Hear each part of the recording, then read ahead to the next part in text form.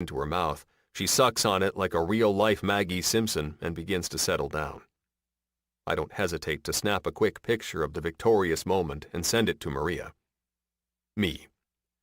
After a hearty debate on whether you should invest on a monthly basis no matter what the market is doing or wait to buy the dip, Izzy has decided she needs to ponder her investment strategy before revealing her final answer. Maria. I take it this is your way of telling me all is well in the land of baby watching? Me. You are correct. The elevator dings our arrival, and I step off the cart, but I pause halfway down the hall toward Thatcher Kelly's office when another message from Maria chimes in. Maria. Have I already told you that I'm forever thankful you're doing this? Because I am. Me. About 100 times before I left your apartment, and like I've said 100 times myself, no thanks needed. Maria. Don't be crazy. I owe you. Big time. You saved my ass today. Me. You can make it up to me in compliments about how amazing and studly I am and a promise of dinner tonight. Maria. You got a deal on the dinner. Me. And the compliments? Maria. Remy Winslow is amazing and studly. Oh my gosh, he's like God's gift to all women. I grin and type out a quick response. Me. Why do I sense sarcasm? Maria. What? No way. I totally meant every word. Me. Go sell an apartment. I'll take a rain check on the compliments. Maria. Rolls eyes. Me. Smiles like the studly, awesome man that I am. Phone back into my pocket, I smile down at a now sleeping Izzy and finish the walk toward the office that will hold today's meeting with Thatcher Kelly. About a year into knowing each other, he conned me into collaborating on some of his investments because that's how shit goes with Thatch. He is something of a financial genius in his own right, so he doesn't need me, but he's the type of guy who can convince you to do just about anything without you even realizing it's happening. And his wife, Cassie, one of my sister Winnie's best friends, is the same damn way. I offer a friendly smile to Thatch's assistant, and her eyes go wide for a beat when she spots Izzy, but she silently gestures for me to go inside while she finishes up a phone call. I find Thatch sitting behind his massive desk, his legs kicked up on the wooden surface and his arms stretched out behind his head. What the fluff, Klein? He retorts with a furrow of his brow. I thought you said... He pauses mid-sentence when he spots my arrival, and then his gaze moves downward to my chest, where Izzy sleeps in her carrier. I got a jet, Special K. You're such a dip. Klein Brooks's voice starts to chime from the speaker, but it's cut off with a click before he can finish. I'm not sure if you know this, but... Thatch drops his voice to a whisper. You have a baby strapped to your chest. I'm aware. Okay. He squints and stands up from his desk. And how exactly did you get this baby? He asks, but then he holds up his hand toward my face. Wait, don't answer that. First, let me add that if you stole this baby, keep that shit to yourself. I laugh, outright. I didn't steal this baby. If you bought that baby off some kind of black market, again, keep it to yourself. I'm fluffing good at keeping secrets, but not when the FBI is involved. I start to open my mouth to set his crazy ass straight, but he's already diving headfirst into one of his insane rambles as he steps closer to me and Izzy, his eyes taking in her suit jacket. So, she's a little lady, but like a very professional little lady, he comments. Shit, this is the most professional baby I've ever seen in my life. Is she famous? Did you steal a famous person's baby? Wait, don't even tell me this baby is a mobster. Yeah, Thatch, I retort with a roll of my eyes. She's a mobster baby who's here to collect. He looks at me, then back at Izzy. I ain't sleeping with no fishes tonight, honey. I can tell you that. Izzy just keeps sleeping. And whatever dark world Remy has found himself in, he continues, I can tell you I can't join in. My wife is far scarier than a mobster. She'd literally castrate me if I became someone's drug mule or some shit. I stare at him. Are you done? I think so, He smirks. Wait, unless that baby is connected to my wife and she sent you here to try to slyly convince me that another kid is a good idea, then I'm going to have to ask you and your professional baby to leave. Her name is Izzy, and I'm doing her mom a favor. He eyes me suspiciously. So she's not in the mob? No. And you didn't steal her? Also, no. He scoffs. Well, Fluff, this story is far more boring than I was hoping. You're insane. Thatch just grins. Would you and your baby like to take a seat? Only if that means we're actually going to converse about investments. You wound me, Rem. He feigns a pout. You act like I'm not the most entertaining friend you have, which, you and I both know, I am. Despite my better judgment, I sit down in one of the chairs across from his desk, but I'm surprised when, instead of walking back around to his big leather throne, he sits down beside me. And then he proceeds to carefully pull Izzy out of the carrier and cuddle her tiny body in his big arms. One sniff to the top of her head, and he grins. Ah, yes, honey. You have that addictive baby smell. He sniffs her head again like some kind of fucking addict. You do realize you're being really weird right now, right? Hell if I care, he shrugs. You can't bring the cutest boss baby in the whole wide world into my office and not expect me to hold her. Do I know her mom? No, I shake my head. She's an old friend from high school, actually. Is she married? The baby? No. He snorts. Her mom. No, Maria is not married. Oh, so it's Maria.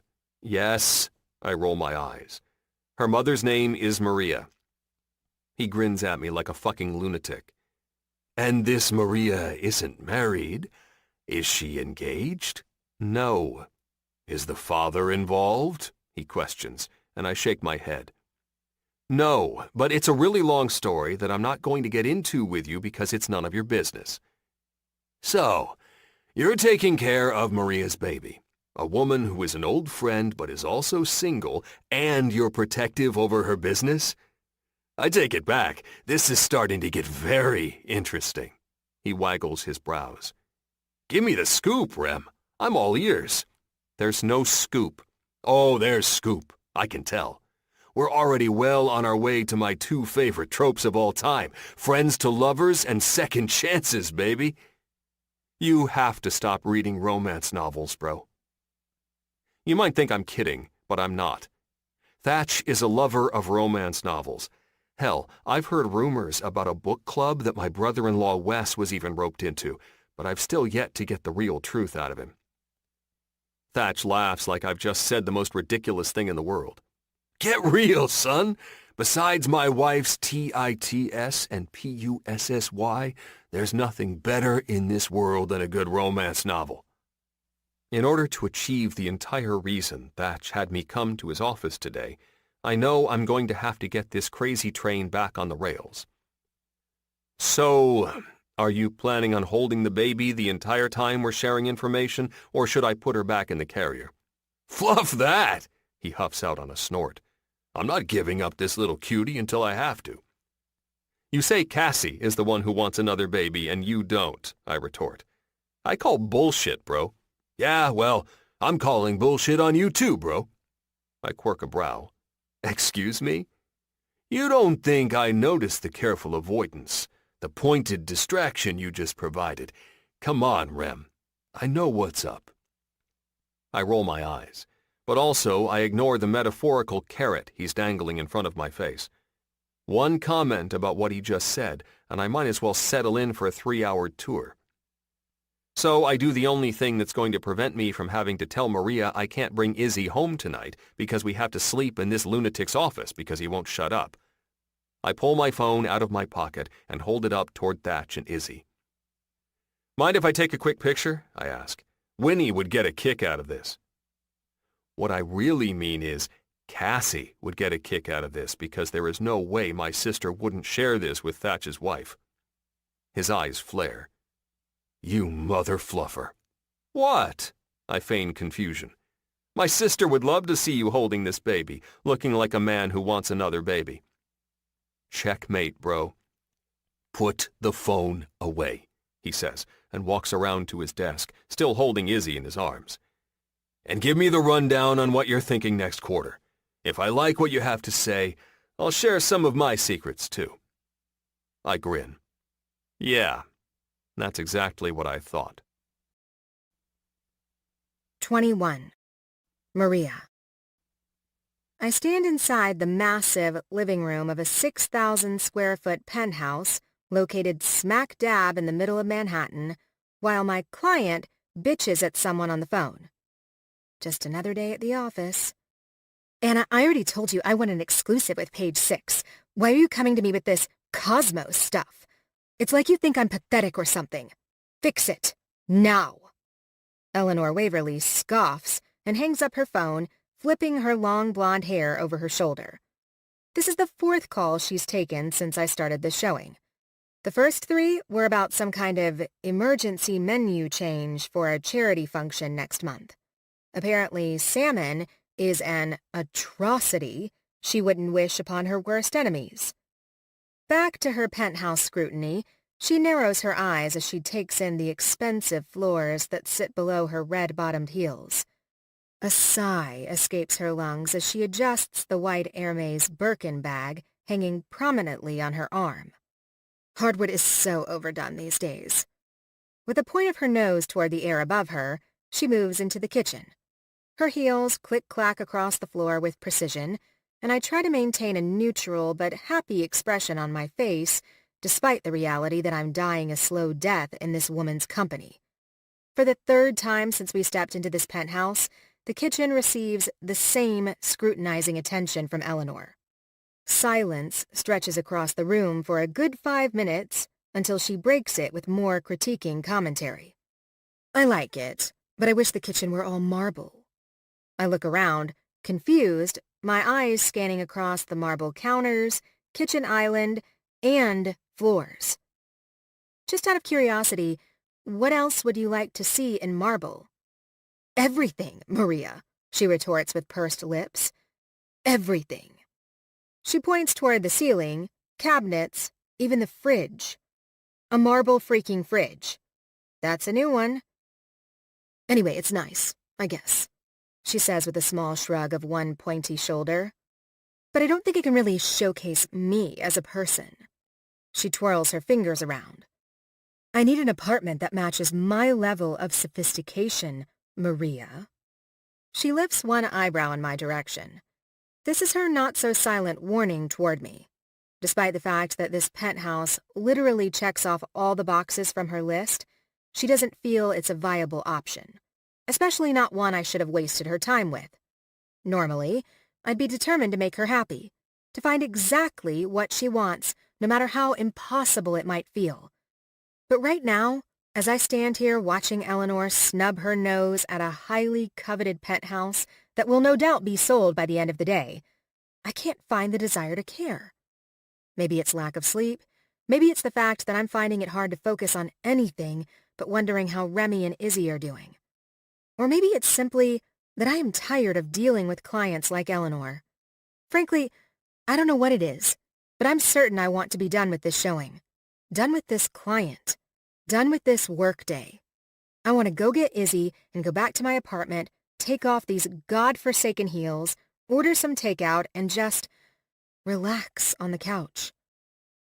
Maria, I'm done here, Eleanor says, and pulls out her phone to text her driver, who's probably double-parked somewhere nearby. Call me if anything worthy of my time comes up on the market. Goodness, I really should be trying to make her happy. But again, I can't find it in me to care today.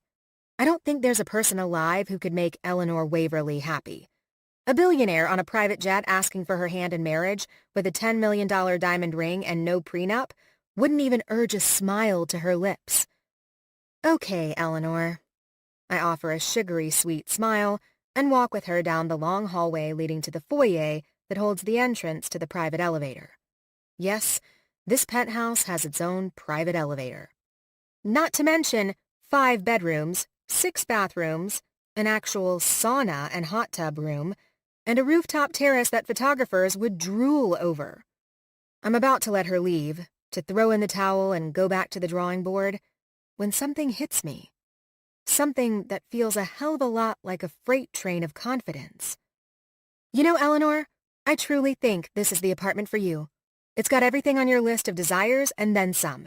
And it has incredible potential to grow exponentially in value. I wouldn't dare assert a decision on you, but I do want to express how big of a mistake I think you're making if you walk away.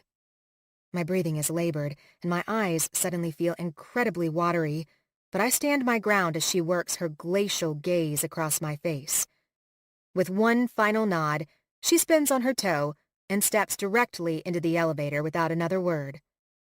The doors close on the Wicked Witch of New York, and I all but jump for joy. Thank everything. I might have blown my relationship with Eleanor completely, but at least I spoke up for myself. And right now, that's something I'm going to choose to be proud of. Maybe I won't be when I'm trying to find a way to pay for private preschool and everything that follows, but for now, I'm at peace.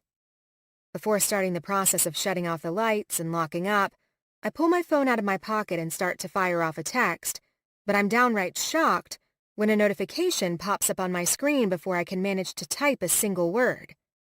Eleanor Waverly. Tell them I'll give them list, but I want the Picasso that's hanging in the library. Is she kidding me? She wants the fucking apartment? Holy shit. I can't believe standing up to her worked. There's a part of me that wants to tell her to go fuck herself just to feel the buzz, but the big commission check that gleams off in the distance wins out. Me. I'll reach out to the listing agent now. I'll quickly shoot Carl Morrow, the penthouse's listing agent, an offer via text. But once I hit send, I don't wait impatiently for his response like I normally would. Instead, I open my chat with Remy. Me. How is Izzy? Are you still surviving? Simultaneously, my phone chimes with 2 messages, one from Carl and one from Remy. I open Remy's first. Inside our chat, I only find a photo. It's a picture of Izzy sleeping peacefully with a note taped to her chest. I'm a very happy hostage. Not fussy at all because I've been a little angel all day. P.S. You will only get me back if you agree to eat dinner tonight with a handsome, studly, amazing man named Remy. A laugh bubbles up from my lungs and comes out as a cackle. Me. You are nuts, and I already agreed to dinner. Remy. Yes, but I need to make sure you're going to follow through. Me. When have I ever not followed through? Remy. Huh. Lots of times, babe. Take today, for example. I told you on Saturday to call me when you needed help, but you didn't. Luckily, I texted you this morning to see how things were going. He's not wrong, but that doesn't make my reasons for not reaching out to him invalid. Another text from Remy fills the screen. Remy. How did your day go, by the way? Did you sell the apartment? Oh shit, Carl! Quickly, I open Carl's last message. Carl. Great news, Maria. Looks like we have a deal. Owner agrees. Draft up the contract and send it my way. Me. Fantastic. Thanks, Carl. My buyer will be pleased. Before I let Eleanor know the news, I update Remy first. Me. Actually, yes. I did sell the apartment. So tonight, dinner is on me. I hate to ask this, but can you manage Izzy for another hour or so while I get contracts finalized at my office? Meet me at my place around 6:30? Remy. See? That wasn't so hard, was it? Asking me for help when you need it? And I can definitely keep Izzy with me. It's not a problem. So don't even bother asking, are you sure, Remy? Wink emoji. Remy. P.S. Congrats on the sell. Dinner is on me. Me. You're so stubborn. Remy. Hello, Pot. I'm Kettle. Nice to meet you. Me. I'm rolling my eyes at you again. Remy. Yeah, but you're also smiling, too. I both love and hate that he's right. Remy. See you at 6:30, Rhea. I'll be the guy at your door with the cutest baby in the world, plus dinner from your favorite Italian restaurant. Me. And which restaurant would that be? Remy. Pfft, like I'd ever forget your love for Buca. How does he remember everything? The real question here is, how does he keep being everything you need? 22. Maria. The sight of Izzy perched on the kitchen island in her favorite bouncer chair is the first thing I see when I walk through the door.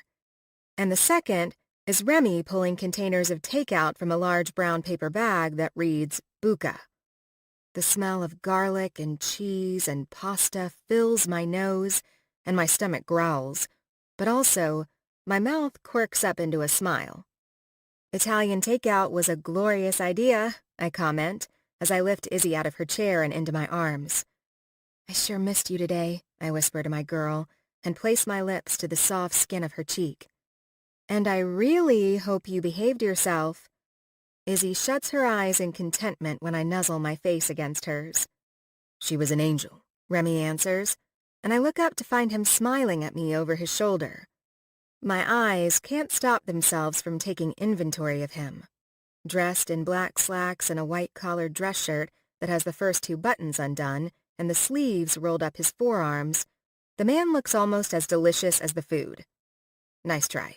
He looks more delicious than the food. I want to smack my inner self for being so ridiculous. Obviously, I know he's an incredibly attractive man. Hell, I've known that since I was a teenage girl who had hearts in her eyes every time she saw him. But now is not the time to obsess over his physical attributes. What about his other attributes? Like the fact that he saved your ass again? Or the fact that he just might be the most thoughtful, considerate man on the planet?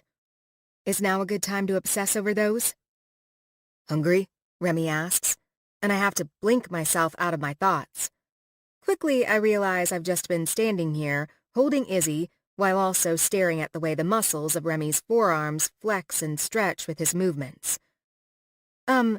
Yeah, starving, actually. I didn't have time for lunch, I finally answer, and busy myself with inhaling Izzy's sweet baby smell again. Surely a baby is the perfect distraction for the Rido-Randy thoughts my brain keeps trying to take me on.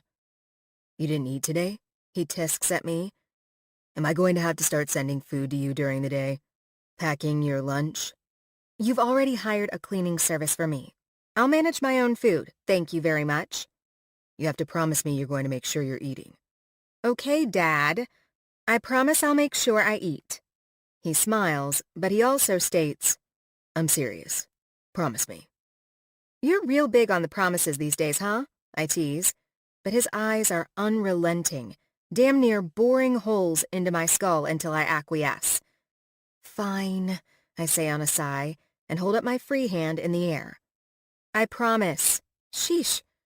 Of course, his responding smile is victorious. Good. Truthfully, prior to Izzy's arrival in my life, I can't remember a time when I'd simply forget to eat. Hell, I'd schedule client appointments around my lunch schedule. But everything about my life has felt off ever since I got the call about Isabella and Oliver, the one that changed my life forever. It's like the anxiety and stress and grief of every other hard emotion rolling around inside my heart have made some of the simplest things feel like impossible tasks. The first week after their funerals, I was pretty much a non-verbal, insomniac zombie, just kind of meandering around my apartment. I couldn't sleep, could hardly eat, and I cried what felt like every hour of every day. Isabella wasn't just my sister. She was my best friend. She was my family. My only family in this life. And now, all I have left of her is this sweet little baby in my arms. I stare down at Izzy and silently wonder if we're going to be okay. It's just you and me, kid, I mentally whisper. Just you and me. When the thread of emotion starts to migrate into my throat, I clear it and distract my heavy thoughts with something else. So, how did your meeting go, by the way? I ask Remy, as he pulls 2 plates out of my kitchen cabinet. My client spent the entire meeting holding Izzy. My jaw drops. What? I told you he loved kids, he answers with a soft laugh. And seriously, Izzy didn't give you any problems? Like I said, she was an angel. Slept the entire time. Thank goodness. I lean down to kiss the top of Izzy's head. Good job, sweetheart. Good job. Remy starts to dish our food onto the plates, but when his cell phone rings, He pauses to answer it. "Hey, Phil. How's it going?" He greets the caller. But before his conversation progresses further, my phone starts ringing loudly from my purse. With Izzy held securely in my arms, I snag the phone out of the front pocket, and even though I don't recognize the number, I answer. "Maria Barros." "Hey, Maria. It's Michael Longview." My smile is genuine. "Oh, wow. It's been a while. How are you and Shelley? How's Paris?" About 2 years ago, I helped Michael and his wife Shelley sell their Nolita apartment so they could move to France. Their architectural firm had landed a big project just outside Paris and required their full-time attention. "We're great," he answers. "Paris is great, but we're missing having some New York roots. We'd like you to fix that for us." Izzy starts fussing, and before I can even blink, Remy is already pulling her out of my arms and setting her in her vibrating chair, his phone still pressed against his ear. "I'd love to help," I tell Michael, as I get to work making a bottle while Remy busies Izzy with a pacifier in her mouth. "You want to find something in Nolita again, or branch out to a different neighborhood?" "Definitely Nolita." "And square footage?" "Nothing smaller than 4,000. Once Izzy's bottle is ready, I turn and relieve Remy of pacifier duties and lift her out of her chair. Both of us still on the phone. He goes back to plating our food, and I take Izzy into the living room to feed her on the couch, while Michael gives me an idea of what he and Shelley are hoping to find in terms of bedrooms, bathrooms, and views. Per usual, Izzy girl goes at her bottle like a woman starved. "We shouldn't make any changes until the market's open," I hear Remy say into his phone as he sets our plates on the coffee table. "We can come into town in about 2 weeks, Michael comments into my ear. "Would that work for you?" "I'll make anything work for you and Shelley." Michael is pleased. "I'll have my assistant send you over our flight and hotel details." "Great. We'll talk soon," I say, and hit end on the call. But just as I set my phone on the coffee table, it starts to ring again. This time, though, I know the caller. Eleanor Waverly. Despite the dread in my belly, I blow out a breath and answer by the second ring. "Maria, I think I made a mistake," she says, avoiding a greeting entirely. "I'm not sure if that penthouse is the right one." I blow out another breath. Oh, for fuck's sake. "Well, you did sign the contract," I explained to her, "so it wouldn't be easy to just pull out of the deal without a valid reason that won't go against the legal terms you've agreed to. Mind explaining why you're having second thoughts?" "I don't know. I mean, is it truly the right place for a woman like me? I have a reputation, a responsibility to this city to only showcase the best." I shut my eyes for a brief moment, and when I open them, Remy is offering a soft smile in my direction as he takes Izzy from my arms. And while he finishes feeding her, I stand up from the couch and begin to pace the living room. "I know you can't possibly understand the kind of pressure a woman in my position is under, but this is a big decision, Maria," Eleanor states. "I need to make sure it's the right one." It's safe to say she is beyond the point of living in reality. Her money, her entitlement, her entire lifestyle make her so self-involved she can't tell her foot from her ass. This woman has no idea the kind of pressure I'm under. Not a freaking clue. And normally, yes, this would be a big decision for pretty much anyone. But Eleanor Waverly changes apartments more than Izzy goes through onesies. Over the past 2 years alone, she's purchased and sold 5 different New York properties and 1 beach house in Malibu. "I understand," I say, even though I really want to tell her she is driving me batshit crazy. "Why don't you tell me what it is exactly that's giving you second thoughts?" "I don't know." She pauses, and when I feel something touch my hand, I look down to see that Remy is handing me a breadstick. I almost want to laugh, but I also don't hesitate to take it gratefully. 3 bites in, Eleanor finally breaks the silence. "At first, I thought it was the lack of marble. But then I think the kitchen is fine the way it is. And then I thought it was the fact that the master bathroom had a soaking tub with a walk-in shower. But I guess it would be nice to have both. And then I thought maybe I want my walk-in closet to be bigger, you know? But I guess it's about the same size as the one I have now. So, I don't know. Maybe it is, the right decision? It's probably for the best that technology hasn't reached the point where we can physically reach through the phone, because it's highly likely I'd be strangling her right now. I inhale a quiet but deep breath and force myself to go to the place where I'm a real estate agent who can handle clients like this without batting a fucking eye. Well, all aspects you just mentioned will be great selling points if you ever decide to put it on the market again, I state. So, even if you would eventually decide to sell it, you'd have no problems finding a buyer. Truthfully, there are 6 buyers with backup offers right now, hoping you'll decide not to follow through. If there's anything that gets to Eleanor Waverly, it's knowing she has something other people want. She lives for that shit. They're still leaving the Picasso, right? She questions. Yes, they have to. It's in the signed contract. Okay, fine. Yeah, I'll buy it, she says, quickly adding, gotta go. Toodles! Then, click, she hangs up the phone. Goodness, I swear that woman is a roller coaster ride from hell. Everything good? Remy asks, as I sit back down beside him. Besides my client being a certifiable psycho? Yes, everything is good to go.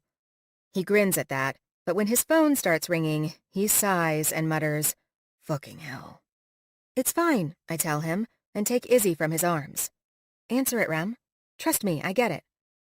He sighs again, but answers the call, and I attempt to juggle Izzy and eating while Remy talks to someone about market reactions and how he thinks the Fed's announcement about interest rates is going to affect the stock exchange's open tomorrow.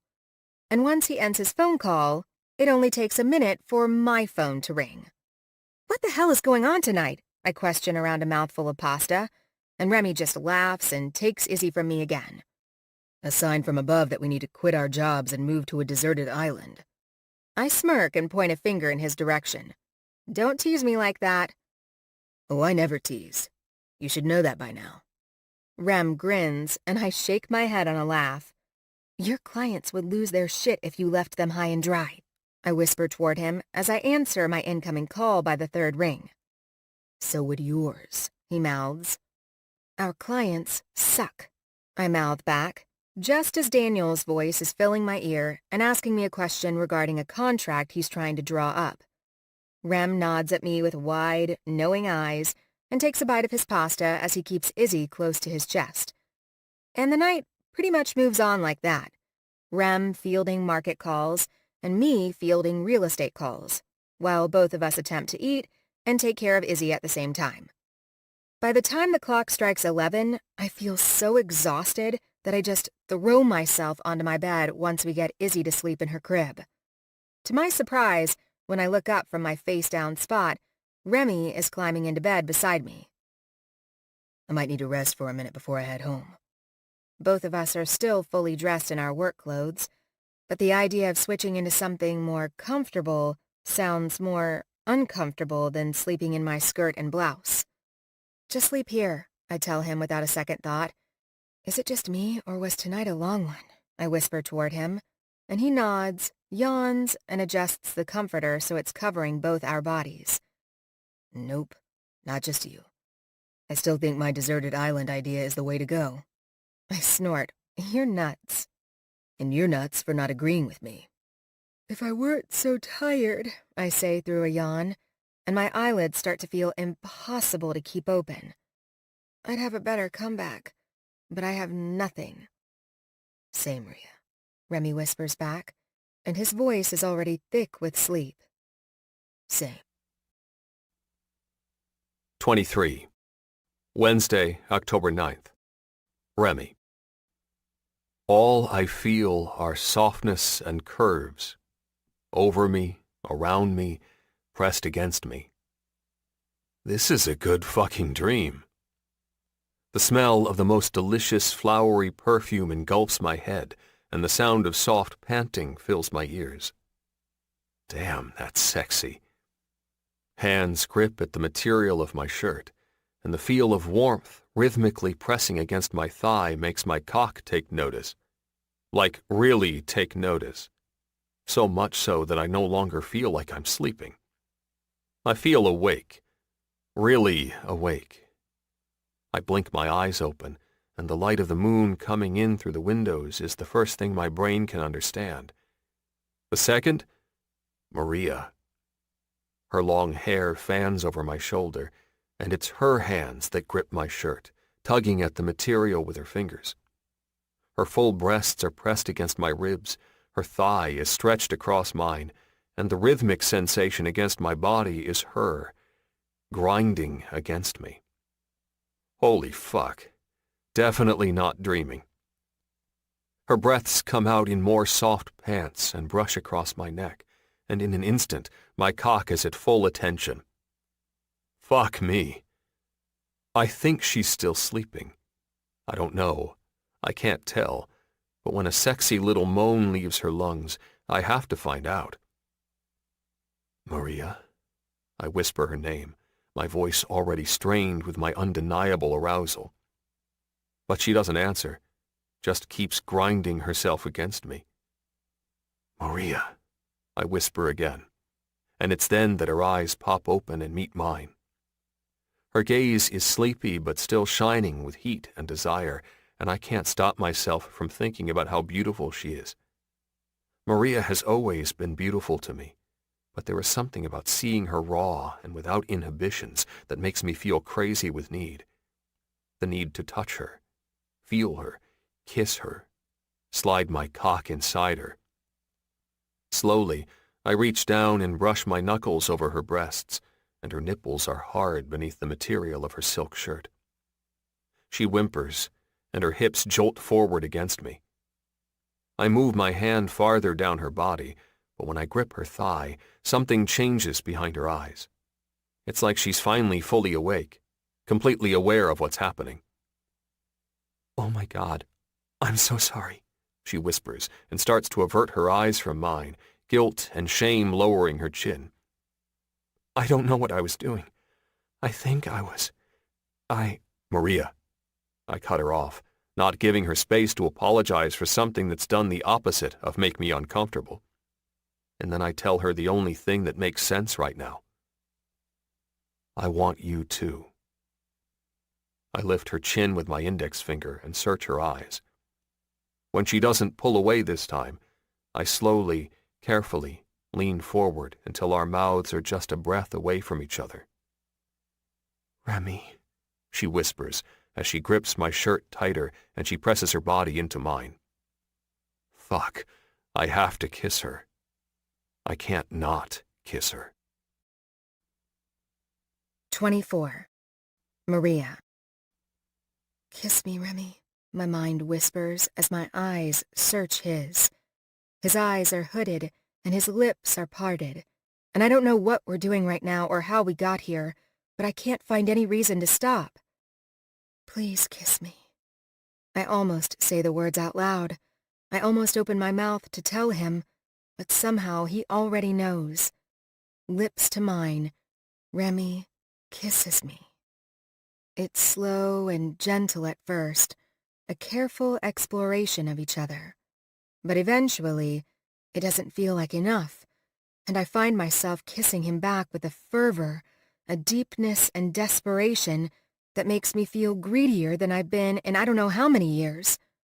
God, he tastes good. Like sunset and sex and all of the things my body forgot I love to feel. A moan slips from my throat and he flips me onto my back and settles himself between my thighs. His hands are in my hair, and his tongue is in my mouth, and his cock is pressed against me, grinding against the one spot that aches and throbs for him. I pant and writhe beneath him, desperate for more of whatever he has to give. My hips follow his movements, and I silently wish we had a lot fewer clothes on than we do. He leans back and slides his big hands over my breasts and begins to unbutton my silk blouse, and I do the same with his sleep-wrinkled dress shirt, my hands shaking with intensity as I bumble to remove it. In a flash, our shirts are gone, and he's licking and kissing at my exposed skin. I moan, writhe, pant, my body begging him to keep going. His mouth creates a path down my breasts and all over my belly. His fingers undo the side zipper of my skirt and move the material down my legs as his mouth goes lower and lower and lower. I ache and throb, and my hips move of their own accord at the feel of his lips against my skin. I feel overheated, oversensitive, like a woman who will only be satisfied if she can crawl inside Remy's body while he manages to do the same thing with hers. He grips the waistband of my panties, and he deftly moves them down my legs. I'm completely bare now, and his gaze is on me, staring at my exposed flesh. "Fuck, you're beautiful." His words make me moan, and my legs fall open, and my back arches as his strong, skillful hands slide up my thighs. His face hovers between my legs, just inches from where I need him to be. Just a breath away from his mouth, touching me there. And I feel crazy with the need for him to close that distance, put his mouth on me, slide his tongue across where I ache and throb for him. But something happens. Like a needle to a balloon, the moment is popped by a singular sound. Izzy's little cry. 25. Remy. 1 minute, my hands grip Maria's thighs, my mouth greedy and eager to taste her, and the next, I'm a fucking statue. Hell, so is she. Both of us are frozen, intently listening, and wondering if the cries of a baby we've heard are real or figments of our imagination. 2 sharp wails crack the air, followed by a full-on hiccuping sob, and our debut as stone sculptures is nothing more than a memory. Maria jumps out of bed and furiously pulls on her discarded robe from the ottoman at the confirmation of Izzy's cries, and I take off down the hall in nothing but the black dress slacks I fell asleep in.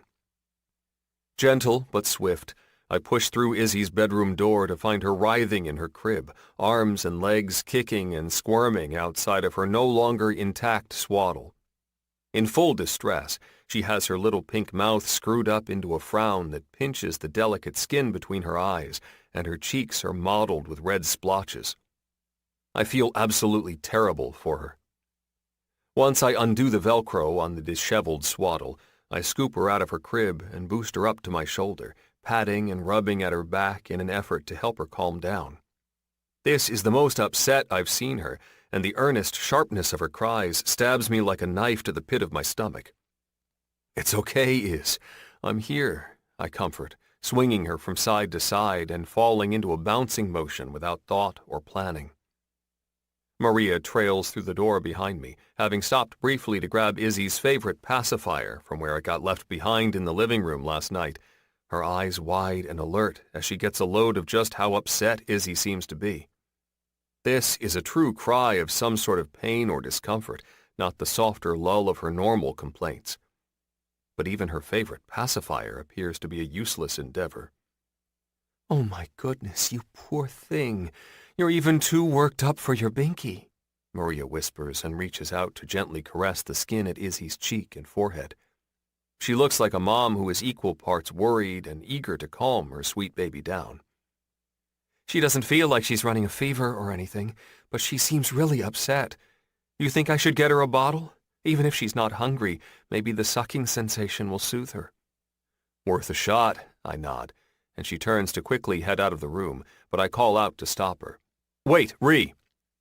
She spins quickly to meet my eyes. "Warm it a little extra."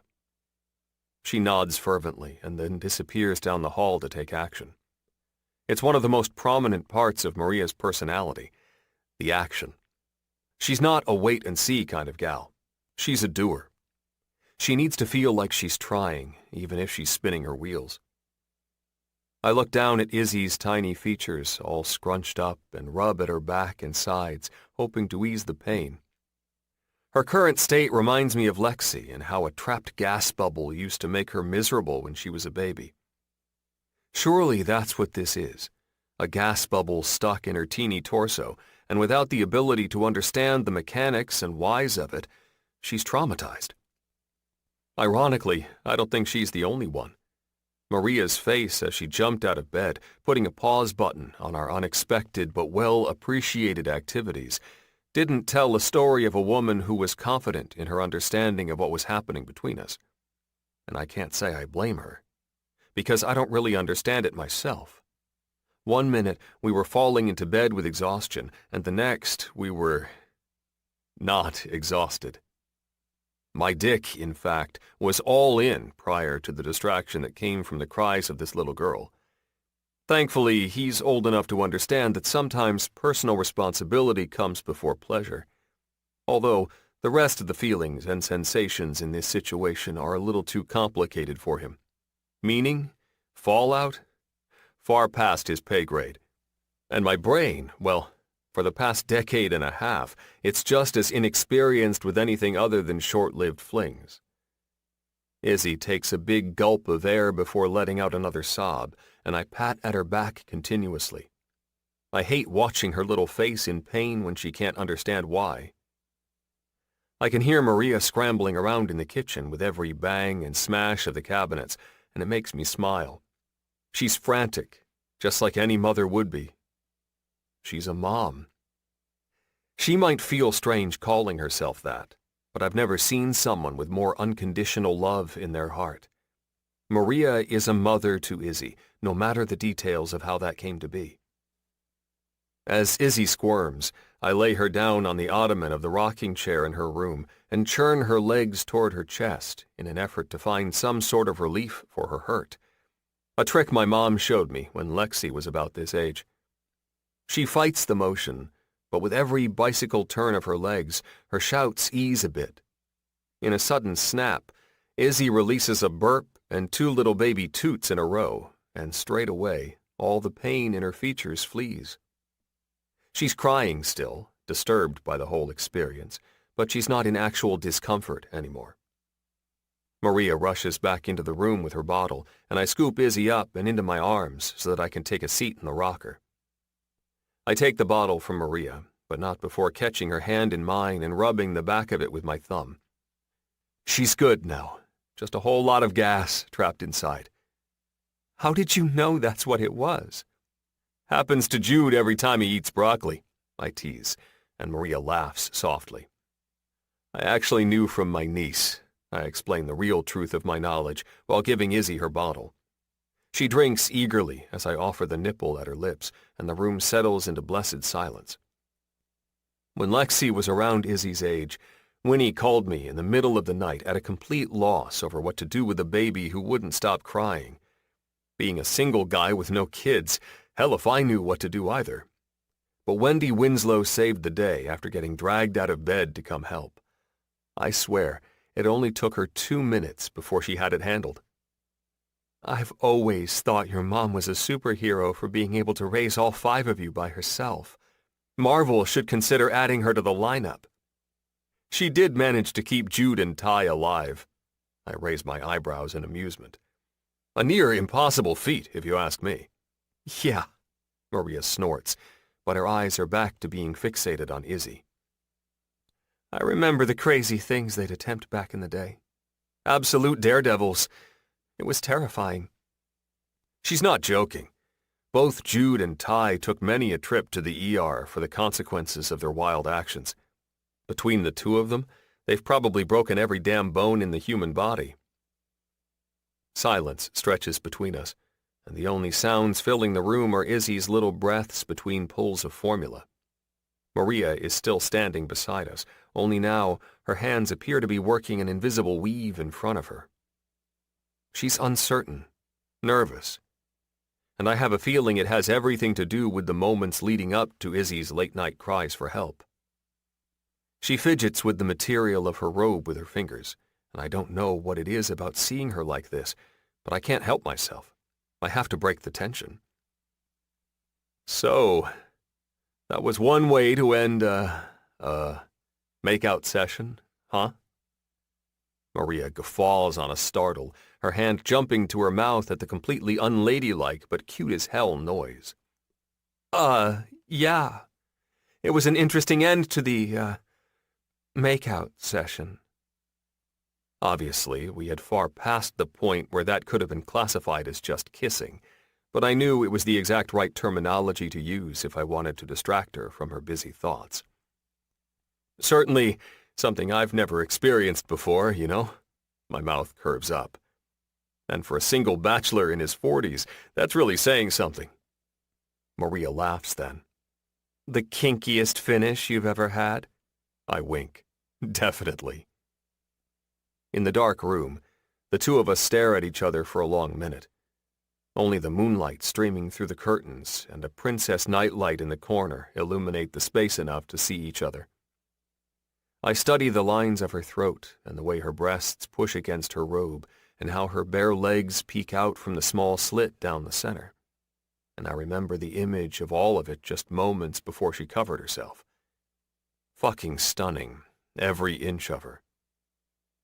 God, Remy, I'm sorry. You must be exhausted, Maria starts, clearly taking my study of her features out of context in one way or another. Because trust me, if Maria Barros knew what I was thinking about right now, she wouldn't be apologizing for anything. I should have, Maria. Come on. I'm good. And I am. With Izzy curled against my bare chest and Maria looking at me like she knows the feel of my bare skin against her own, I don't think I've ever been better. Down deep, I know Maria's angst isn't about sleep deprivation or caring for Izzy right now. Lord knows she can handle all that. She's been handling it like Wendy Winslow on steroids, even when it's put her at the breaking point. Even when she's questioning herself if she can really do it. I don't know anyone who could have handled the first 6 weeks of their baby's life by themselves. This is about what we were in the middle of when we got interrupted. It's about not knowing if she would have gone all the way if we hadn't been. And it's about wondering if I'm thinking all the same things. I was thinking, I add, you should know that I normally last longer than that. Last longer? Yeah, I say through a secret smile. During sex. Her embarrassment is still under the surface, but she suppresses it enough to smile slyly. But I thought it was a make-out session. Same difference. Same difference?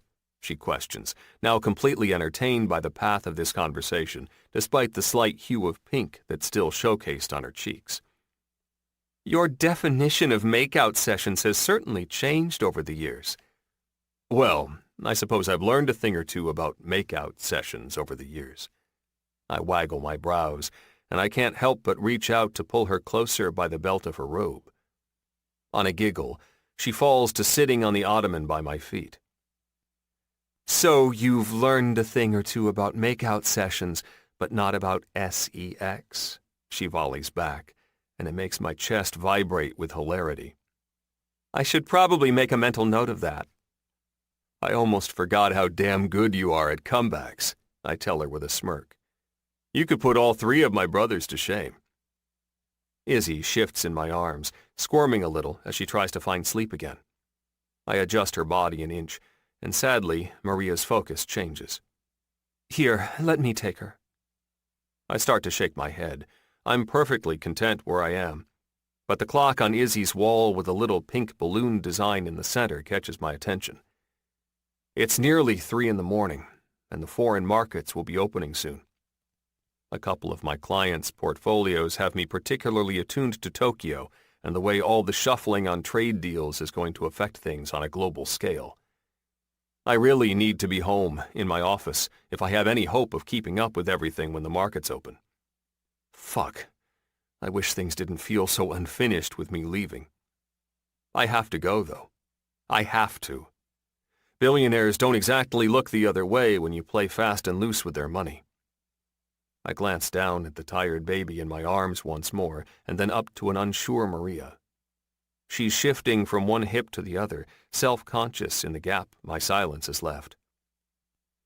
Yeah, actually, but only because I have to head home. I snuggle into Izzy's sweet scent and smile down at her. No way I'd leave if I didn't have to, little girl. Maria leans forward, taking Izzy out of my arms, standing up and turning to sway her way to the other side of the room. I can't shake the feeling that she's avoiding something. Avoiding me. I hope she's not taking my leaving personally, relating it to what happened before Izzy's cries. If she is, I'm going to have to do something about it before I leave if I want any hope of concentrating on the market at all. Not yet, though. Right now, I need to get myself ready and give her some space to gather herself, and then I'll give her a lesson in assuming. Because I don't regret anything about our almost encounter other than the fact that I have to use the qualifier of almost. I run a hand through my hair briefly, pausing to watch them for a moment before heading back to Maria's room to gather my stuff. It's a short, silent trip down the hallway, and the absence of Izzy's cries now is a stark hole for my own. On the inside, of course. I mean, I'm not bawling out loud, but I've never wanted to stay somewhere more in my life. The bed is rumpled and the covers askew, both from getting up in a hurry and from what we were doing before that. And I can almost feel the warm flesh of Maria's thighs in my hands and taste the promised land of what's in between. I lick my lips and force myself to move to the side of the bed, grabbing my shirt that's on the floor and throwing it on with rough, irritated movements. We will try this again. One way or another, Maria and I will finish what we started. Unfortunately for me, it just won't be right now. Taking a quick trip into the bathroom, I wash off my face and run a hand through my hair to tame it a little and give my teeth a scrub with my finger and toothpaste. I feel at least a little refreshed, and now I'm ready to take on not only my day at work, but also saying goodbye to Maria. As I head out of her bedroom, I flick off all the lights other than the soft lamp at the side of her bed, grab my phone and keys off the nightstand, and walk back down the hallway toward Izzy's room. I can still hear the faint sounds of Maria shuffling around in there, despite absolute silence from Izzy herself. Just before reaching the threshold of the nursery, my phone buzzes in my pocket, making my eyebrows draw together. Who the hell is texting me this early in the morning? I unlock the screen and scroll into my messages, where a brand new one from C sits right at the top. Part of me knows I shouldn't open it, but another part of me is too curious not to. C. Sometimes when opportunity knocks, it's from the same side of the door you're already on. Okay, why did I open this thing again? Annoyed by Cleo's vagueness, I click out of her text without answering and shake my head at my phone. Just below her message, though, is an old thread with Maria, and an idea hits me. Quickly, I type out a message and hit send, confident that her phone is still in the bedroom on her nightstand, and tuck my cell back into my pocket. Not wanting to disturb them if Izzy's almost asleep, I only peek into the nursery, holding on to the jamb of the door and leaning inside. But I'm surprised to find that Izzy is already back at rest, fast asleep in her crib, while Maria paces the room doing mundane chores. "Ria," I call softly, getting her attention just as she's tucking some outfits into the top drawer of Izzy's dresser. Her head jerks up at the sound of my voice, and she glances back at Izzy, who hasn't even shifted an inch. I wave Maria out of the room, and she comes, hesitantly. I wait just outside the door for her, and then nod toward the living room when she stops right in front of me. She takes the lead, and I watch her hips sway powerfully from side to side. I practically have to bite into the flesh of my lip to stop my groan. I cannot fucking believe I'm leaving right now. What a fucking douche adult Remy has turned out to be. 17-year-old Remy never would have made this same decision. Not in a million years. No, when it came to Maria Barros, 17-year-old me had balls and brains. The past. The priority. 27 years ago. Senior year. Friday night in early October. Remy. 2 steps out of the locker room and my arms are full of cheerleader. Excited, exuberant, and enthusiastic, Maria never waits for me to get any farther before throwing herself into my arms, win or lose. But this time, with a win against our biggest rivals in the county, she has so much energy she nearly knocks me over. You played awesome, she squeals into my ear and plants a smacking kiss to my lips. I spot Winnie and Isabella giggling over Maria's shoulder, always amused by how lovey-dovey the two of us are. But Wendy Winslow always taught me to show affection for the people I care about. It's like writing a story, she always says. You have to show them, not just tell them. Thanks, babe, I tell her, and return her affection with several playful, sweaty kisses all over her face. I don't stop until she's giggling me away. A couple of the guys coming out of the locker room catch sight of our display and start mocking me with smacking, kissing noises and wrapping their arms around themselves.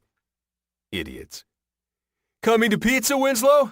A linebacker named Chris pipes up. Or are you too busy playing house with the wife and kids? Another guy named Nate adds with a nod toward Maria and our little sisters. Maria shifts away self-consciously, and Winnie and Isabella stop laughing. My hackles have risen, and I'm just about to tell Nate to go fuck himself when Coach Rydell approaches and claps a hand on my shoulder. Probably a good idea for the team to go out together, boys. Just because you gotta win tonight doesn't mean you can quit putting in the work. Go eat pizza and talk about the shit you need to fix for next game. My jaw hardens as Maria backs away completely, a hollow version of her earlier excitement as she wraps her arms around Winnie's and Isabella's shoulders and smiles down at them. No worries, guys, she tells our sisters. The three of us will go eat and meet Remy after. Her eyes are understanding and compassionate and completely fucking sad. And I'll be fucked if I'm going to leave her like that to go to dinner with douchebags like Chris and Nate. Truthfully, it doesn't even matter that a lot of the guys on my team are good buddies. I have somewhere else more important to be. Sorry, Coach, but I already have plans tonight that I can't break. Next time, I state definitively, not leaving any room for argument before walking away. Chris and Nate guffaw and cut up under their breath, and I'm sure Coach is wearing none other than his steeliest of jaws. But I don't give a shit. And when I catch up with Maria and Winnie and Isabella and see the resulting smiles on their faces, I don't regret my decision. Football is just a game, nothing less or more than that. But Maria and our sisters, they're my priority here. Period. 26. Still Wednesday, October 9th. Remy. Maria, if it weren't for work, I wouldn't be leaving right now. Younger me knew better. Younger me left no fucking doubt. Well, at least the younger you that understood what he had when Maria was on his arm. The moron who let her go right before leaving for college, and then dropped out after a year to day trade anyway, clearly had a serious lapse in judgment. She stops just outside the living room and turns to face me with the kind of neutrality on her face I know has to be forced because the dimple in her cheek shows her truth. Remy, you don't have to feel bad about leaving. Of course you have a job, a life, more important things to do. More important things to do? It doesn't fucking feel like it. Even with her feeling so unsure about how I'm feeling, I'm sure enough for the both of us, and I don't hesitate to show her. I charge right into her space. Sinking my hands into her hair, I lift her chin up to mine, and without wavering, sweep my tongue over the line of her lips to get access before diving inside. I swallow her gasp of surprise and kiss her like I've never kissed anyone before. This is a declaration. This is a point being made. This is a promise. Our tongues dance, hers giving way to mine as I take complete control of the kiss and her mouth. Her taste is so familiar, so beautifully and hauntingly her, that my mind almost spirals into despair at the thought of not tasting everything, every single part of her. God, I groan, pulling away just enough to lick across the line of her lips again. She whimpers, and all the planning, all the moments that have led to this one come into focus. No questions, no small talk. Everything that needs to be said is said with this kiss. Leave no fucking doubt, Remy. This isn't the end. And if it's the last thing I do on this earth, I will make sure we pick up where we left off. When I finally pull away, Maria is breathing heavily, and her eyes are soft. Wow. I laugh. Yeah. I guess I'll see you again sometime then, huh? Just try to keep me away and see what happens. She quirks one amused eyebrow at me. Is that a threat? I shake my head. It's a promise, and you know how I am about keeping promises. She laughs then. Adult Remington Winslow is all about the promises. Damn straight, babe. With one last peck to her lips, I grab the remainder of my stuff from the kitchen counter and head for the front door. She follows easily, holding it open for me while I walk through it. But before I leave, I turn in the open door, my hand firmly clenched around the outer edge, and lean back into the apartment. Maria is surprised by the motion and, as a result, doesn't have time to put up her defenses. Instead, I'm in her space, enveloped in her smell and, hopefully, trapping her with my own. She might have thought I was heading out, but there's no way in hell I'm leaving without a detailed plan. I cannot leave without knowing precisely when I'm going to see her next. Come to dinner, Friday, at my sister's house. Family dinner? She shakes her head, her mind a swirling mess of thoughts I only wish I could read. Rem, I don't know. It's not formal. You know everyone anyway, and they'd love to see you. Plus, there will be other babies and kids and Lexi and plenty of adults to step in so you can enjoy a dinner with two hands. Rem, please, I find myself whispering, the want hanging plainly in my voice. Her head bobs back and forth for a moment of torture, but in the end, finally, she gives in. All right. Text me the time and address. I'll be there. I already did. I smile unabashedly. I'm proud as a fucking peacock for convincing her, and to be honest, I feel no need to hide it. What? When? When I was getting my shit together. Well, you were with Iz. Her cheeks carve into a smile, and I feel the expression all the way in my chest. You're cocky, you know that? I've been told before. Well, you need to be told again. Dear Lord, the ego of Remington Winslow is going to be the size of a semi-truck by the time I'm old and gray. I chuckle. Fine by me, as long as you're at dinner on Friday night. Like I said, I'll be there. The best part is, I believe her. I can see it in her eyes that she's going to follow through. And I'm the lucky son of a bitch waiting on the other side. 27. Friday, October 11th. Maria. Here goes nothing, Izzy girl, I whisper down to where she sits cozy in the baby carrier strapped to my chest. But as I start to lift my hand to rap my knuckles against the fancy wooden door in front of me, something makes me pause, hesitate. Truthfully, my heart is in my throat as I stand on the threshold of Winnie Winslow's uptown brownstone, memories swirling about a young girl doing something very similar years ago. Of course, then I didn't have a baby in tow, and ironically felt like I knew myself well enough to take on a family of this size. Back then, Isabella and I waited with bated breath for 16-year-old Remington Winslow to open the door to his childhood home. For me, it was because I was in love. Starry-eyed, notebook doodle-causing, heart-thumping love. With one of the cutest boys I'd ever known. Isabella seemed to have a little crush on Remy too, but even in her preteens, I imagined she saw the way I looked at Remy and understood it. It was powerful, all-encompassing.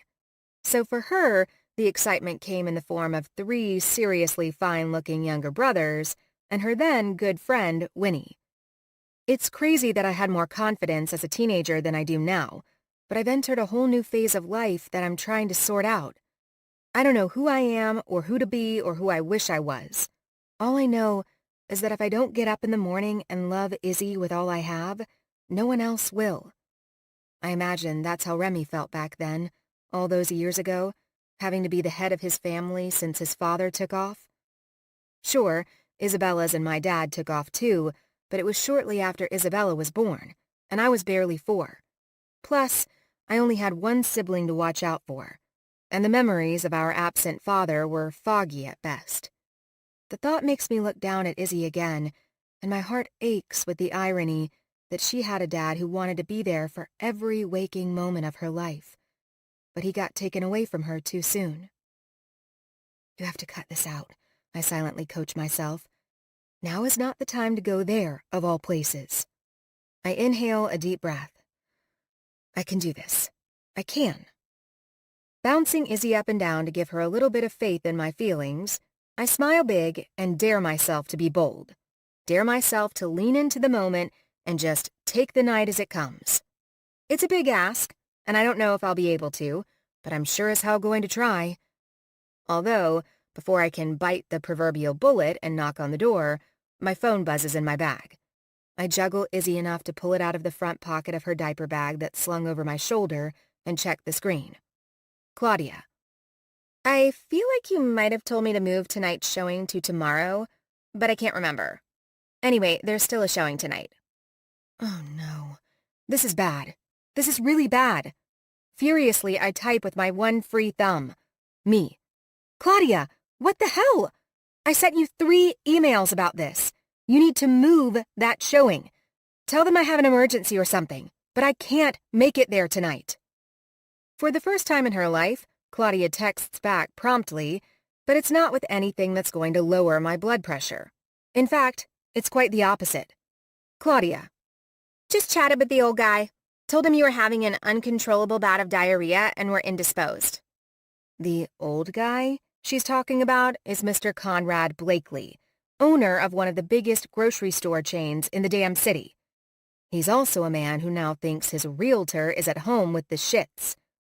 The anger I feel is all-consuming, bubbling up from my toes and hitting every damn nerve in my body until it finds an escape from my mouth. You have to be fucking kidding me, I shout.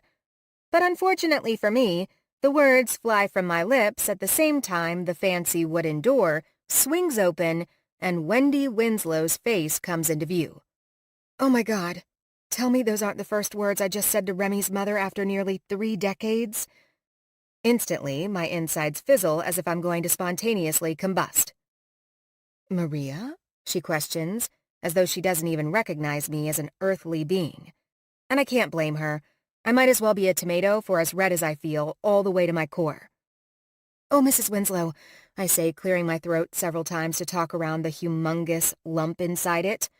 I'm so sorry. Please excuse my language. I cringe. Those words were not at all intended for you.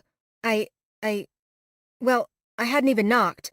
I didn't know anyone knew I was out here, and Winnie has one of those Ring cameras, she explains, nudging her shoulder toward the glaring thing.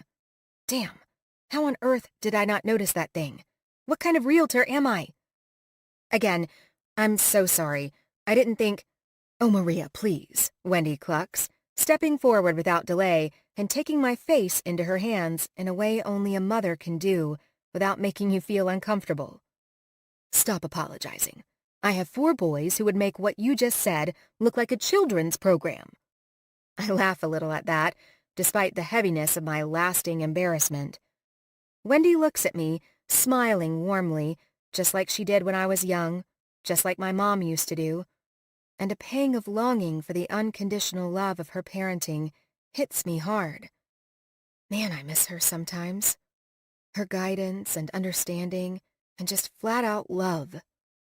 Look at you, lovely girl, she whispers, making my nose sting and my lips curl up into my mouth. My goodness, she states reverently, studying my face. You grew up beautifully. A blush creeps its way from my chest to my neck, and I find myself gently rubbing at Izzy's back to give myself something to do. Thank you. It's really great to see you. Can I? Her smile overwhelms her put-together face as she reaches for Izzy, asking for permission with her eyes, and I carefully lift my baby out of her carrier and hand her over while observing. Izzy is comfortable with Wendy from the get-go, and I can't help but wonder if she can sense some piece of Remy in his mom. Because, for as little as she knows of him, there's an almost unspeakable comfort there when she's in his arms. Truth be told, I can't blame her. I know the feeling all too well. Remington Winslow's embrace is comforting. Wow, Wendy whispers as she looks at Izzy in awe. She sure is precious. Once Izzy is settled in her arms, Wendy backs out of the space of the door and ushers me in with the soft voice of a woman talking to a baby. Come in, both of you, she muses, focusing mostly on the baby in her arms. Everyone is ready and waiting to see you. I'm so sorry that I'm running a little late, by the way. I apologize, as I quickly set my baby carrier and diaper bag down by where everyone's bags and purses appear to be. Nonsense, sweetie. Dinner isn't formal around here. She scoffs a little, laughing. Nothing is formal with Jude and Ty around. They may be a lot older than the last time you saw them, but I can guarantee they haven't changed a bit. Jude and Ty were always the most rambunctious of the 4 Winslow boys. I follow her down the spacious front hall, studying the photos on the wall of Winnie, her nearly identical twin of a daughter, and a handsome man I assume is her husband, and several with Remy in them, too. He smiles the biggest in the ones with his mom and Winnie and Lexi, and a tickle of warmth fills my chest. He's always been the most complex mix of grumpy and loving, but around me, he's pretty much been the latter. I can't think of a time he wasn't patient with me when we were teenagers, or even a moment when he raised his voice. He was like a different guy with his brothers, always teasing and grumbling and shooting insult arrows in their archery tournament of banter. But to me, he was always sweet. As Wendy clears the opening at the end of the hallway, a chorus of cheers erupts toward the baby in her arms. My baby. And several asses shove off from their spots, leaned into the kitchen counter, and come forward with their hands extended. Winnie and Ty are at the front of the race, and Ty hip-checks Winnie out of the way. "God, Ty!" she shrieks, but her brother is completely unfazed. "Too slow," Ty snarks back. "Last time I saw this little bun, she was still in the oven. I have to hold her first as a kind of ceremonial thing. You understand." Wendy grins at me knowingly, her eyes silently saying, "See what I mean?" as she passes Izzy over to Ty. He cradles her softly to his chest, looking down at her with big, moony eyes. It's such a change from the little shit-stirrer I remember from my childhood that it almost doesn't compute. Love, it seems, really does have the power to tame some of the wildest men. "Maria, I know you remember Ty and Jude, and of course Winnie." Wendy starts to introduce me to everyone in the room. "This is Rachel, Ty's fiancé, Sophie, Jude's wife, and Wes, Winnie's husband." Everyone greets me with genuine smiles and kind words, and I try hard to keep all the names and faces sorted in my head.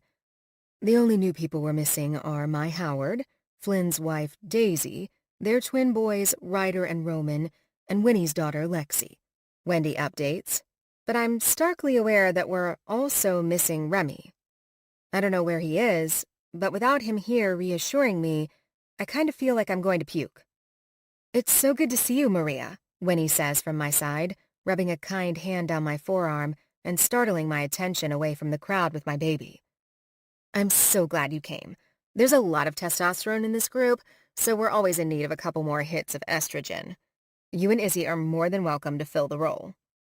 I smile at that, glancing at all the big, powerful men cooing over my baby once more.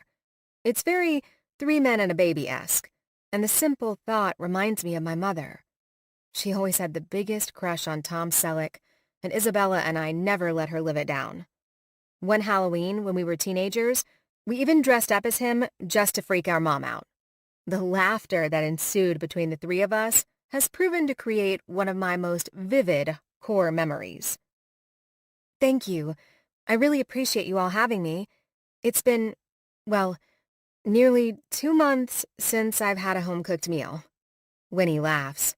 "Oh, man, I remember those days. One blending into the next. It's awful. And worth it." She pauses briefly. "And awful." We both laugh at that. "Don't ever hesitate to call me, okay?" she adds then, her voice so sincere I can't even bring myself to dismiss it. "Okay," Thanks. No, she says with a shake of her head and a little grin. I mean, really? Call me if you need anything. Which is why I'm going to make you give me your phone right now so I can put my number in it. Her hand held out toward me, I have no choice but to acquiesce. It reminds me so much of how persistent and determined little Winnie Winslow was back in the day. Anytime, day or night, she says, and hands my phone back to me, her contact information now saved. I remember what it's like. We moms have to stick together. I swallow hard on the word mom. Even though I know it's what I am, what I have to be for Izzy, it still feels completely foreign coming out of someone else's mouth. Damn, she's a beauty, Ty muses as he approaches me with Izzy, and a shallow breath I didn't know I was holding finally releases. Rachel, I want to have 10 of these cuties after we get married. I stretch out my arms to take her back, even get my hands on her tiny baby sides, when his fiancé smacks him on the shoulder softly and chastises, What? No? If I'm supposed to birth a football team for you, I deserve to be able to hold the inspiration. Ty passes Izzy to Rachel before I can even put my hands down from the space where they were prepared to clutch her, and Rachel nuzzles her face against Izzy's cheek. My girl appears to enjoy it, her little eyes squinting in comfort, but my heart is still beating 1,000,000 miles a minute. Remy is across the room now, finally appearing from wherever he's been hiding in this beautiful brownstone. I recognize his brother Flynn standing beside him, and I assume the beautiful woman next to him is his wife Daisy, which means the two adorable-looking boys on their hips must be their twins, Roman and Ryder. My eyes are wide, and I can practically feel them stretching to the limits of my face as I try to telepathically yell to Remy when Winnie steps into my line of vision and fills it completely. Her face is a friendly smile full of amusement. She reaches up and squeezes my shoulder comfortingly as she explains, By the way, there's a rule here. You never have to take care of your own kids. It's group parenting, sister-wifing, whatever you want to call it. But there are enough of us, and enough of us who get it. Take the break and enjoy it. I promise Izzy will be in good hands. Okay, I reply as calmly as I can manage, trying to squash the overwhelming need to hover obtrusively. Winnie giggles. Man, Maria, I'm impressed. Not many moms pretend not to be shitting themselves as well as you. I slam my hands into my face and groan before smiling back at her. Am I that obvious? Only because I've been there, she says. I can remember when Lexi was that age, and I felt like someone had removed my arm whenever I wasn't holding her. You're doing great, I promise. Thanks, I murmur, surprised by how nice it feels to have that kind of encouragement. Truth be told, I kind of feel like I'm bumbling my way through this whole motherhood thing. Winnie nods supportively. That means you're doing it right. Really? Oh, yeah, she enunciates. We're all big fakers without a flipping clue. Yo, Ty, when are you going to pay up, bro? Jude shouts so loud from the other side of the kitchen that it startles Winnie's and my attention. He slaps Ty in the stomach with a hard hand. You still owe me $50 for Philip's TD. Ow, you fucker, Ty grunts, and Wendy steps between them with a stern face. Knock it off, you two.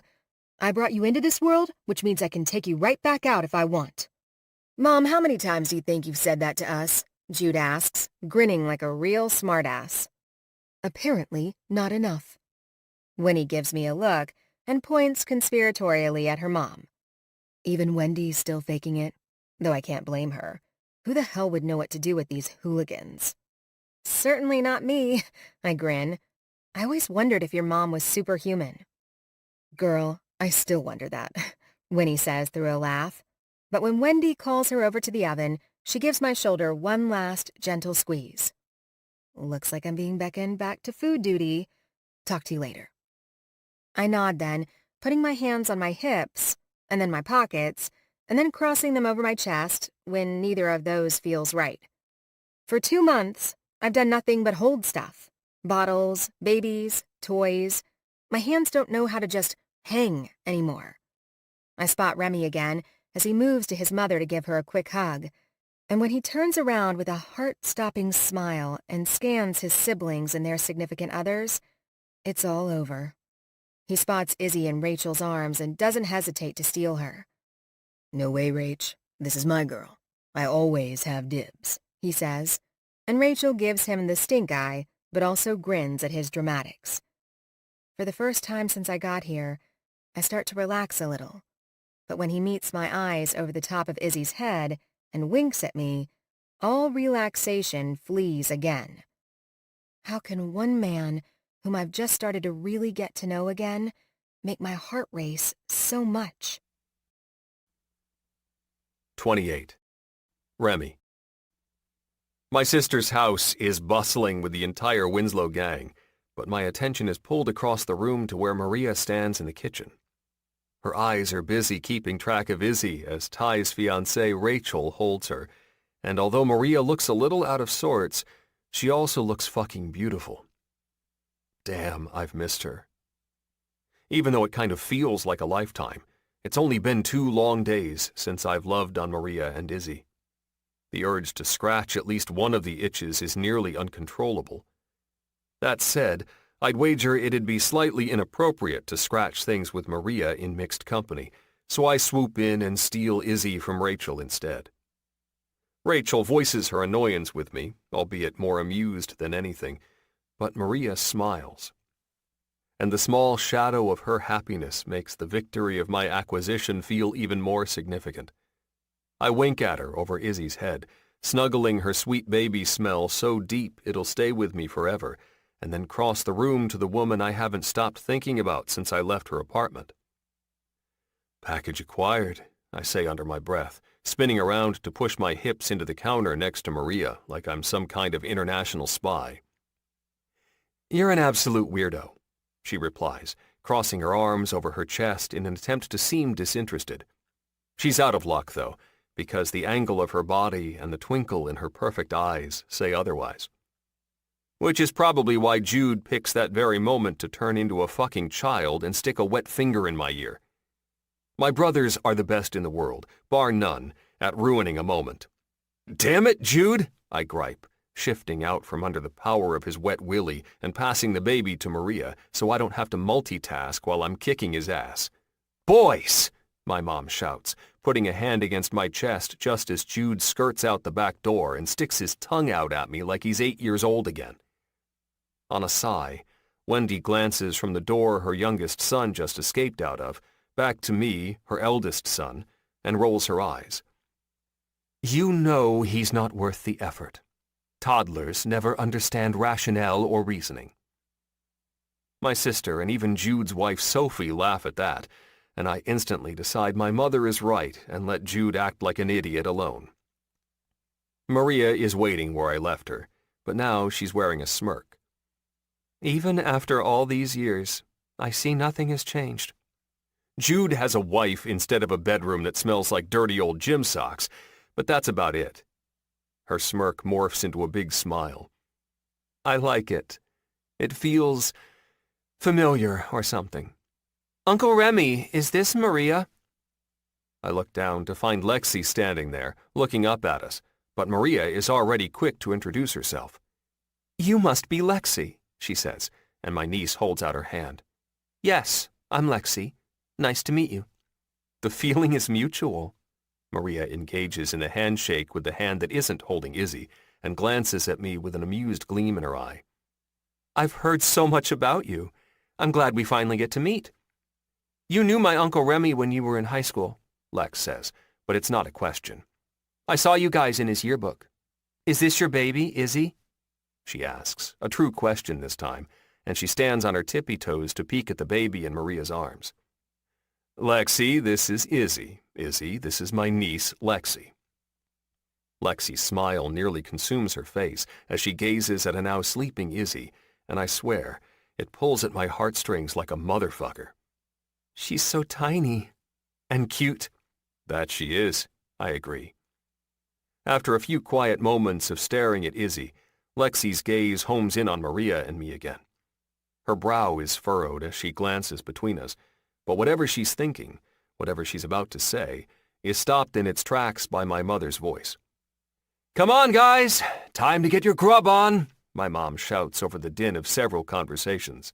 "Appetizers in the living room!"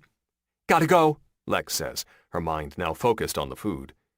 Which, comically, is a lot like her Uncle Ty. The call of appetizers is all he needs to hear to grab Rachel and head in the direction of the living room, stopping briefly at the back door to shout for Howard, Wes, and Jude on the back deck. Winnie, my mom, Sophie, and Daisy grab the last few dishes filled with appetizers and follow. And Flynn brings up the rear with a giggling twin in each arm. "Here," I prompt Maria, reaching for Izzy. "Let me take her. That way you can eat." "What about you?" she protests. "Aren't you hungry?" I shake my head. "I can wait. I was grazing a little before you got here until I got slapped out of the way." Maria laughs. "Ah, I see." I grab Izzy underneath the armpits and pull her close to my chest, shooing Maria in the direction of the living room. "Go on. You know how the Winslows are. You need to get in there before the locusts destroy it all." Says the man who was eating it before it was even ready. "Exactly, Rhea. They're worse than me, and that's saying something." She giggles again, finally skirting past me and heading into the living room after the crowd. I follow behind with Izzy in my arms. She's still calm, but her eyes are slightly open, and I give her a conspiratorial look, asking her to keep my secret as I stare at Maria's ass unabashedly. It's round and thick and makes the perfect heart shape in her skinny-style jeans. Fuck me, she's sexy. Izzy coos a little and wiggles, and I'm convinced she's trying to spill the beans. I hold her closer and whisper softly in her ear. "Come on, Iz. Don't rat me out. We don't want to scare her off." I change my accent to my best version of an Australian in the Irwin family. "She's a flighty bird, right? Gotta be extra careful with this one, mate." Izzy just stares at me in the way that she does when she's content and trying to understand the world around her. It might be because of the funny change in my voice, but I like to think it's because she understands exactly what I'm saying and agrees. By the time we make it into the living room, 3/4 of the food is gone, and Howard is full swing into his infamous word association game. No doubt Ty's put him up to it again. I take a seat on the arm of the couch with Iz, keeping one eye to Maria as she grabs a plate at the end of the TV table and starts to fill it up with food. "Yard," Howard says, to which Rachel immediately replies, "Work." Flynn laughs the loudest, remarking ironically, "I guess we never have to worry about Ty and Rachel moving out of the city." His face is relaxed and bright, and I'll be damned if he isn't a completely different man from the one I knew before Daisy. He's still quiet, sure, but he's also lighter and quicker to laugh. He's happy. It's written all over him. Maria surprises me by holding a plate out in front of me, filled with all my favorite foods. "What's this?" I ask in a stupid whisper. She laughs softly before sitting down next to me. "I fixed you a plate so you don't miss out." She mimes what I imagine is supposed to be a locust, and I smile so big my face hurts. "Hotel," Howard prompts Rachel, everyone eagerly paying attention other than me. I'm focused on the fall of Maria's hair as she looks down at her plate and picks up a mini quiche. "Carlisle," Rachel responds in the background, and I have to admit, even without my focus, just the sound of that word makes the hairs at the back of my neck stand on end. "Don't go spilling all of our sexy secrets, Rach," Ty chimes in, and Rachel winks at him. "In my defense, you are the one who chose the Carlisle, not me." The fucking Carlisle. It's been a hell of a long time since Charlotte took off on the day of our wedding and left me to smash half the breakables in my groom's suite at the Carlisle Hotel. But it's something of a core memory. It's a day that shaped and polished me into the person I am now. A day that, no matter what else happens in my life, or how right I know she was to call it off, haunts me. It reminds me of parts of myself I'm not proud of emotions that have a long-standing history of making me feel out of control. Winnie notices my face and steps forward to take Izzy from me and pass her to our mother. She walks up to me then, already engaged and ready to play peacemaker. I don't want to do it. I want to let it go. But before I can stop myself, I'm butting into the game to ask the exact thing I know I shouldn't. Fucking with Ty over the whole left at the altar thing has evidently consumed the dark humor part of my soul. Did you just say the Carlisle? Rachel glances at Howard, and then at Ty, and then back to me before tentatively nodding. Yeah. Why? The room is almost painfully silent now, and Maria is looking at me with questions in her eyes, but now that I've opened this can of worms, I can only see one way to close it.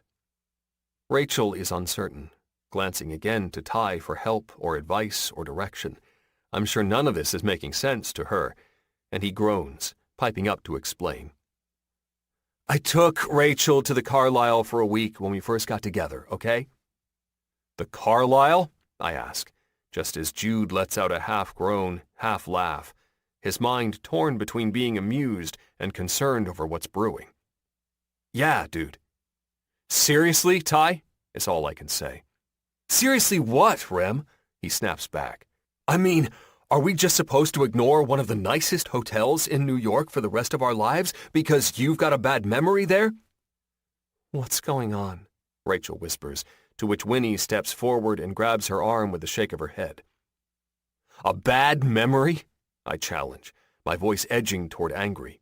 I mean, it's all fun and jokes until he starts to act like he wasn't there to witness the whole huge thing. Yeah. So your wedding crashed and burned there a fucking decade and a half ago. It's not like it was the hotel's fault. They even refunded some of the money. A warm hand settles on my back, the scent of Maria enveloping me from behind. I can feel the flow of her comfort as she infuses it into me with all of her strength. She thinks I'm upset about Charlotte, about the wedding, about stupid shit that doesn't matter to me anymore. Everyone does, honestly. But it's so much fucking deeper than that. Still, the last thing I want is to upset her or make her nervous that I might overreact in some way. I force myself to relax. She must feel the tension leaving my muscles because the pressure on my back shifts then, turning into a comforting rub. You're right, Ty, I admit. It's not the hotel's fault. Not a big deal. Ty's eyes widen to the point of bursting, and the rest of the room takes a collective breath. It's a little alarming how much they all expected me to flip out, and even more disturbing that if it weren't for Maria looking on, they probably wouldn't have been wrong.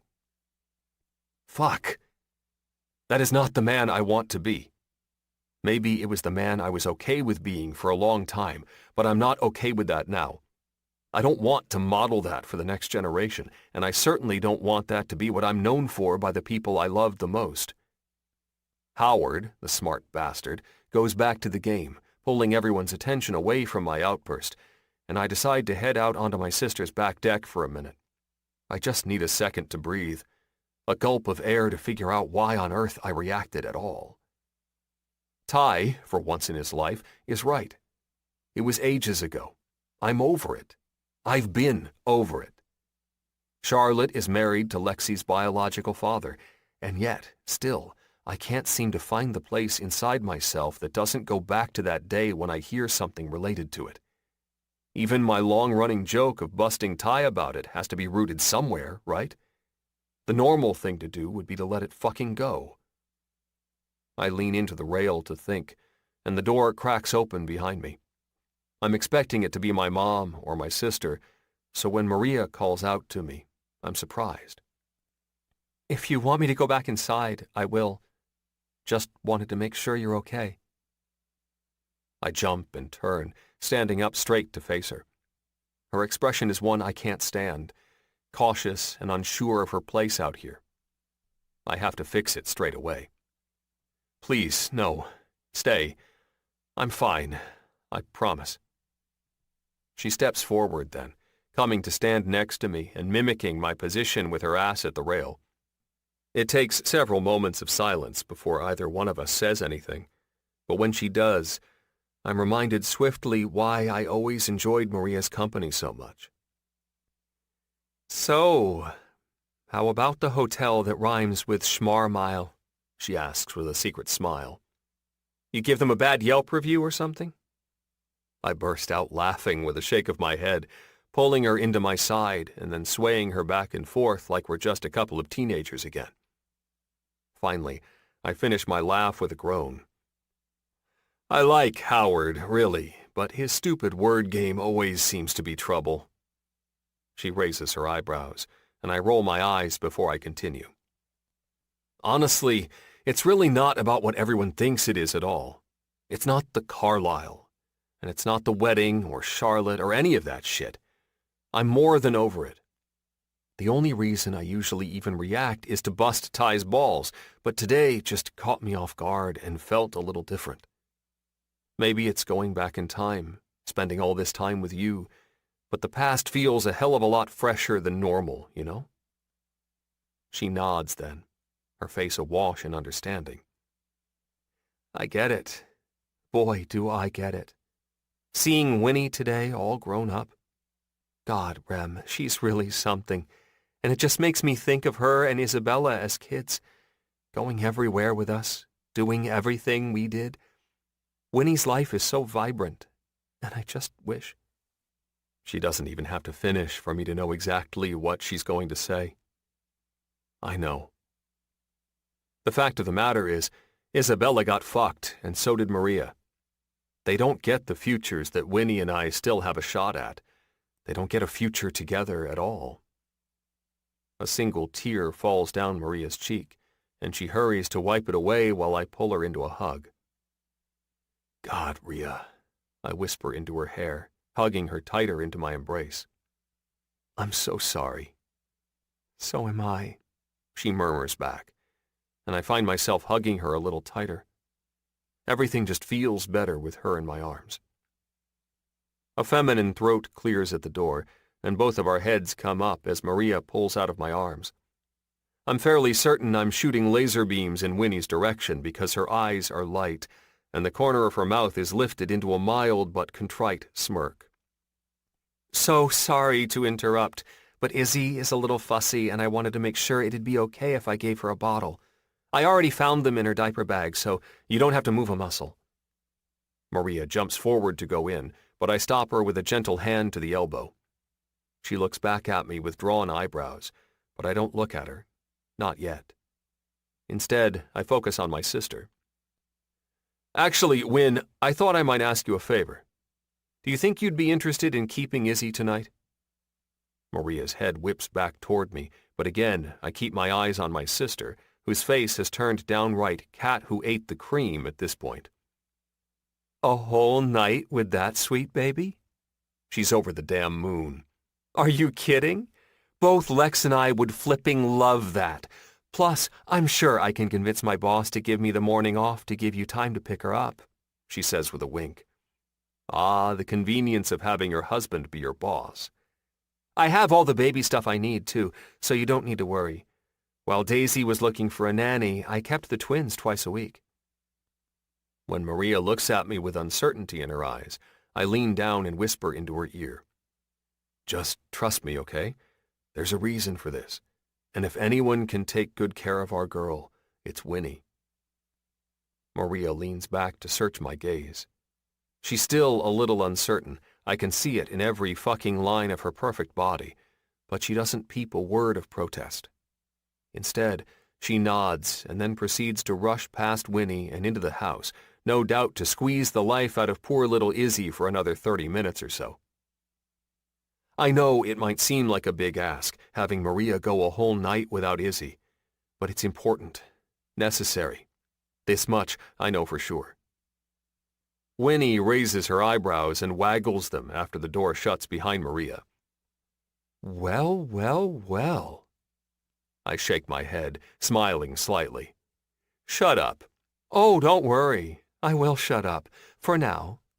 For now, I'll go in there and wrestle that baby from Maria's arms so you can do whatever it is that you're planning. This isn't about putting the moves on her, Win. This is about Isabella. Winnie's eyes shudder then. remembering her vibrant childhood friend and the tragic news I shared with her not too long ago. Her whisper is solemn. "Oh, hell, I didn't even think. Did we? God, I hope we didn't make her feel—" I shake my head again, cutting her off before she rakes herself over the metaphorical coals. "Win, it's not something you did or even have control over. It's all the things we get to do that she never will again. It's this conversation, right here, that she can't have with her annoying little sister anymore. And she needs a night to try to work through all those things she's been burying deep." Winnie nods, wiping a tiny tear as it forms in the corner of her eye. "I have a bottle of really good tequila. Take it with you when you go." "Thanks, sis." I give her shoulder a squeeze on my way to the back door. "Remy," she calls, stopping me before I can get there. "Yeah?" "A word of caution from personal experience." I wait, my brows lifting marginally. "The song is right, big bro." She grins like a damn devil. "Tequila really does make the clothes fall off." "You realize that is the absolute last thing I want to hear from my baby sister," I grumble as I head inside, but she's quick to get the last word before the door shuts behind me. "Doesn't make it any less true." 29. Remy. Maria snags the bottle of tequila by the neck again, tips it back, and swallows a huge, shot-like gulp. I watch her sleek, tanned throat work around the liquid and shake my head subtly to clear it. She's so fucking beautiful. Sometimes I have to remind myself to breathe, to blink, to stand upright and basically exist. I honestly don't think I've ever known someone whose whole being shines as brightly as hers. There's beauty at the surface and underneath, and then under that. That's where she keeps the pain. She wipes the excess tequila off her lips and closes her eyes, humming as the liquid burns its way down her throat. After we got back to her empty apartment, it took about an hour or so for her to get comfortable taking shots. But now that she's committed, she's gone full bore. We're nearing the halfway point of the bottle with no slowing down in sight. Shit, I might have to DoorDash another one if we keep this up much longer. I take the bottle back, needing a distraction of some sort, and take another pull. It's the most god-awful straight liquor ever made, I swear, but I'll do anything to make this woman feel at ease tonight. Ironically, it's the same damn liquor I utilized several nights in a row after breaking up with Maria in high school. I've never liked the shit since. On the plus side, if I'm passed out in the bathroom, my dick will be much more likely to get the memo. This isn't about him, much to his dismay. This is about Maria, about her sister, about the grief she so obviously made herself bury when she lost her. The body is tricky with emotion. It holds it and stores it and wears it even when we don't realize. There's a reason and a need for a purge so that we can function without the weight. Maria was never a drinker in high school, and though we were only in high school, that was a rarity. As I found out tonight, however, it seems that part of her never really changed. Her first glance at the bottle when I explained that my sister was going to watch Izzy and we were going to imbibe was not one of a woman who felt completely comfortable with the plan.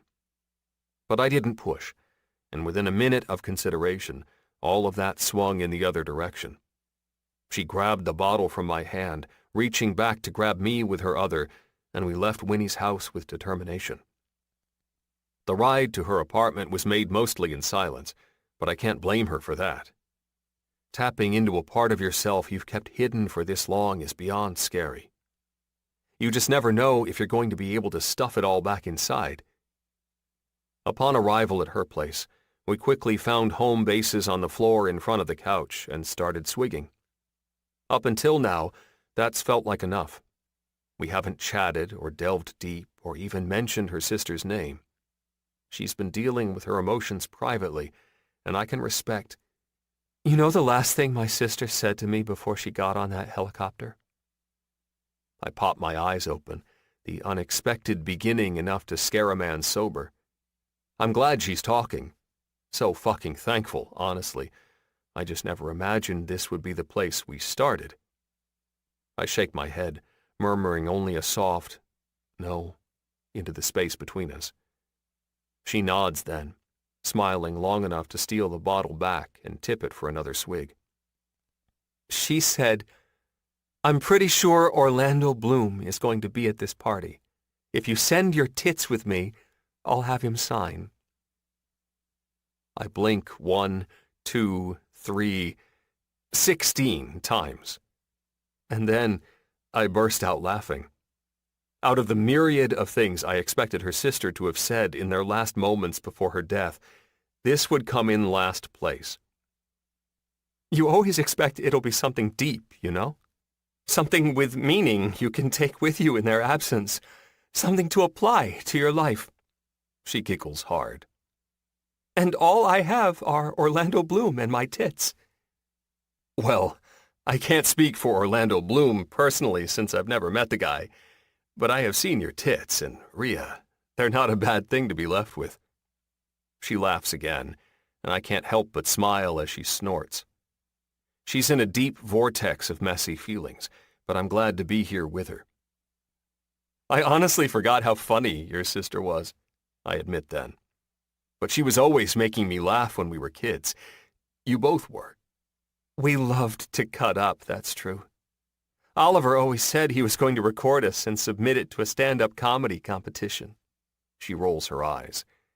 He never did, obviously, because he was a man, and no offense, but as a whole, your follow-through isn't the greatest. I put up both my hands in surrender. None taken. We were supposed to start doing Lamaze together. All three of us, she says with a shake of her head. Her gaze is longing and distant as she reaches through memories she's long since locked away. Man, I'm sure that would have been the talk of the town. A sight to see, really. I can just imagine all of New York society gossiping about Oliver and his harem. She cackles. He was so conservative. He would have died. Her face straightens suddenly at the unsavory play on words, and my eyes widen in return. She bursts into laughter then.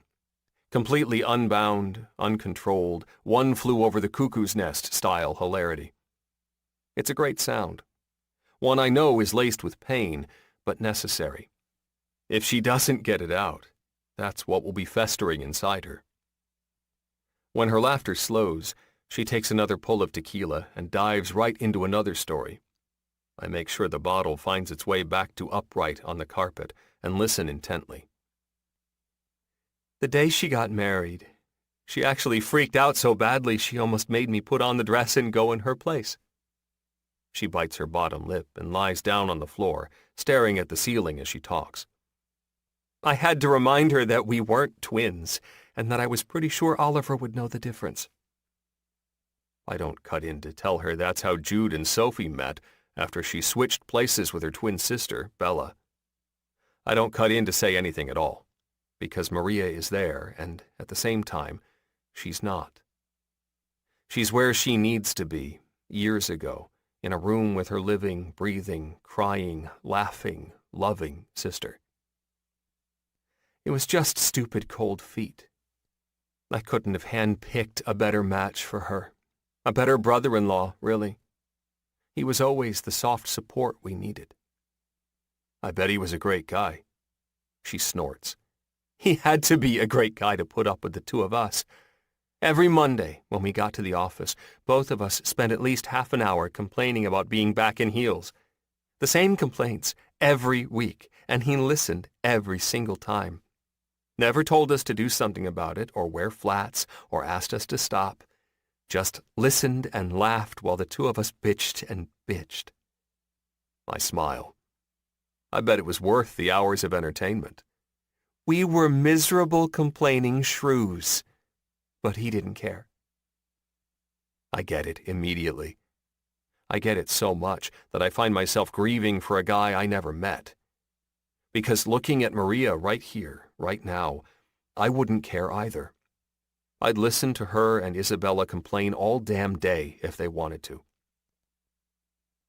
Although we bitched a lot, My sister took good care of Oliver. Always made shit fun.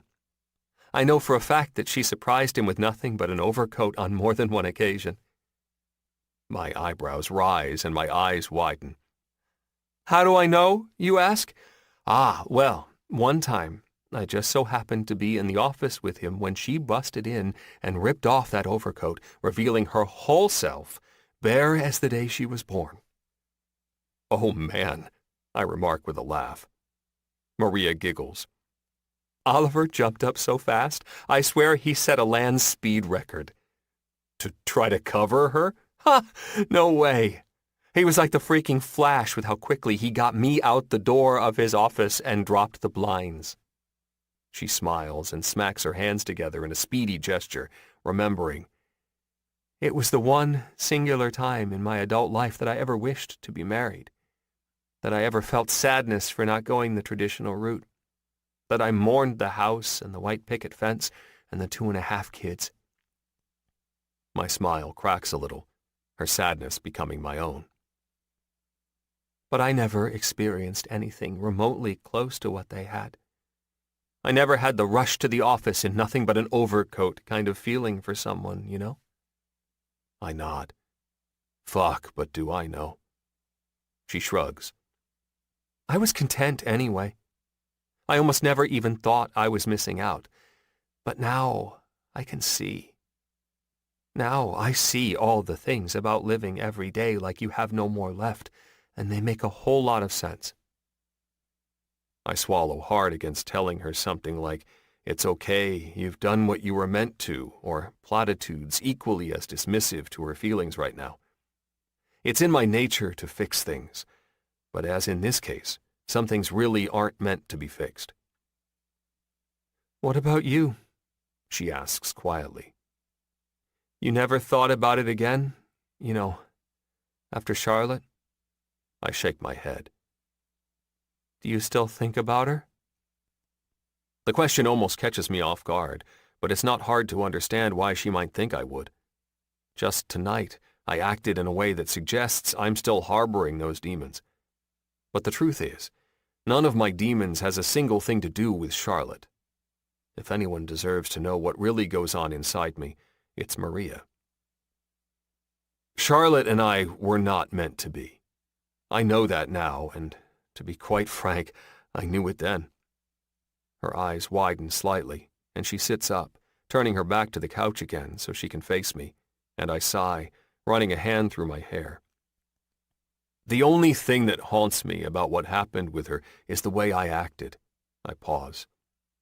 I've never told anyone this, but Charlotte only did the leaving because I forced her to. She sits up straighter, suddenly looking more sober than I'd like. What do you mean? She wanted me to move to California with her. She got a job offer, a major opportunity. I said no. Me or the job. I scoff. A fucking ultimatum.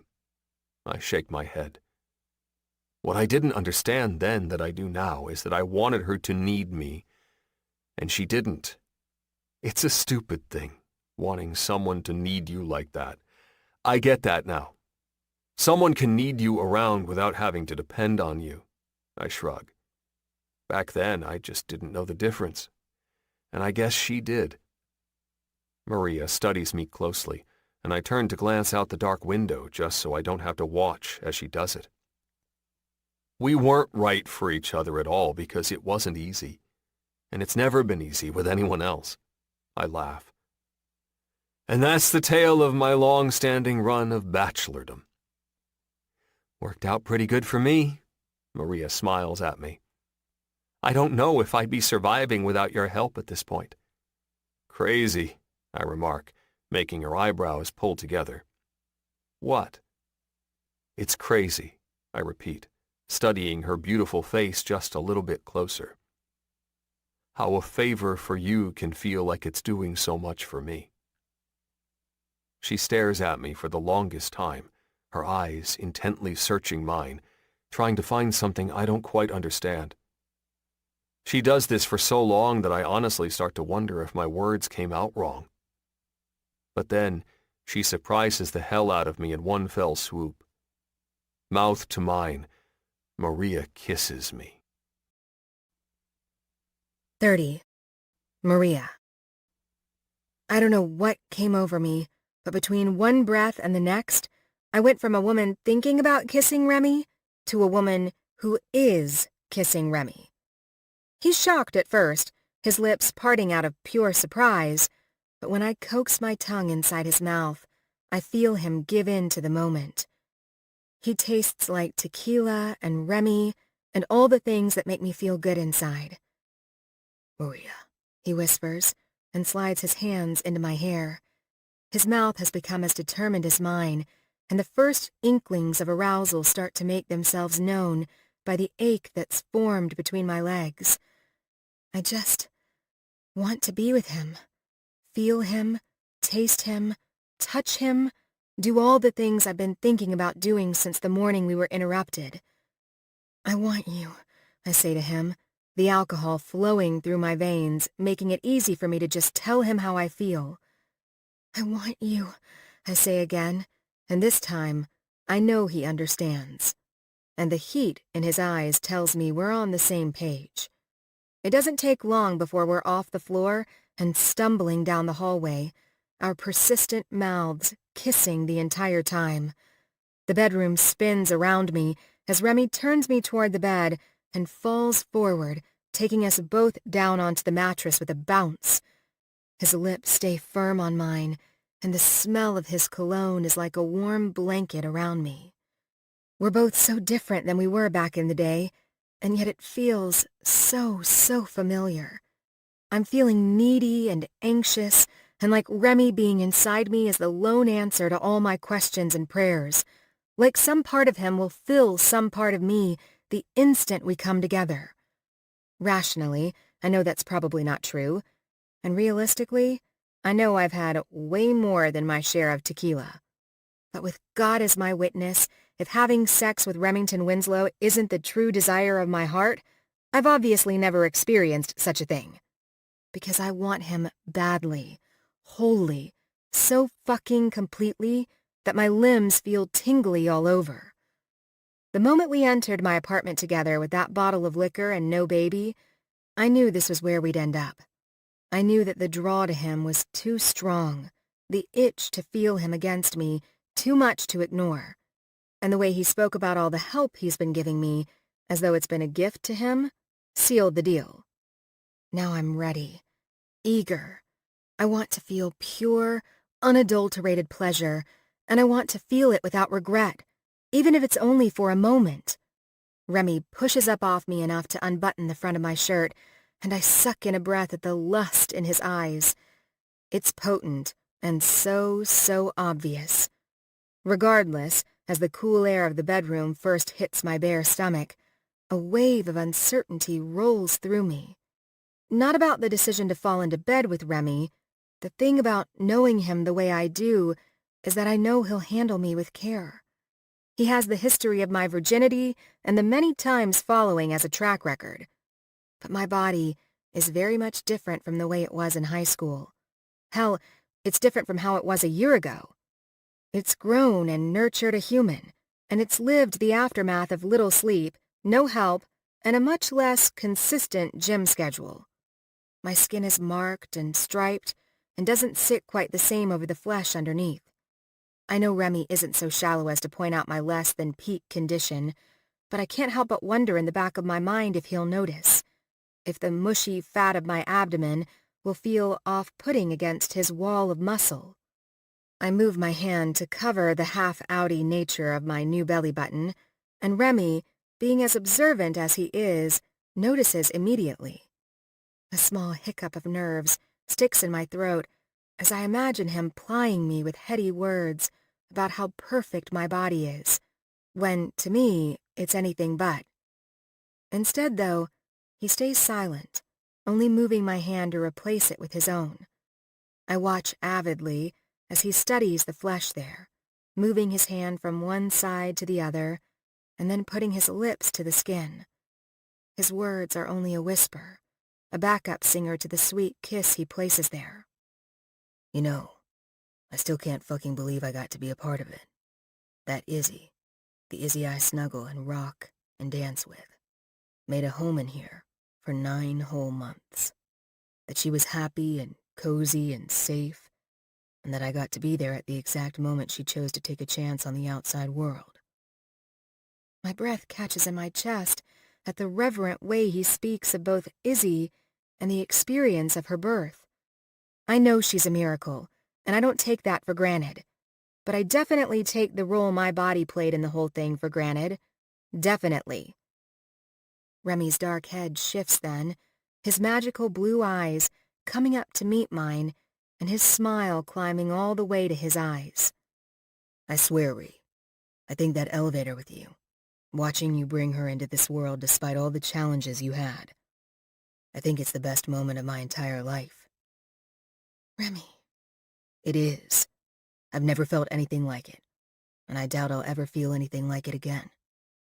He smiles, closing his eyes and laying his forehead on my chest.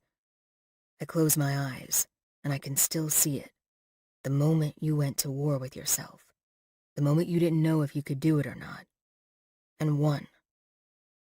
You see all that just from looking at my stomach? I see all that every time I look at you. Wow. He chuckles. Yeah, it's hard work living up to a superhero every second of the day. I scoff. Oh, please. A real-life Wonder Woman, Rhea. That's you. Remy, stop it. Why? He asks with a sly laugh. Worried you're going to start to feel good about yourself? Worried you might realize your own power? Worried that if you really let go of everything else and just enjoy yourself with me right here, right now, you'll be ruined forever? Honestly? He nods. All of the above. Do you want to do this with me? He asks then. Blunt and unfiltered, his delivery leaves no room for dancing around the answer. Because I can tell you, I want to do this with you. I want you, Maria. I want to feel you, be with you, be inside you, more than I've ever wanted to do anything with anyone. My heart is beating so hard, I swear it's shaking my ribcage, but I give it to him straight. When it comes to Remy and me and all my fantasies, not a single fucking one has started with me saying anything but, yes. Remy doesn't say anything else aloud, but let me tell you, he definitely fucking says something. Diving forward, he closes his lips over the pink lace of my thin bra, and my back arches dramatically off the bed. I can't even blame myself. At the very least, most women who birth a baby got it on approximately 9 months ago. I mean, it's kind of part of the process. But me? I haven't had sex in 3 years. 3 years. I honestly can't even let the thought sit in my head too long, or it'll make me pass out. I've come pretty often thanks to my own pursuits, but the true nature of this partner activity has been lost on me for a while. But I'm not lost now. Holy shit, I'm not lost now. Remy knows how to make a woman feel found. He moves carefully down my body to the button of my pants, undoing it with one hand while the other explores and caresses. His lips work over the skin of my stomach, and amazingly, I'm not feeling so self-conscious about it anymore. Within a moment, my pants and panties are gone. Remy's hands skate down the sides of my body and down the length of my legs until they close around my ankles and squeeze. My heart jumps as he spreads my thighs gently, placing my calves over his shoulders and looking at me bared in all my glory. His eyes are hungry, powerful. I can hardly control the shake of my hands as he leans forward and swipes just one single lick up the center of my heat. Sweet, merciful everything. I don't know if I'm going to survive this. Because for as sweet and unassuming and helpful as Remy has been over the last week, he hasn't lost any of his intensity. Even in the peak of his smile and the light of his eyes, there's a darkness that lurks deep inside him. A side untapped, unchanneled, unchallenged. It's the steely quiet of his past and the abundant possibility of his future. He controls his destiny. That much is for sure. I just wish I weren't starting to feel like I'd be okay if he controlled mine, too. "Remy," I whisper, my whole body giving over to the feeling in one location. The warmth and steady pressure of his tongue, the soft certainty of his moves. I can't think about anything else. My initial instinct is to close my thighs around his head, to squeeze him like a vice, to assure myself that he can't and won't escape. But as always, Remy knows better than me, moving my thighs apart with the soft push of his hands and challenging me with a look that could ruin women forever.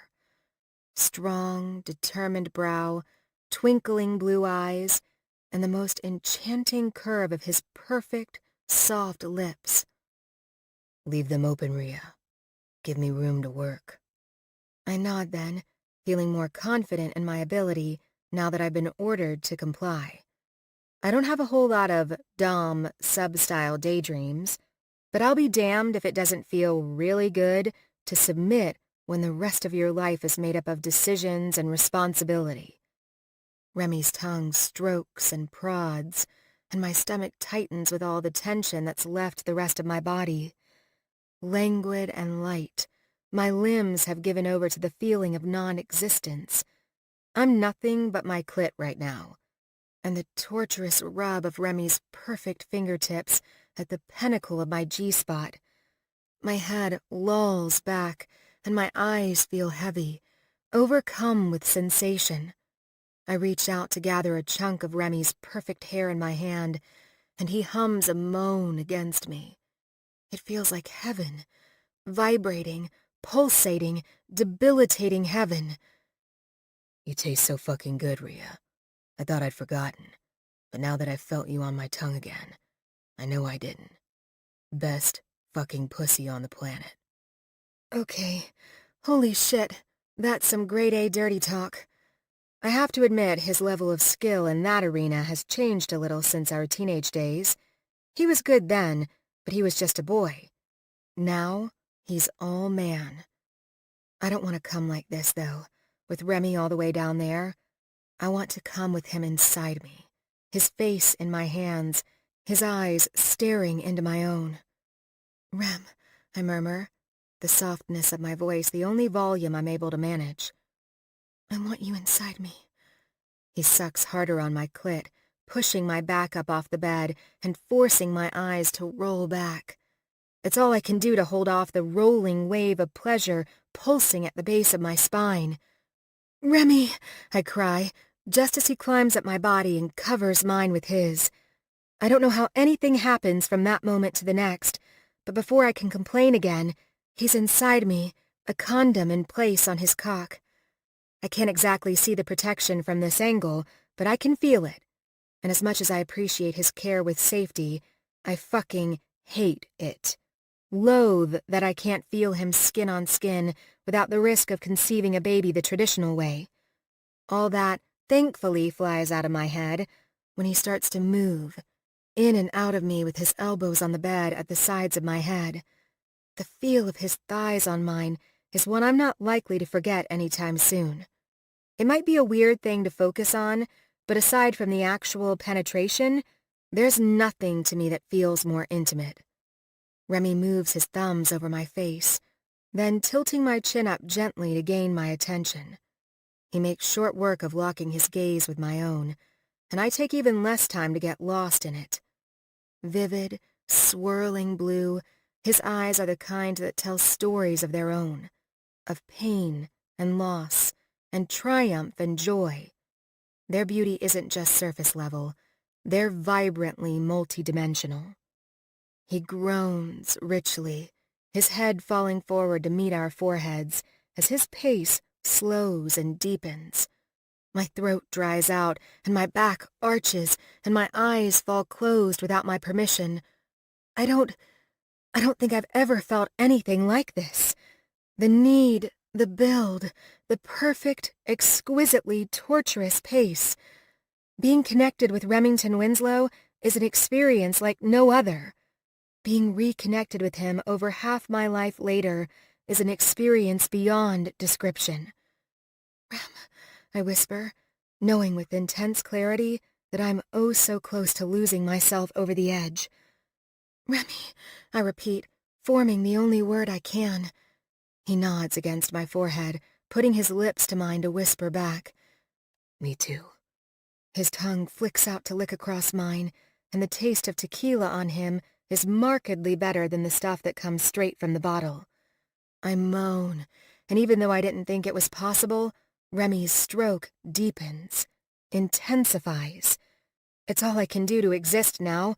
The more basic functions of my throat and eyes and the speed of my thumping heart giving themselves completely over to the moment.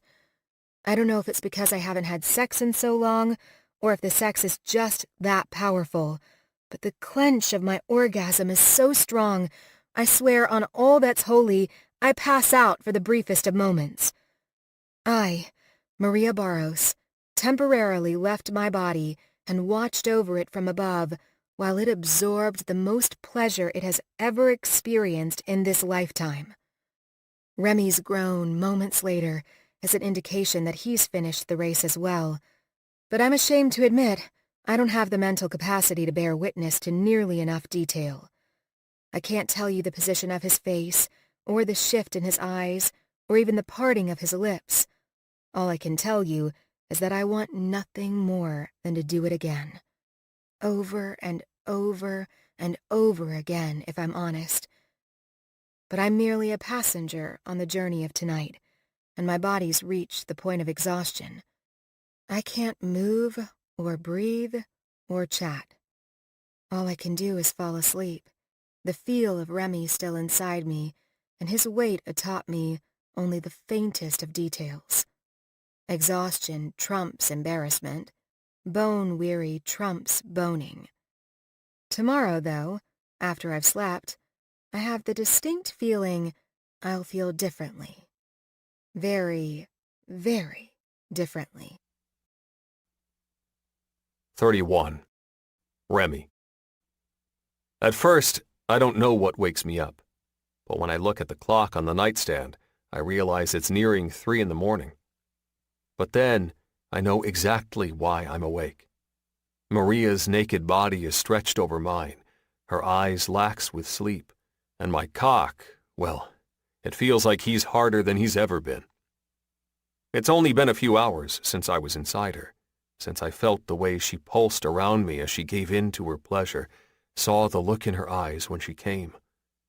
But fuck, I feel insane with the need to do it again. Her hips shift in a way that makes her bare pussy press against my thigh, and it does nothing for my current state of arousal. I know I shouldn't wake her up. I know I should let her sleep. But what I know and what I need are apparently two different things. Maria, I whisper toward her and reach out to brush her hair out of her face. She stirs a little, and I lean down to press my lips to hers. Gentle at first, I coax her mouth with soft, brushing kisses at the corners. But I'm more than thrilled when her eyes flutter and her lips start to move with mine. I should probably feel like an asshole, I know, but I can't find it in me to care about anything else but being with her again. She moans into my mouth, and our kiss deepens, and any inkling of willpower I might have had is shattered like a hammer to glass. Her eyes are open now, staring directly into mine, and I'm too far gone on this woman to beat around the bush. I need you, I tell her. Fuck, I need to be inside you again. Yes, she whimpers and grinds herself against my thigh. I don't know if it's the remnants of tequila still running through our veins, but we're acting on instinct, on raw, pure, unadulterated need. It's all I can do to keep some control, to not attack her body with mine and put my mouth and tongue and hands and cock in every fucking place I can find. It's insanity. It's consuming. And it's fucking intense. I pull her body over mine, and she sits up so that her legs are straddling my hips and her hands are pressed against my chest. Her dark hair falls forward, and her eyes are hooded, and her lips are parted. And this is, hands down, the sexiest fucking sight I've ever seen in my life.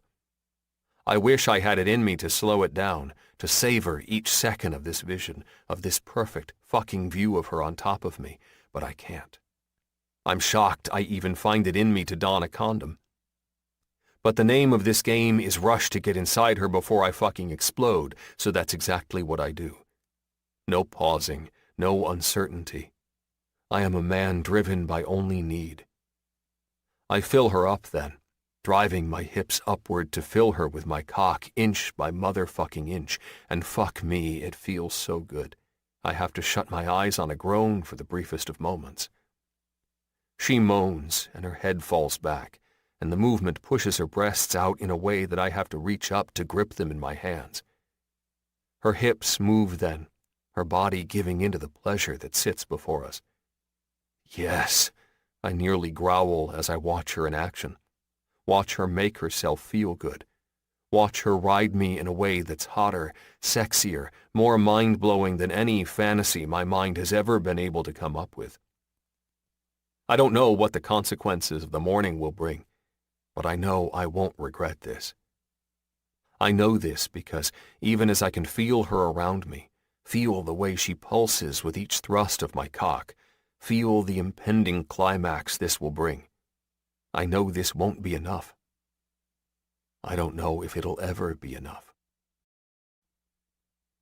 32. Saturday, October 12th. Maria. I startle at the sound of 2 sharp buzzes from my nightstand, my eyes flicking open dramatically before closing again in an instant. Ugh, gah, why is it so freaking bright? I rub at my eyes then, willing them to work and adjust as I open them to small slivers and take stock of the room. The covers on my bed are on but disheveled, and the curtains I normally close are wide open. Hence the overbearing sunlight, I suppose. My head feels like it weighs approximately 1 million pounds, and my stomach turns over on itself more than once. Several city salt trucks must have dumped their loads on my tongue, too. Tequila. Yuck. I shift slightly again before coming to the realization that I have no fucking clothes on whatsoever, and then I glance to my left before doing a double take. My gasp is audible. Oh, holy shit, I whisper, my gaze snagging on a sleeping, also nude, Remy. He's not even under the blanket, for goodness sake. Without taking my eyes off him, without taking my eyes off his penis, I hold the comforter to my chest with one hand and reach back for my phone on its dock charger with the other. It pops off the magnet easily, but I have to bring it fully into my vision. Directly between myself and Remy's member, in order to look at it. I mean, damn. That beautiful giant thing was inside me last night. Twice, my mind reminds me. My breathing escalates at just the thought. Evidently, despite my very best intentions and my drunken, orgasm-blurred confidence of last night, I'm actually not emotionally prepared to handle the situation like a full-blown adult. Oh my God, Remy and I slept together last night, but without the sleeping. Holy shit! My mind continues to taunt me, reminding me of last night's events in flashes of visuals that are most definitely NSFW. His head between my legs as he sucked and licked and tasted me, the heady look in his eyes when he slid himself inside me, the way he practically growled, "I need to be inside you again," when he woke me up in the middle of the night. It's all so much and too much at the same time, and I force my vision to tunnel on my phone once again as a distraction. Oh no, I mutter, a new text message notification only adding to my anxiety. Any message from Claudia this early is the first sign of bad news. But when I tap the screen to read its contents, things only get worse. Claudia. So, I think I forgot to tell you last night that I got the showing rescheduled to this morning. 8 o'clock a.m. sharp. 8 a.m.? I glance frantically at the time. It's almost 40 after 7 right now. The Blakely family isn't one you just cancel on twice. The Blakely family owns a third of the available freaking real estate in Nassau County. Getting in on the ground floor of their wanting to expand their portfolio in Manhattan is a once-in-a-lifetime opportunity. And Conrad Blakely isn't the type of man that tolerates bullshit. Claudia has hung me out to dry with them twice now. Actually, 3 times, really, because anytime anyone overshares about the shits, it counts for double.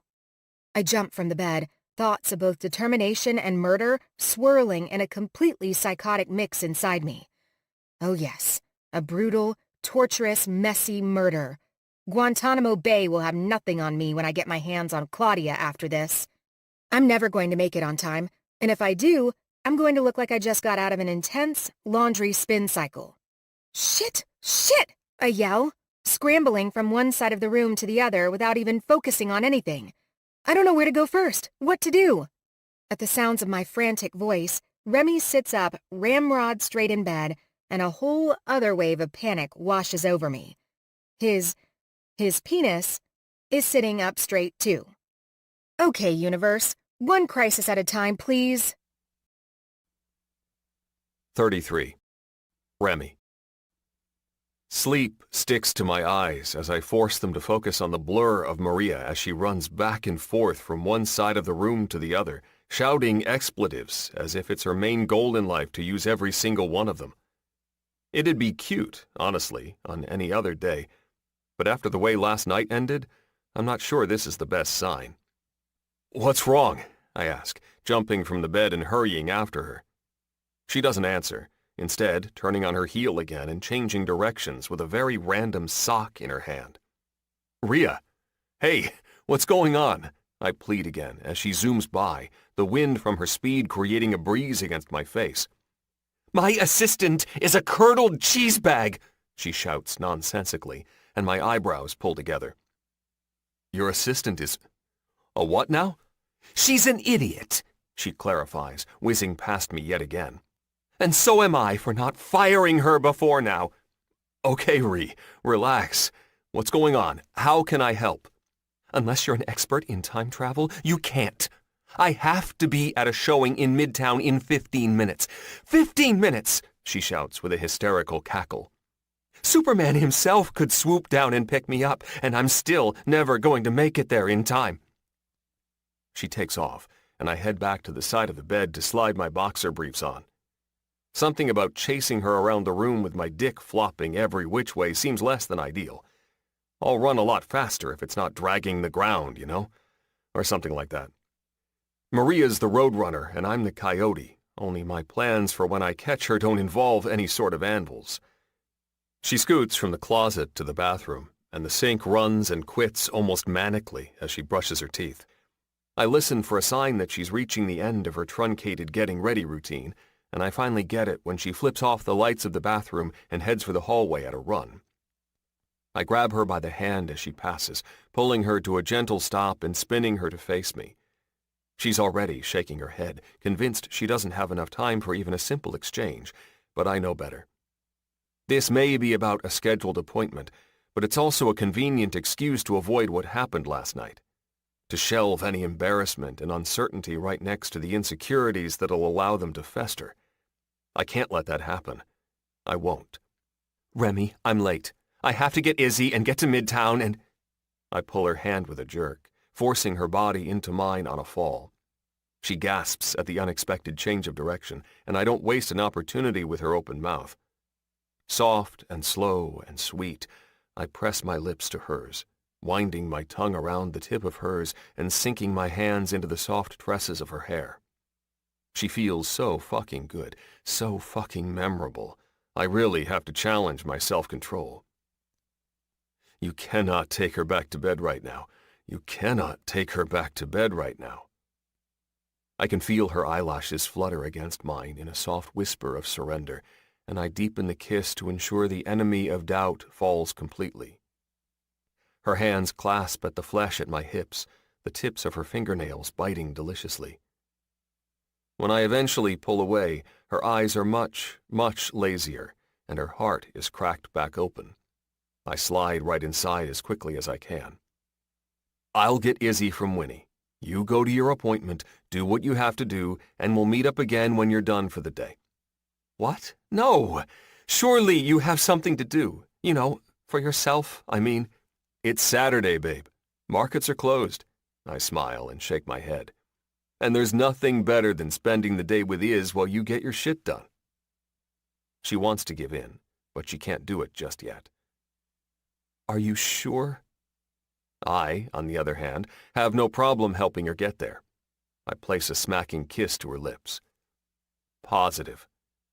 Okay, but only if you're, sure, she says then, a loaded meaning slithering under the innocent surface. I'm sure, I affirm, hoping she can feel the unspoken words of my answer too. I've made a lot of questionable decisions in my 44 years on this earth, but making love to Maria last night, and even more than that, inserting myself into her and Izzy's lives like I have, sure as fuck isn't one of them. Hell, call me a selfish bastard, but I still don't even regret waking her up at 3 a.m. because I couldn't not be inside her again. Let me know when you're done, and I'll meet you, okay? I have a few showings after this one, no problem. Just let me know when you're done, Ree. No rush, no big deal. Izzy and I will be fine. She nods and then, finally, hesitantly, leans forward to press her lips to mine. Thank you. I'll call you as soon as I'm done. Oh, and let me know if Winnie had any trouble with Izzy last night. You got it. I smile at Maria, holding open the front door as she rushes away, and watch her as she goes. It's not a bad view. Her ass is perfect, and her hair shines even in the dim hallway light. But I'm starting to realize the view that is her coming toward me is a fuck of a lot better. 34. Remy. The air is warm and inviting this morning as I make my way from the subway station to my sister's brownstone 2 blocks away. I can feel the flicker of the sun's rays filtering through the still leafy trees along the sidewalk, and I turn my face up into them at every opening I get. The leaves are turning now and will be dropping soon, but for just a sliver of a moment, New York is blended with the perfect mix of summer and fall. Just can't get enough, I mumble to myself, swaying side to side to the Depeche Mode song playing in my ears. I'm a walking cliché of bouncy steps and singing to myself, and I'm not even ashamed of it. Last night with Maria was incredible. It was familiar and reminiscent of our days together as teenagers, but so far exceeding anything we even dreamed of back then that I'm not even sure I knew it existed. When I round the corner on my sister's block to the sight of Wes closing the front door behind himself and bleeping the locks on his car at the curb, I pull my earbuds from my ears and call out loudly, "Yo, Lancaster!" His head jerks up at the sound of my voice, and then his gaze finds its way to the source. I smile hugely, and he does the same in return, his hand going to his chest and crisscrossing over it. "What have you got there, cowboy? An empty baby carrier?" I shrug. "Can't put the baby in it until I pick her up from your wife, and wearing it is better than carrying it." He chuckles with a shake of his head as I come to a stop directly in front of him. "What are you still doing home, dude?" I ask. "Isn't this the busy season in your line of work? I thought the Mavs had a home game tomorrow." "They do, but Nick came to pick Lex up for the weekend, and I wanted to have breakfast with her before she went." Despite my suspicions over this rich fucker at the beginning of my sister's relationship with him, I'm happy to have him around. He's been a good husband to Win and an even better dad to Lexi, even if I did think he was a prick with ulterior motives in the early days. I still don't completely trust that shitbrick Nick Raines, but that's probably because I dried too many tears my sister cried over him when he left her and Lex to fend for themselves. For all intents and purposes, since he moved back to New York and shacked up with my ex-fiancée, he's been nothing but a doting father. The fuckface. I have to tell you, When Thatch first started texting me a whole bunch of bullshit about you taking over for Zach Galifianakis in The Hangover 4, I thought he'd accidentally gotten into Cassie's pot stash or something. But yesterday's dinner, and now this look? He lifts his eyebrows with a chuckle. I'm seeing it. Thatch has been texting you about me? You and Izzy, Wes laughs. And yes, he's been texting me and pretty much everyone else in Manhattan, I'm sure. You can't tell me that after all these years of knowing him, you'd expect anything else after you showed up at his office with a baby strapped to your boobs. My sigh is exasperated amusement. Great. Look at it this way, dude. He's officially enrolled you in his contest for DILF of the Year. Last I heard, you were a contender, too. Though, don't get your hopes up. He names himself the winner every fucking year. What? You're full of shit, I snap, and Wes laughs again, turning to open his door and toss his briefcase in the passenger seat of his sporty little BMW two-seater. Dude, do you even know Thatch at all? How is any of this a surprise? I shake my head. I guess I've just never been the one in his sights before. Wes reaches out and claps me on the shoulder with a wink. Welcome to the fold, brother. I give him a salute and a wave as he rounds the trunk to the driver's side and climbs inside, firing up the engine. I jog up the steps to his house as he pulls away and lift my hand to ring the bell before thinking better of it. If Izzy is sleeping, I don't want to wake her, and a lot of times she dozes off after her first morning bottle. Moving my knuckles to the wood surface of their door, I knock instead, pulling my phone out of my pocket and scrolling through it just in case I've missed any messages from Maria while I wait. There's nothing from her, but there is a new message from Cleo, much to my chagrin. See. You know what they say? Diving is a leap of faith, and gravity will be there to finish the job. I hope you'll enjoy the fall, my dear. What the hell? Me. Cleo, hun, you gotta cut the shit. You know the rules. Her answer is immediate, almost as though she already knew what I was going to say. See, when it comes to love, there are no rules. You know that better than most, but I'll take my leave for now, my love. Reach out when you need me. I know what she's trying to do, but I refuse to acknowledge it. Instead, I scoff, laugh a little, and shove my phone back into my pocket, just as Winnie answers the door with a big smile on her face. Hey there, Rem, Winnie sing-songs. My baby sister is brilliant and vibrant and loving and kind and a whole list of incredible things. What she isn't, unfortunately, is subtle in any way, shape, or form. Hi, Winnie, I greet, keeping my voice neutral in a way that I know for a fact gets her goat. How was Izzy last night? She was great.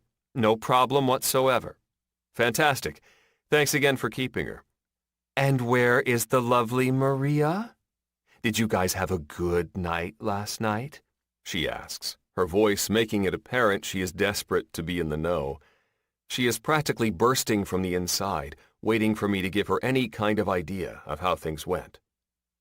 She had a few showings this morning, so Izzy will be hanging with me for the day, I tell her, bypassing the question she wants me to answer the most on purpose. Remy, seriously?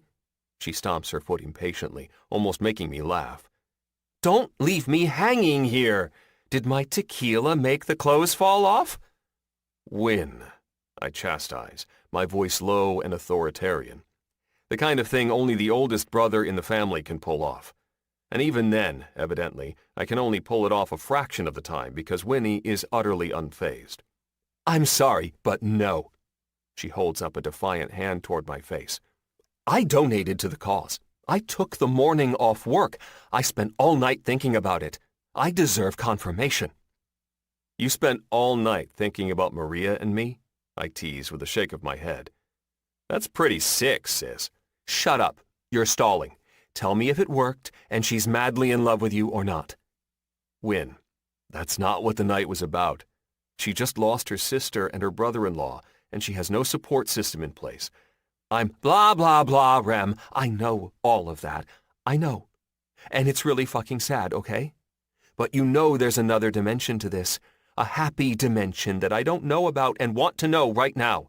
It's written all over your damn face. She takes a deep breath. Tell me what I don't know. Tired of fighting it, I sigh heavily and stare directly into her eyes.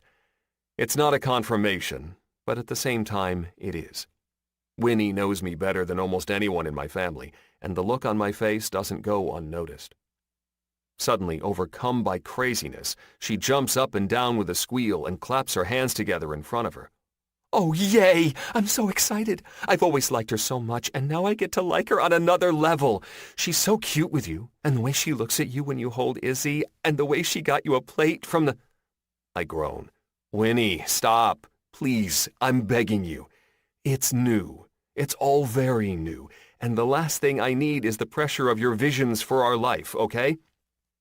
But I can envision silently, she whispers with her hands still clasped together like she's praying. I scoff. I wouldn't even dare to be foolish enough to think I could stop you. She smiles, jumping up and down again and leaning forward to place a kiss on my cheek. Thank you. Yeah. She giggles as she retreats down the hall with a wave over her shoulder. I'll go get Izzy. I breathe in extraordinarily deeply, step inside the door to close it, and let my head sink back to the wall just inside. The truth is, I haven't stopped to think about much of anything since we left here last night. I've been going on instinct and feeling and gut. I spent time with someone I enjoy. I took that enjoyment to the next level, and I comforted a woman I care about as she freaked out this morning. I know that, eventually, all of that will have to come into much more vivid detail, but for now, I'm okay with miring myself in the haziness and enjoying it. So much of my life is exact. Numbers, timing, consequences. I want just a moment to enjoy myself before reality comes crashing down. My phone buzzes again in my pocket as I'm waiting for Winnie to return with his, and as much as I don't want to deal with yet another person giving me shit, I pull it out anyway. I'm shocked to find a message from my most taciturn brother. Flynn. Winnie says you've got Izzy today. Daisy is busy with work and I've got the boys. Baby play date at the library downtown? A baby fucking play date? Add those to the list of words I never thought would come from Flynn. And there's only one person besides Maria who knows what I'm up to today. Winnie walks back down the hall with my girl in her arms, and it's all I can do not to yank Izzy from her hold and contact the authorities to come pick up the traitor. What the hell, Win? Are you superhuman? How have you spread the news of me being with Izzy today so quickly? I ask, holding the phone and message up as evidence. She waves me off with her hand. I sent one little group text. It's no big deal. Group text? As in the whole group? I question. Without delay, my phone starts having a technology seizure in my hand, text message notifications nearly blowing it up. Jude. Just heard you're opening a daycare, dude. Mind if I put Sophie's and my future child on the list now so I know we'll have a spot? Ty. You should take Izzy to the Carlisle today. I hear they do a nice lunch spread. Mom. I heard you're spending today with Izzy. Think I can get a few pictures to print out at Walgreens? I want to put her on the fridge. I look up from my phone and into Winnie's unrepentant eyes without answering any of them. If you weren't the mother of my favorite niece, I would kill you. She cocks her head shamelessly. Tell me, Rem, how's that cleaning going that I set up for you? Hand over the baby, Winnie. She pretends to pout, but she hands Izzy to me and places the diaper bag on my shoulder. And when she sees I'm already on the move, she calls toward me. Rem, why are you leaving so soon? You don't want to hang out here with your favorite sister? Have a cup of tea? Chat about the weather? I hold up my middle finger over my shoulder as I jog down the stairs, spinning around to face her and strap Iz into the carrier when I get to the bottom. Thanks to you, we're a little busy today. Got a library play date with Flynn and the boys to get to now. Winnie grins and waves and then blows a kiss to Izzy. Have fun. I don't even bother waving before turning to head down the block and placing a kiss to the top of Izzy's sweet head.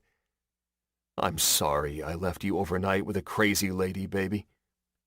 Izzy kicks and squirms, and after I'm assured she's secure and comfortable in her spot in front of me, I pull out my phone one last time and commit to something that has to be out of another dimension. A play date with Flynn and 3 infants. Me. We'll meet you at the library in 30, but I'm going to be really disappointed if they don't have snacks. 35. Remy. Izzy and I turn up the block where the library is located, and she snorts a snot bubble right into my chest. I laugh, grabbing a tissue from my pocket and wiping at her teeny nose. That's better, girlfriend. Can't be meeting up with Flynn and the boys with boogers on our face, can we? I shake my head down at her. No way.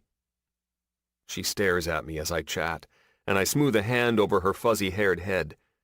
When I look up to focus on the library, movement catches me off guard out of the corner of my eye. After a double take, I realize it's Flynn, Ryder, and Roman walking out of the Naked Turtle, a bar I haven't been inside in at least 10 years. Did you really just come walking out of a bar with 2 babies in your arms? Flynn shrugs. What's the big deal? They weren't drinking. Were you? Sure. My eyes widen slightly, but he qualifies his answer with a grin before they can pop out of my head. Green tea. Bastard. I smirk. Fatherhood has changed you, bro. I've always been the same. The babies just make it more obvious. How? What are they, baby highlighters? He rolls his eyes. They bring out basic emotions. Their primal needs and the unabashed way they ask for them enlighten your psyche to your own. It makes you hypersensitive to things you're normally not. I'm not even going to pretend I understand what you're talking about, which makes me think Lexi is the one who shared this information with you. Flynn shrugs, completely unaffected. She's a better source of information than just about anyone, and it doesn't really bother me if you're slow on the uptake. I swear, he's the least invested in other people's lives than anyone I've ever met. If it doesn't affect him directly, he is the definition of live and let live. The 2 of us climb the steps to the library in tandem, and I can't help but muse on the fact that we're even in this situation. I still can't believe I'm spending the day playdating with you. Never fucking thought that would happen. Flynn smirks. I figured after Wynn sold you upriver with the group message, you were going to need a wingman and an out. I'll remember your kindness, I say with a chuckle, adjusting Izzy as I transition onto the flat platform at the top of the steps. There's a folding sign out front with teddy bears and balloons adorning it and overdramatic hands on a clock denoting that story time today will be taking place at 3:30 p.m. Shit, I remark. Did you know story time didn't start for another, I glance at my watch. 5.5 hours? Flynn shrugs. You didn't check the website or something? He grins. Who do you think I am, Mary Poppins? The babies get bored staring at the walls in our apartment. Not doing that is about as far as I planned. I roll my eyes and shake my head at Ryder and Roman. Your daddy thinks he has to have a flying umbrella to find a schedule online, guys. I apologize for what that's going to mean for your future. Ryder just grins, and Roman reaches out to tug on Flynn's shirt. Flynn, not one to lie down and take any abuse, hits me right back. That's rich coming from the guy who couldn't be more vague about his future if he tried. What exactly are you doing with Maria, the baby? Are you committed? I roll my eyes and groan, even a little surprised that Flynn, of all people, is going there. You invited this, bro. You've only got yourself to blame. I don't know. I could blame you, seeing as you knew my full fortune from Cleo and didn't bother to tell me.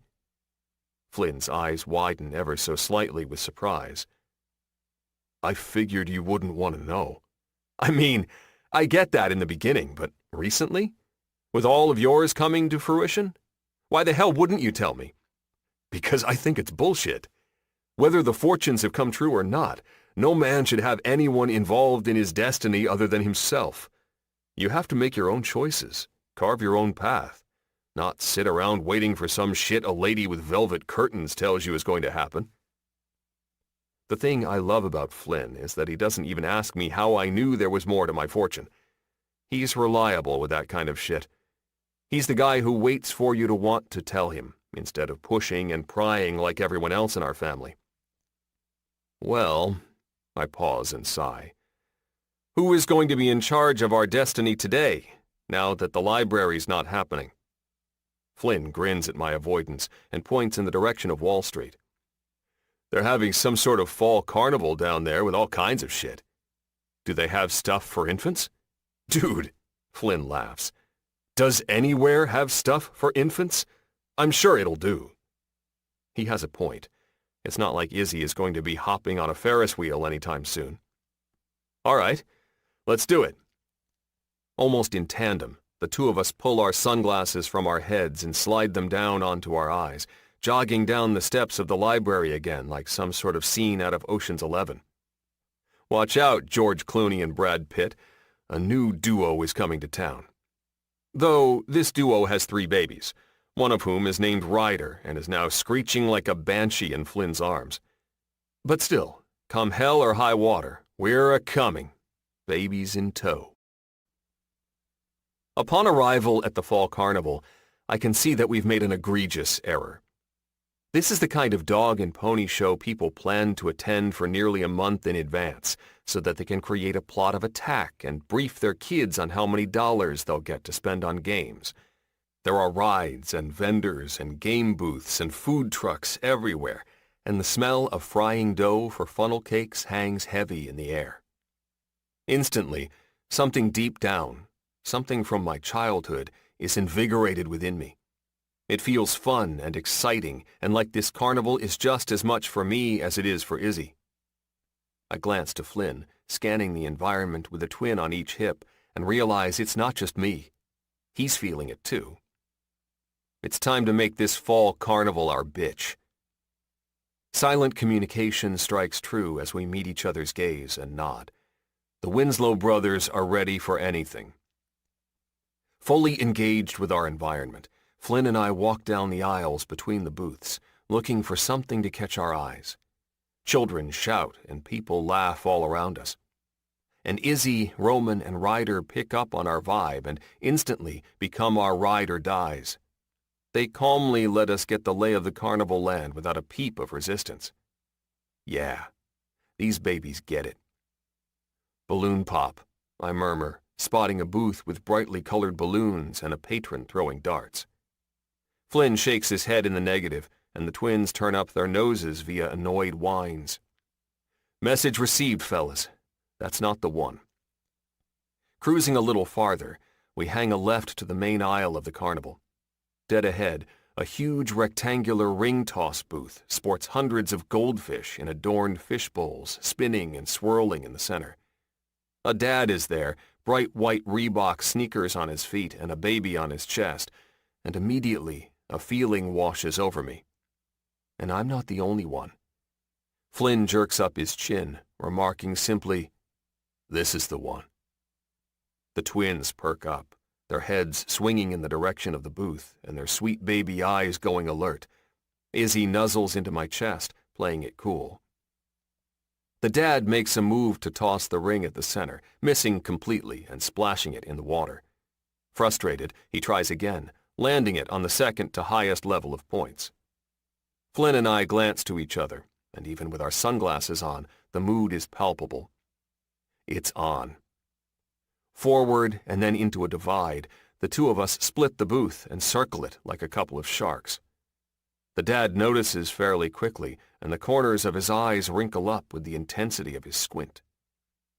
His baby is asleep in the carrier at his chest, but almost as if he senses the change in his dad's intensity, he wakes up and scans the area for threats. Ah, a worthy opponent. I lean down to whisper conspiratorially to Izzy. We got a battle on our hands, Iz.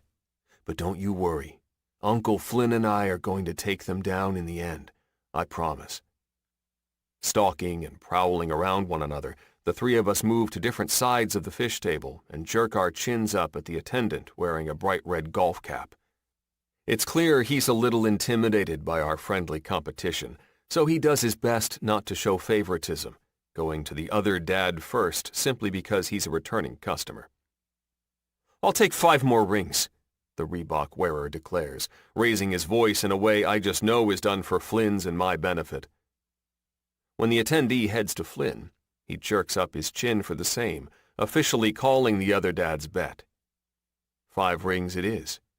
May the best man-baby duo win.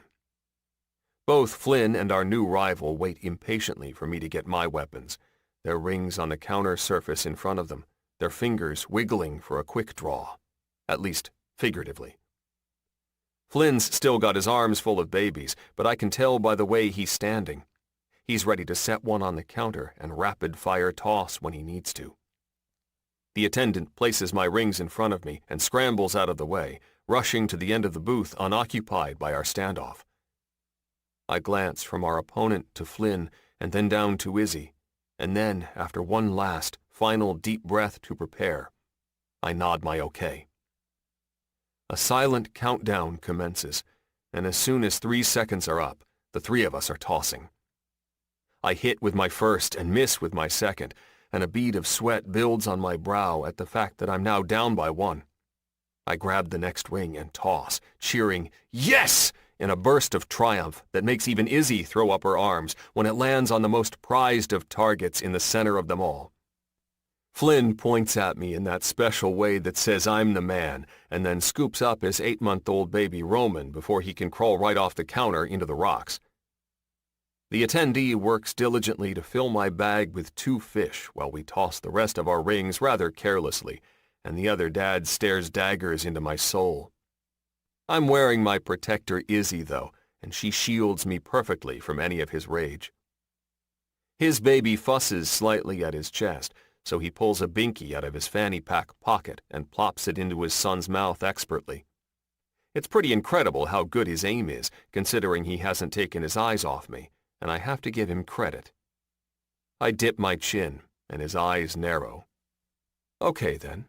Not open to friendliness yet, I see. Losing so quickly, and after having far more practice than Flynn and I, is a hard pill to swallow, so I'll allow it. My phone buzzes in my pocket, so I pull it out to read it quickly. Maria. "How's it going? Is he okay?" I smile. Me. "Oh, it's going fantastic. Izzy and I are champions." Maria. "Okay. I don't understand what that means, so I'm just going to tell myself it means you're good. LOL. I have to run into a showing right now and then right into another, but I'll let you know when I'm done." Me. "No worries. Take your time. We've got shit to do anyway." I take the 2 bagged fish from the attendant and round the booth to Flynn, who jerks up his chin in congratulations. I grin like the victor I am. "It was all Izzy, dude. She gave me the perfect center of gravity." "Fuck," Flynn replies with a smirk. "That must be why I didn't get it. I'm used to holding 2, and I only had 1. For sure. Your equilibrium was all off." I nod fervently. "Where to next?" I ask, subtly checking to see if the other dad is still mentally spearing me. He's moved on to feeding his kid a bottle, but I can tell he's lingering on purpose, giving his best impression of an undercover agent, casing our whereabouts. "I think I saw one of those spinning hang bars across from where we turned. Want to give that a go?" I nod my agreement. Izzy's going to make it easy for me with this one, too. She practically weighs nothing still. Flynn readjusts his sunglasses after Ryder tries to grab them off his face, and then we're off again, headed in the direction of the hanging challenge. I glance back briefly when we make it down from the booth a little, and I spot the Reebok dad following closely. I nudge Flynn with a soft elbow. "Got a bogey on our 6, dude. Looks like Reebok wants to dance again." "Well then, Goose, I guess it's time to hit the brakes, see if he'll fly on by." There's nothing I love more than a Top Gun reference. Plus, there's probably nothing dadlier than Flynn or I could have done in that moment. Still, I don't think this is a bait-and-switch situation. I think if we're going to really win this epic battle, we're going to have to meet the challenge head-on. I shake my head. Nope. I think we have to see this through to the end. Let's just win. Flynn smirks. Roger that. We stop at the booth, set up with the hanging bar and a 2-minute clock display. It looks simple enough, but I know there's not a chance in hell so many people have trouble for no reason. The trick here isn't to get cocky. This one's all you, Flynn defers, lifting each of the boys about 6 inches higher to make his reasoning evident. With 2 arms full and muscles that must be burning to hell and back after carrying them all day, he's not our best chance anyway, so I don't fight it. It's up to Izzy and me, and we can handle it, I'm sure. Brazenly, Reebok Dad stops at the booth behind us without even bothering to feign interest in something else. This, I'd say, is a declaration of war. I turn to Flynn and hold out the bag of fish, to which he laughs directly in my face. You're joking, right? He questions, lifting up both twins a little higher. Why the hell didn't you bring a stroller? Because I didn't need one. Great, I sigh, and then gently set the fish bags on the ground. Stepping up to the booth and paying my fee, I tighten Izzy's carrier straps and check to make sure her head is good and secure. Her eyes flutter, and I know immediately that she's giving me a wink. She's confident in me, and I'm confident in her. Together, we can handle anything. Assured she's comfortable and ready for action, I climb onto the foot pegs on the bottom sides of the bar structure and reach up to take it into my hands as gently as possible. It's simple at first, hanging calmly as the clock starts to click. Flynn shifts Roman in his left arm and then boosts Ryder farther onto his hip on the right. The boys giggle and squeal and try like hell to make Flynn release them so they can crawl on the ground, but he's stalwart, a true warrior, and keeps them locked up tight so he can remain my support. I don't know what it is, but my arms start to feel some kind of sympathy pains or something, because when the clock rounds its way into the second minute, I begin to feel the burn. My palms are also starting to get sweaty against the sun-warmed metal bar, and Reebok gets a twinkle in his eye at the signs of my weakness. Damn it! The bar starts to spin as I try to double over my grip, and the stress on my shoulders as it gets looser and looser is too much to handle. I have to give in, putting my feet back to the pegs and climbing down, defeated. I couldn't risk it, though, knowing an uncontrolled fall from the bar would be way too jarring for a baby as young as Iz. Flynn pats me on the shoulder in consolation, and I hang my head with a shake. I'm sorry, Iz, I whisper down at her sweet face. I know I'm letting the team down. But I swear she tries to crack her first smile at me. Thanks, babe, I tell her, grateful for the support. Subtlety gone, Flynn and I plant ourselves there as Reebok pays his money and tries his hand. I widen my stance and put my hands to my hips, and Flynn boosts the boys higher so they can get a better view.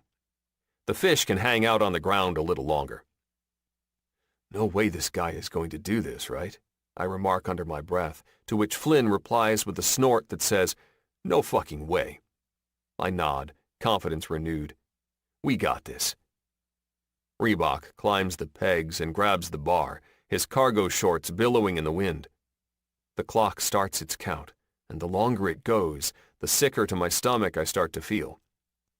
He's got a smirk on his face and a glimmer in his eye, and his baby boy is staring me down in a way that screams, I know something you don't. Flynn shifts next to me as we approach the last 15 seconds of his count, and even without him saying anything, I know he's feeling the nerves too. This fucker is about to tie this shit up. I can hardly believe it. The buzzer sounds, and the dad climbs down and picks up his baby's arm to high-five it.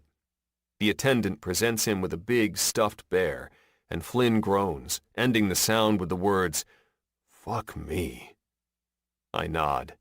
Tell me about it.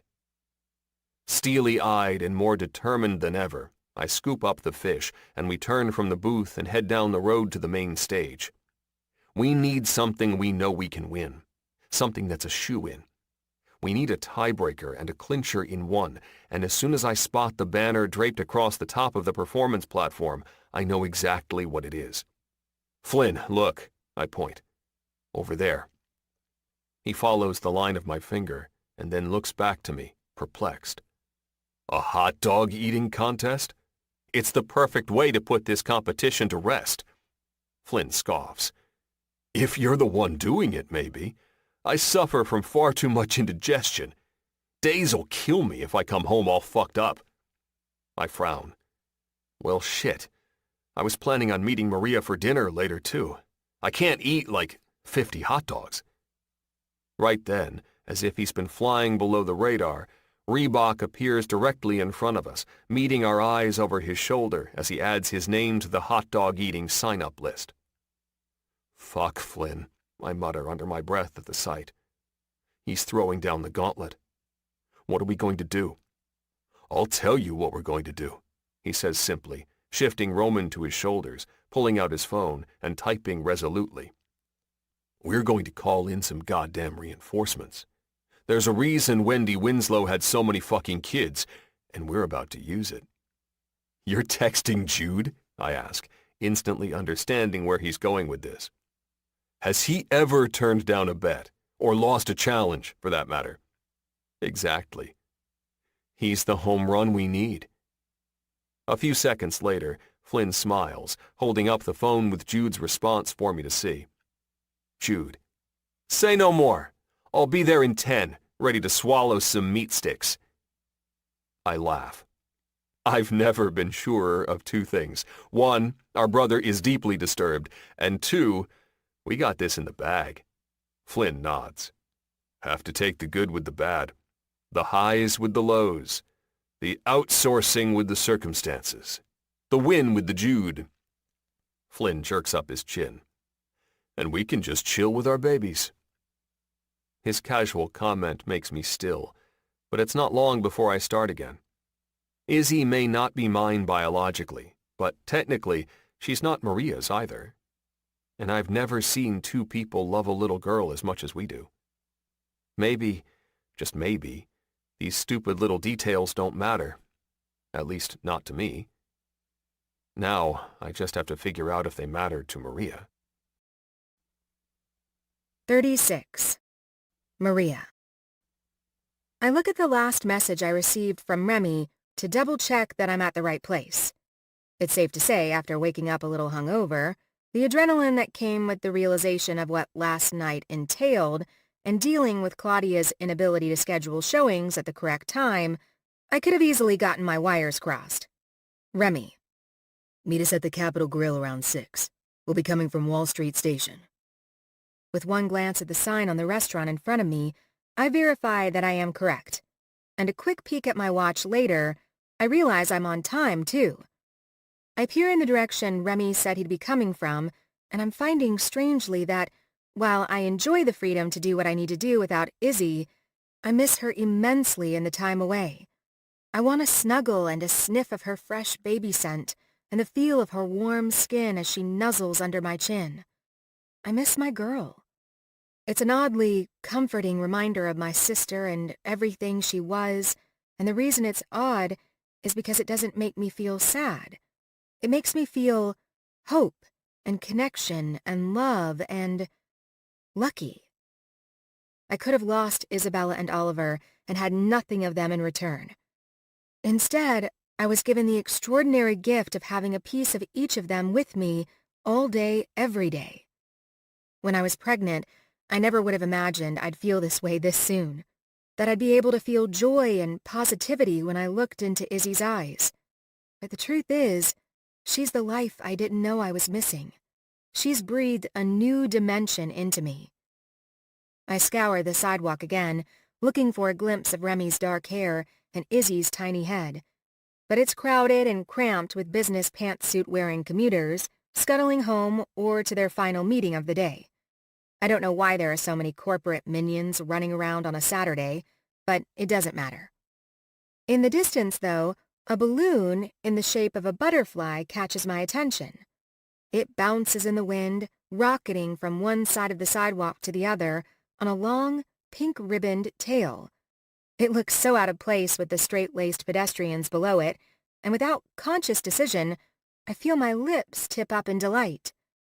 It's only when the crowd in front of the balloon clears enough to reveal the holder, Remy, of all people, that my smile turns into a guffaw. Oh, what the heck? With Izzy in the carrier on his chest, he's holding the string of the balloon and a bag with a goldfish in one hand and a huge stuffed animal in the other. Painted animals cover one of his cheeks, and he's wearing a smile the size of Texas. What in the land of holy water is going on here? His face lights up even further as he spots me standing in front of the Capitol grill, and he lifts the arm with the fish and balloons to wave. I shake my head in laughter as he approaches, hardly able to come up with words.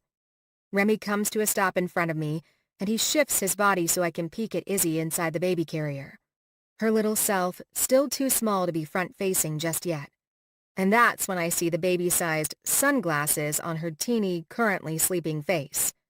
He waves Izzy's tiny hand at me. "Hi, Mommy." The moniker is new, one I haven't really used myself for fear that it'll drum up some sort of imposter syndrome. But I'm pleasantly surprised to find out it feels good.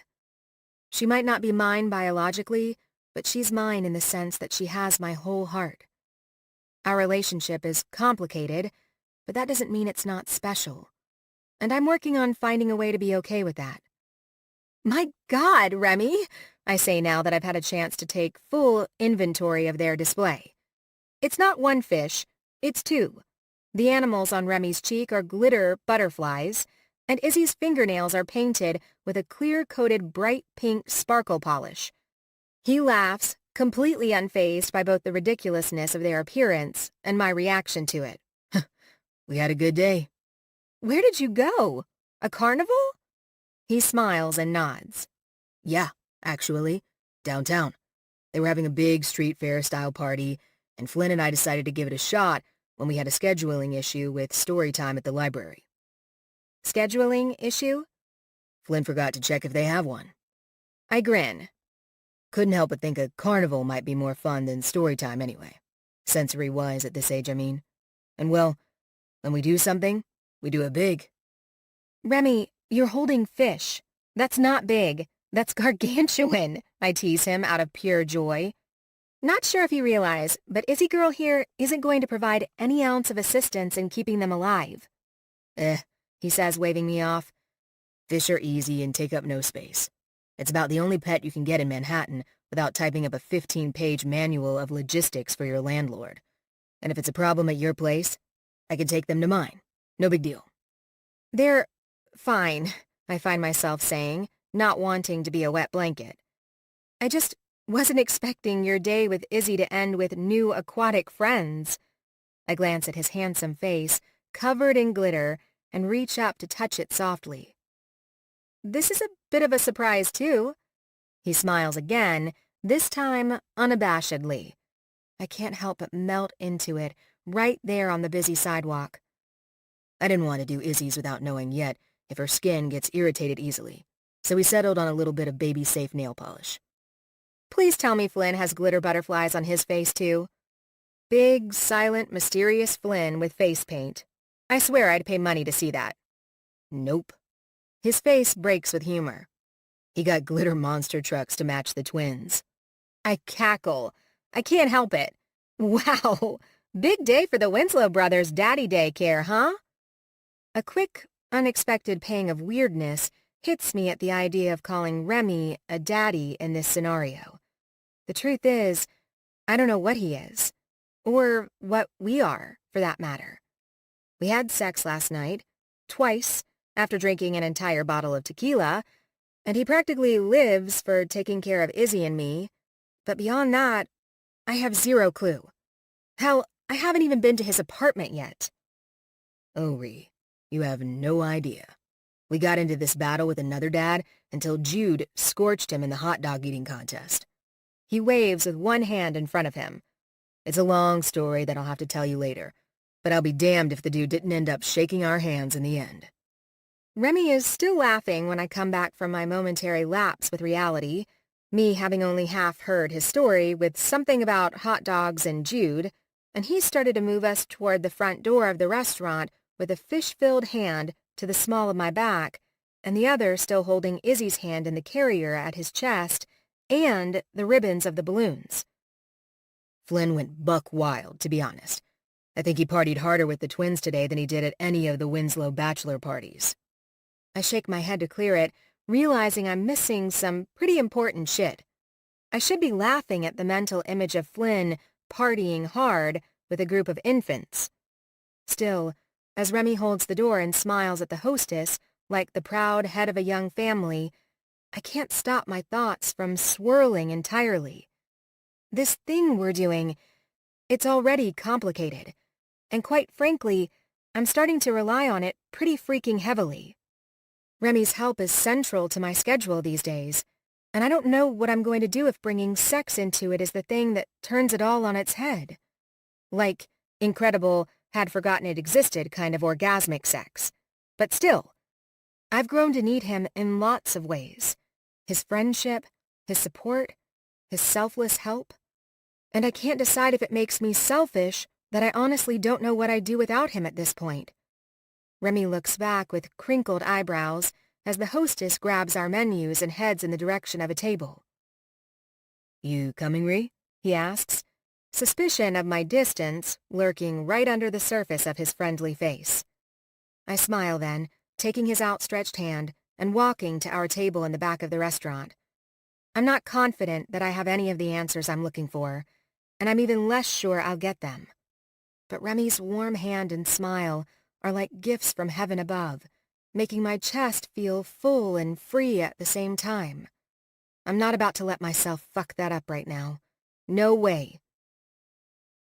When we sit down at the table, I open my menu dutifully, ready to pick out my meal and keep my mouth shut like a good little girl. Remy chats amiably with both me and the baby, and I smile and nod back when I can manage. But for as much as I stare at the menu, and the man and the baby, and try to remind myself that only a twisted individual would jeopardize this moment with thoughts, all I can see is the image of Remy on top of me, his cock between my legs, and my heart beating out of my chest. Even while the waiter comes to take our order, and after, all I can see is a physically, intimately connected Remy and me. I mean, the man is hot. The sex was hot. I don't have a clue on earth how I'm going to continue on like nothing ever happened. I just wish that didn't seem like the only option here. Mouth with a mind of its own, I blurt. Just word vomit all over the table, and Remy and every carefully placed plan I've just come up with.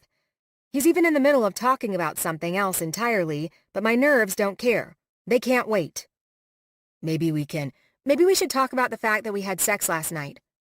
Remy instantly jumps from his position and reaches forward to cover Izzy's ears. Ixnay on the X say, there's a baby here. I roll my eyes. You know she can't understand you, right? She has no idea what sex means. She doesn't even really know what words mean, Rem.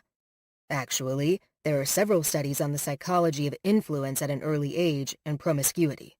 They can be directly tied to low self-worth and impulsivity. Influence of having a conversation in front of a baby can do all that? Where on earth did you hear that? A very reputable source. I crook an eyebrow, and he chuckles. Okay, it was Lexi. But I'm telling you, if that kid said it, it's true. I just feel like we need to talk about it, I state without wavering. And while I know Lexi is brilliant beyond her years, Izzy isn't going to understand a single word that's being said right now. Like, not at all. I pointedly nod down at the still sleeping baby attached to his chest. But he just takes it all in stride, easy peasy, relaxed as can be. Don't worry, we'll talk about it. We will? Definitely. Remy, I promise you, we'll talk about it. I would love to talk about it, in fact. There are so many things I could discuss in relation to this topic. But let's do it later, okay? Right now, let's just have dinner. I just don't want things to be... They're not. He cuts me off to comfort. I shake my head. You don't even know what I was going to say. I can think of 3 options, and all of them have the same answer. We will talk later. Hash out the game footage. Really go through the whole thing. My head jerks back. Whoa, I'm not saying I want to... Oh, we're going to, he promises lightly. We're going to get into it. Just not here, you know? I sigh, and then finally nod my agreement. He's right, after all. It's not like I'd feel comfortable having the kind of conversation we really need to have smack dab in the middle of a busy Manhattan restaurant. "Now, tell me how your showings went today," he says, and it's the opening that's needed to move our conversation away from the sex subject. I tell him about Conrad Blakely, even the whole story about Claudia telling him I had diarrhea last night, and by the time our food comes to the table, we're back to our usual fun banter that's been there since the very beginning of when Remy and Maria were even a thing. But just before I'm about to cut into my chicken, I can't help but notice that Remy's rice looks an awful lot like mashed potatoes. For some reason, though, Remy doesn't say anything, smiling down at his plate instead, and then turning to look at Izzy at his chest. Excuse me, sorry," I say to get the waiter's attention as he moves to head back toward the kitchen. I don't want to be a bother, but his mashed potatoes were supposed to be rice. The busy waiter glances back at Remy's plate and seemingly sees it for the first time. I'm sure he's dead on his feet. "Oh, no," he agrees then. "You're right. I'm so sorry." I shake my head. "No, don't apologize. We can see you're slammed. But if you don't mind switching it out when you get a chance, we'd really appreciate it." "Of course," he says, jumping forward and scooping up Remy's plate. "I'll be right back with it." I make a mental note to give him a bigger tip, just to make up for him having to run back and forth an extra time. But when he steps away with the plate, Remy is looking at me with an intensity I can't exactly place. "What? What is it?" "You didn't have to do that. I would have eaten the potatoes." "I know you would have, but you deserve to eat what you want." "Are you taking care of me, Maria Barros?" I blush a little, but then I straighten my spine. The truth is the truth. There's no avoiding it. "I'm trying to." "Why?" "Because you're sure as hell taking care of me and Iz." My own words make me smile. The least I can do is return the favor every once in a while. But truth be told, with a glitter-cheeked, baby-wearing Remy staring back at me with the sweetest of gazes, I'm starting to think I'll never be able to keep up. 37. Maria. As I round the bed to my nightstand to grab my nighttime moisturizer, the sight of Remy's clean boxer briefs on the bed catches my attention. He's in the shower now, and the white noise of the water and steam from the small crack in the door send my mind racing with visualizations. He's naked, in my bathroom, right now. And I'm not doing anything about it. Izzy is sound asleep, exhausted from her day in the city, so I don't even have that as an excuse. But I can't get myself to stop thinking long enough to enjoy the moment. It's big, this thing that's going on here. Momentous, even. And without taking any time to process it or talk it out, I'm afraid Remy is missing that. I mean, after dinner, he ran to his place to grab some stuff and came back here, to my place, to stay the night again. There's a whole boatload of things happening around us, and we're going to have to face them head-on at some point, right? Shaking my head, I grab the moisturizer jar from my nightstand and head across the room toward my door, bound for the living room, but the sound of Remy's phone buzzing on the bedside table makes me pause.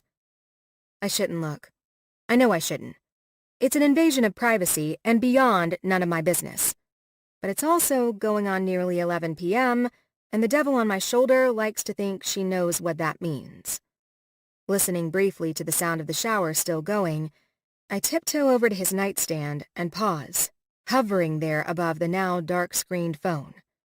Don't do it, Maria. Don't do it. Don't do... Bing! Just like that, another message rolls in, lighting up the screen and stacking itself on top of the other notification. The sender of both of them? A single letter. C. I run away from the phone like it's the freaking sun, and if I stare at it too long, I'll go blind.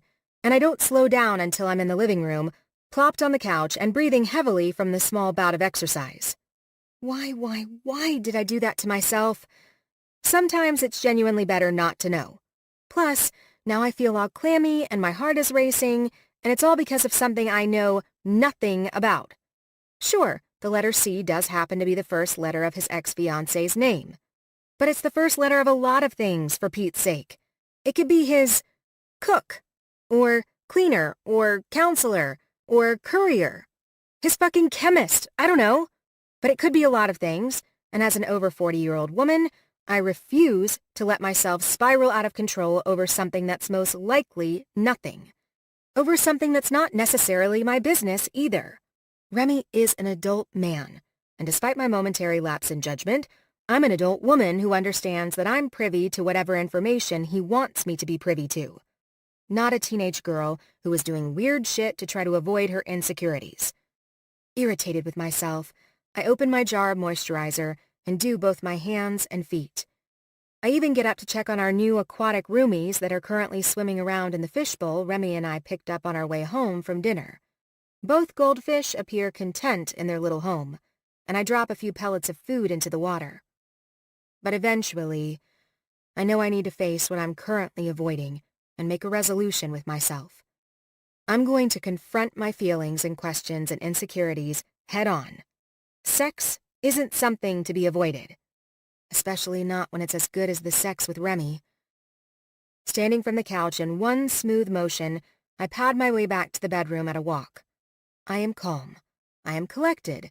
I am a cucumber. I might as well be the C on his phone at this point. My sister's picture in the hallway stops me briefly, and it's eerily like she's watching me. Her smile is knowing, and her eyes are alight. She wants me to know she's proud of me. I can't describe exactly how I know, but I can feel it. My nose stings, and I swallow hard. Sometimes it's overbearing how much I miss her. With a shake of my head and a whispered, "I love you," I continue down the hall to my bedroom and push gently on the half-closed door. Remy is out of the shower now, sitting bare-chested in bed, and his black reader glasses are perched on his nose as he scrolls through his phone. His head comes up at the sound of the door, but as soon as he sees me, he puts the phone on the bedside table and pats the spot on the bed next to him with a smile. "Come join me." I cross the room, stripping off my robe to reveal a simple silk slip nightie, and climb into bed next to him. Remy watches me, but the part of me that's still freaking out about all of this shit doesn't dare let me look at him. Instead, I turn into an outright coward, reaching for my lamp and flicking it off, and shortly after, he does the same. The darkness and silence are so potent, I only make it a second and a half before reaching back to my lamp and clicking it back on. Remy is staring right at me, a half smirk on his handsome face when I turn around. "Yes?" he prompts, his deep, rich voice going up an octave at the end. It's the lilt of teasing, but I don't have the cool, calm cucumber thing going on anymore. Suddenly, I am a spicy pepper, and I need to know what's going on right now. "Rem, we had sex last night." "We did. 2 glorious times, in fact." I wait for him to say more, but when he doesn't, I'm left to pull it all out there myself. And, well, I can't go to sleep until I know what to do with that, where to file it in my emotional cabinet. "How about you file it in the folder titled First of Many?" "What?" "We had sex last night, Rhea. Fucking great, incredible, sexy sex. And I think, in my very professional, personal opinion, that we should do it again. Right now, preferably." I furrow my brow. "Remy, be serious." "Maria, I've never been more serious about anything in my life." Hold the phone. "Wait, what? You want to do it again? Right now?" "Right now. Only this time, I'd like you to be on top again. But with the lights on, so I can see every fucking beautiful inch of you while you're riding my cock." "Remy!" His eyes smirk back at me, amused by my shock. "Hey, I thought this was open sharing time. Just putting it all out there on the table, you know?" "You don't think this is a little too complicated?" "Sex?" He winks. "Nah, I think I can figure it out." "Rem, you know what I mean." "Why do we have to think about it so hard, Ree? Can't we just enjoy each other? Don't you think we both deserve that just a little bit?" Just enjoy each other? I stare at my fingers that are now toying with the comforter. my mind trying to understand if I should feel as excited as I'm currently feeling over that prospect. It was good, I admit quietly, my eyes slowly peering back up at him. Good. Excuse me? Remy questions with distaste and a shake of his head. It was great. Fucking incredible. Yeah, I say, relenting with a little giggle. That too. Remy climbs across the bed then, stopping only when his chest is pressed firmly against my own. He's on top of me, and his eyes are intense. I remember looking at them like this in high school and wondering if they had special powers. They trap you in their swirling blue graces and beg of you to let your guard down. Without fail, for me anyway, it always seems to work. There's nothing like the confident stare of Remy Winslow to convince you you're safe. Nothing. He sinks his hands into the hair at the sides of my head, and before I know it, we're kissing. Just like this morning.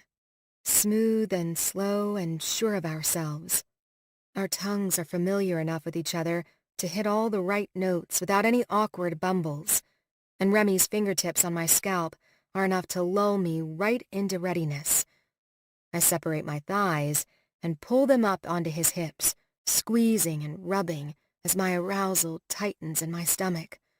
One of Remy's hands leaves my hair to grab the flesh of my thigh, and a moan I'm not expecting slides up my throat and straight into his mouth.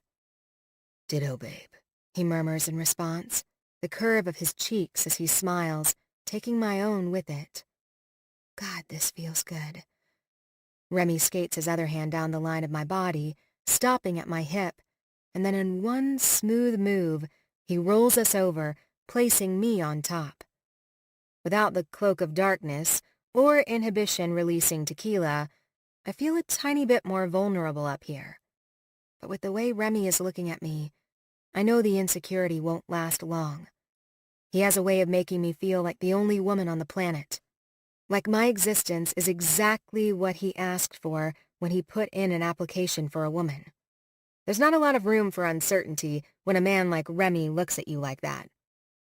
Soft and sure, he lifts at the hem of my nightie, sliding it up my skin with gentle pressure from his hands until my whole body is bared, my heavy breasts swaying above his face.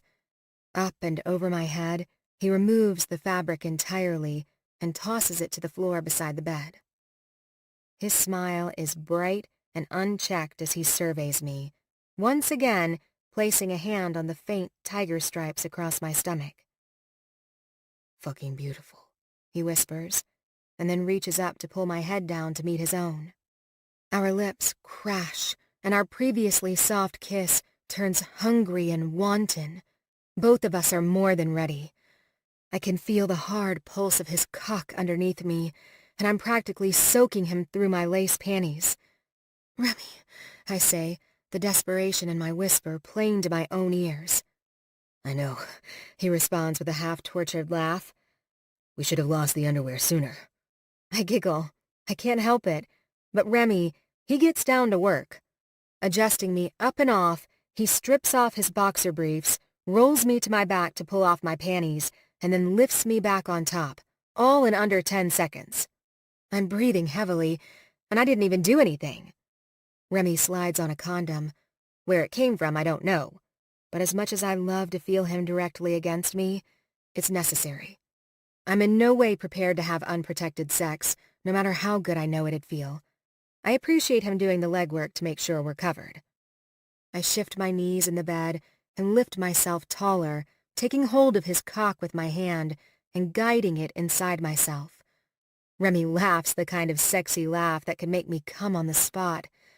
Head back, eyes half closed, his perfect teeth biting deliciously into his lip. He's so sexy I can hardly believe it. Ree, that might be the hottest thing I've ever witnessed in my life. If you didn't feel so good around me, I'd make you take my cock back out just so you could put it in again. I blush a little, but mostly, I just feel empowered. If grabbing him and putting him inside me is that much of a turn-on for him, I'm excited about what else I might be able to do. Lifting up quickly, and then sliding down slowly, I take him by surprise. His eyes widen, and his pupils dilate to fill the extra space. God, Rhea. Fuck. The sound of him coming unraveled might be the most invigorating thing I've ever experienced. His praise is like a drug, drawing me to chase another hit like an addict. I lift up again and spread my thighs wider so I can accommodate all of him inside me as I move up and down his length 3 more times. He groans, his eyes roll back, and I feel another high. Up and down, I lift my hips, squeezing my Kegel muscles with each stroke until he's breathing so heavily I can hear each and every intake of air. I lean down more, my breasts brushing across his face with each stroke of his cock, and he licks and nips at them gently. He practically growls as he grips my ass and pushes himself even deeper. The stretch I feel is so deliciously intense that I'm panting and desperate to keep matching him stroke for stroke, to keep pushing his cock as deep inside me as it can go. Remy has taken over all of my senses now, and the only thing I'm missing is the feel of his tongue on mine. On pure, raw need, I lean forward until we're chest to chest and press my mouth to his. We're totally connected in every way, and our kisses become greedy, breathy movements between moans. Fuck, Rhea. It's so fucking good. It's always so fucking good. A moan bubbles up from my lungs as he continues to drive into me, each thrust of his big cock guiding me closer and closer to the edge. Remy is loud now, but so am I, my lips knocking against his as I push myself onto him with force. Down, down, down I bounce, gasping at the end of every stroke. I'm practically wailing. I'm so overcome. But Remy is too, his hands clutching at the sides of my head and holding my mouth to his own. We kiss and taste and lick and nip, and just when I think I'm going to die from the excruciating pace, I fall over the cliff of pleasure, landing in a pool of utter satisfaction when Remy tumbles right with me.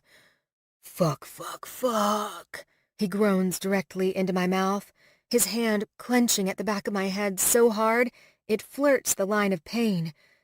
And yet it feels good. So, so good. It's dangerous and daring, just like everything I know I'm risking by taking this chance with Remy. I just have to hope I can stay on the pleasure side of the line. Enjoy the fun, the companionship, the help, the laughs, and the sex, without letting myself do something stupid, like falling completely head over heels in love and subjecting myself to the possibility of a world of hurt. I stare into Remy's blue eyes as they study me. A soft, gratified smile plays at his lips, and the instant contentment I feel makes me bury my face into his chest on a whisper of a sigh and nearly pass out. Good luck resisting the L word, Rhea. You might already be too late. The past. The real LOVE. 26.5 years ago. Sophomore year, Friday afternoon in December. Maria. I am officially a free woman. Well, free from midterms, that is. As of 30 minutes ago, I turned in my last exam to Mr. Parton, my chemistry teacher. Thank everything. The excitement of Christmas break sits before me as I step off the subway. My house is only a short block away, but the chilly December air warrants me to button up my navy blue peacoat as I walk up the steps that lead to the sidewalk. No homework, no exams, no waking up early. I mentally list off the positives of winter break. More time with Remy, Christmas morning with my mom and Isabella, Christmas dinner with the wild Winslows. My head is basically in the clouds as I maneuver through the busy pedestrian traffic that's mixed with locals taking a lunch break and tourists exploring the city while it's all dressed up for the holidays. Once I'm in my building, the aroma of cookies hits me right in the face. They smell absolutely delicious. But since there's no way that's coming from my apartment, with my mom at work, Isabella should be the only one home, and she's strictly forbidden from using any major appliances while she is. I'll just have to taste them in my dreams. Isabella wasn't too thrilled over the prospect of being alone at all, actually, but with her winter break starting 2 days before mine, we didn't really have many other options. I assured her my midterm wouldn't take long, and our mom made sure Cindy, our kind next-door neighbor, would be home in case she needed anything. But she has to be getting hungry with the smell of chocolate chips in the air. I climb the final staircase to our floor and unlock and shove open the door quickly, closing out the blizzard-like cold of winter behind me as fast as I can. "Isabella!" I call out as I remove my jacket and toss my purse, keys, and backpack down in the catch-all area of our entryway. "Isabella!" I shout for her again, only this time my voice is much louder. "In the kitchen, Ree!"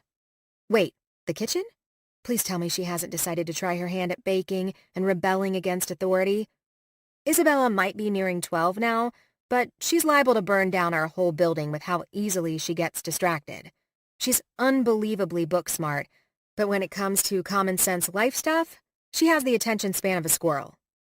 Quickly, I slip off my brown boots and pad down the hallway, my sights set on the kitchen and a hopefully empty oven.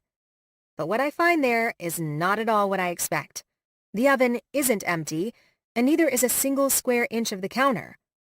"My God," I whisper into the untidy space, and the sight of Isabella, Remy, and Winnie baking in holiday-themed aprons. "What on earth is going on here?" I ask, my eyes scanning the current state of the kitchen. "It's an absolute mess. Sprinkles, icing, bowls, and all sorts of baking utensils and ingredients are everywhere." Dreaded thoughts of cleanup disappear in a poof of air, though, as soon as I look back to them. Their smiles could fill a cruise ship, they're so big. "Maria, you're home! Look, we're baking cookies!" Winnie exclaims proudly, and Isabella lifts a cookie in the shape of a snowman to prove the point. "You have to try our snowman sugar cookies, Ree. You'll love 'em." "Hey, babe, how did the big chem midterm go?" Remy asks, his smile taking on a more knowing edge as he scrubs his hand down the front of his apron and closes the distance between us. "Good, I think. But I thought I wasn't going to see you until tonight," I question, and he shrugs.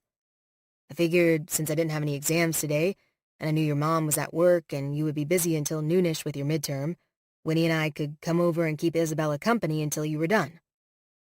It sounds like such a simple thing, him baking cookies with our sisters, but it's not.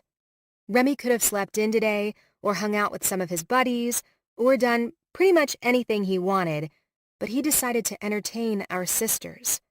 Entertain my sister, so she wouldn't have to be alone. He could have chosen to do 100 different things, but he chose to be here. "I love you," I blurt out, the words shooting past my lips before I can even think about it, and his smile migrates up his face until it's inside his eyes. "I love you too, Rhea." This doesn't even come close to the first time we've exchanged I love yous, but in this moment, it's like I can actually feel it more than I've ever felt it before. Flutters of the Bible quote that starts with, "Love is patient, love is kind," whisper through my mind, but I can't remember how the rest goes. But it doesn't matter, because right now, I know love is Remy baking cookies in the kitchen with our sisters. It's Remy making sure Isabella was okay while I was at my midterm without my even having to ask him. It's all of the things he does and all of the things he makes me feel. Love is this. "Ugh, Remy, I need help," Winnie announces, and she scrunches up her face in disgust when the cookie she's holding slips from her hand and falls icing first onto the table. "Oh no!" "Looks like I better get back to baking duty," Remy sighs, but he also laughs. And then he presses one soft peck of his lips to mine and pulls me into a quick hug before releasing me to go help his sister.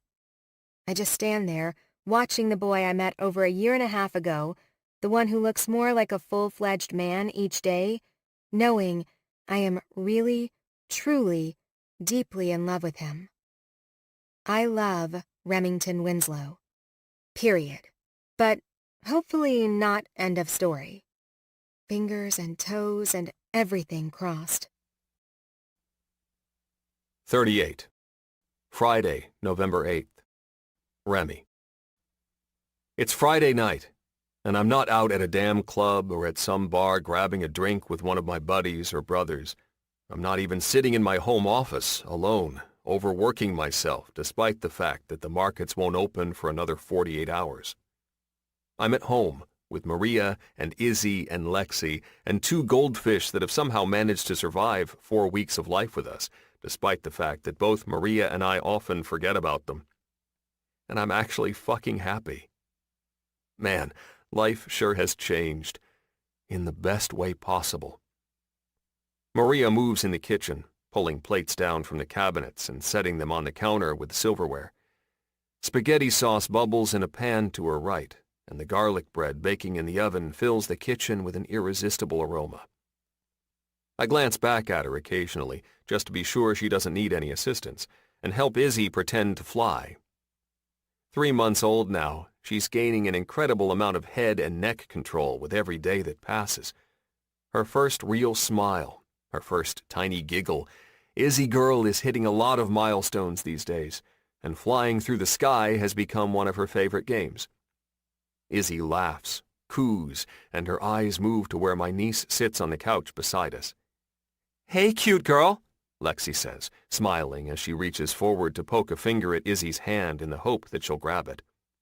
"Who's a cute girl?" She attempts again, but Izzy just grins, too busy watching Lex's mouth move to notice her finger.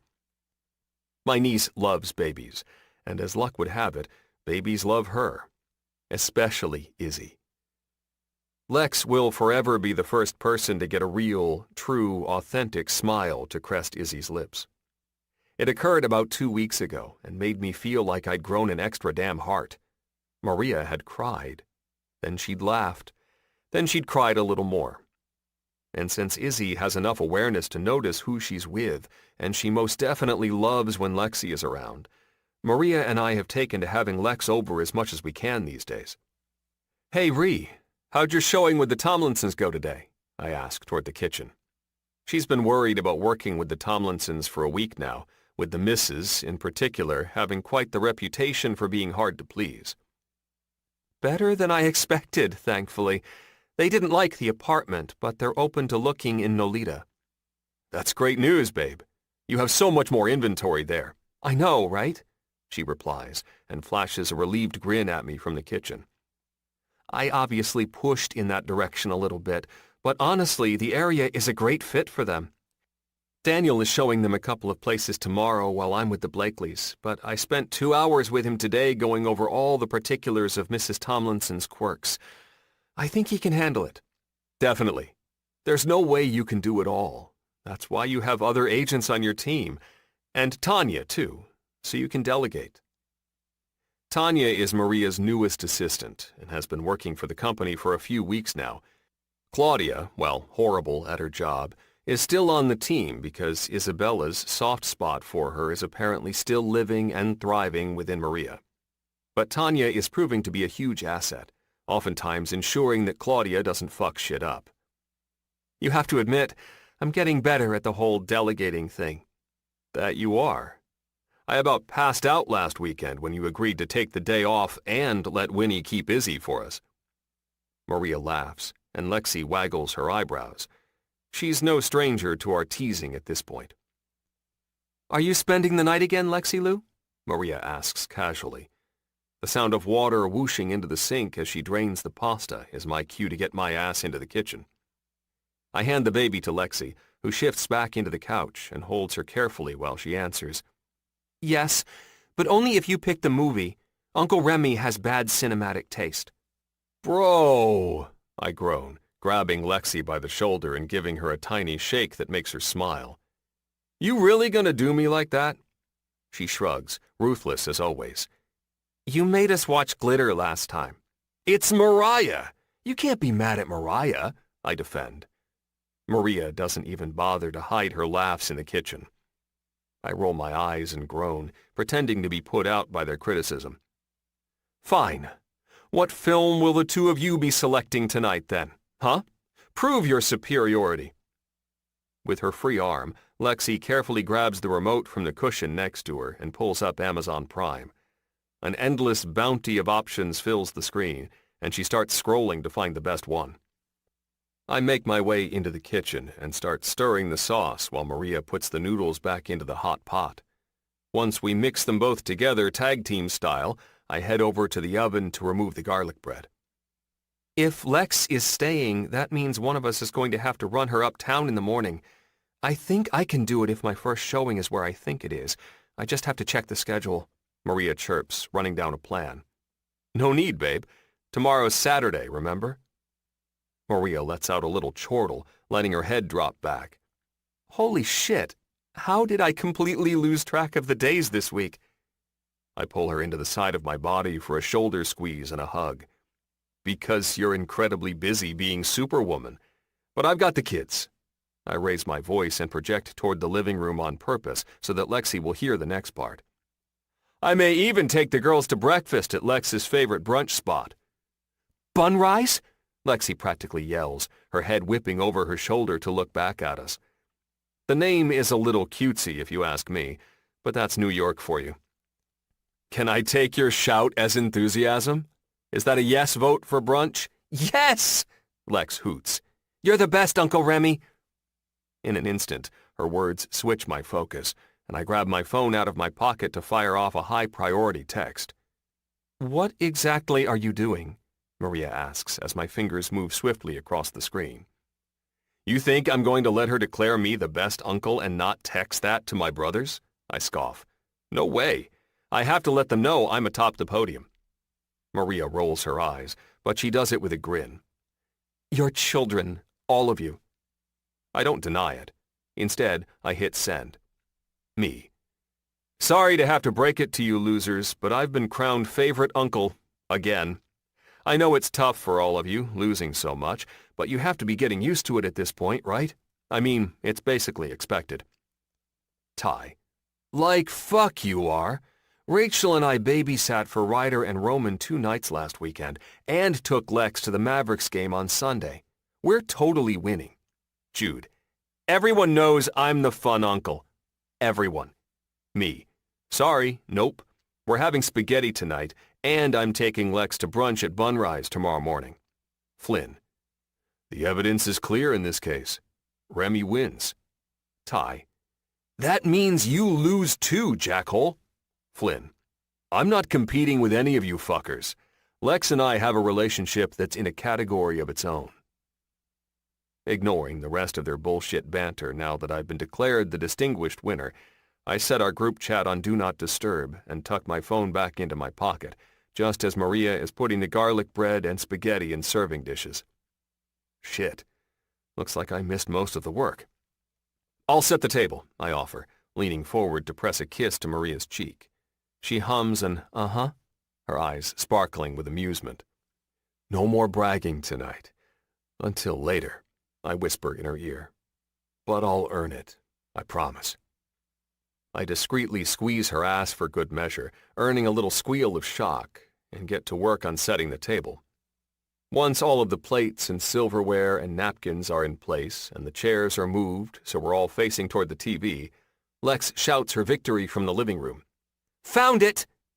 You found one? But it's a good one? I tease, knowing full well I'll enjoy the experience of watching a movie with my girls whether I like the movie or not. Hidden Figures, she replies simply, stating only the title of the movie before clicking the description on the screen and reading it aloud to us. An incredible and inspiring untold true story about 3 women at NASA who were instrumental in one of history's greatest operations.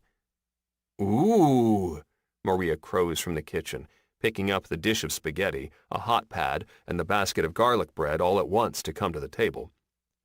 That sounds good, Lexi Lou. Go ahead and get it started. I'll come get his, I add, rounding the table to do just that so that Lexi can come sit down. Once a happy Izzy is buckled into the bouncer seat we always keep by us during dinner, I give her one last tickle and set the mobile overhang and vibrations in motion. One squeeze to Maria's hip and I pull out the chair beside her. She takes a seat with a grateful smile and then promptly starts dishing the food onto all our plates. Lexi's first, then mine, then her own. Like always, she makes sure to take care of us.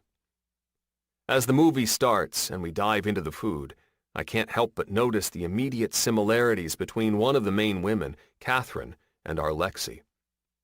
"She's smart like you, Lex," I remark, making her mouth curve up in a bashful smile. It's a special expression, one I've come to cherish from her over the years. It's not big and bright and toothy. It's shy and intentional. It's a tiny sliver of her golden light, escaping the secret place she keeps it for all to see. It also reminds me that I haven't told her parents she's staying the night, and I grab my phone to do it before I forget. "Just going to tell Winnie and Wes that she's staying," I explained to Maria. She nods appreciatively, remarking, "Good idea. Don't want them thinking we stole their kid." I smirk and hit send on a text to Wes and Winnie. Me.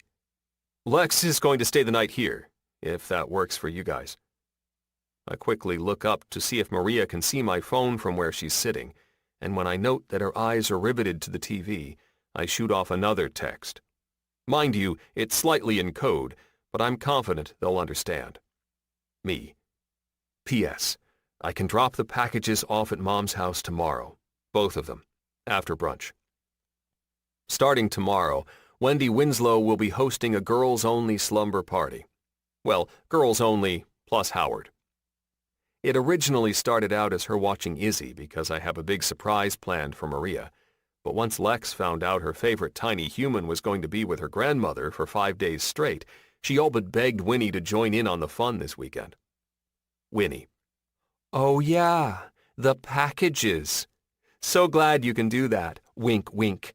And it works out perfectly for tonight since we're running behind at the stadium." Me. "You realize the whole wink wink is a real tip-off, right?" Winnie. "I have no idea what you're talking about. Wink wink." Wes. "Thanks for doing that, man." Wink wink. Winnie. "Yeah, thanks, Rem." Wink wink. Smartasses. Wes. "P.S. Word on the street is that you're currently in first place for DILF of the Year." Me. "What?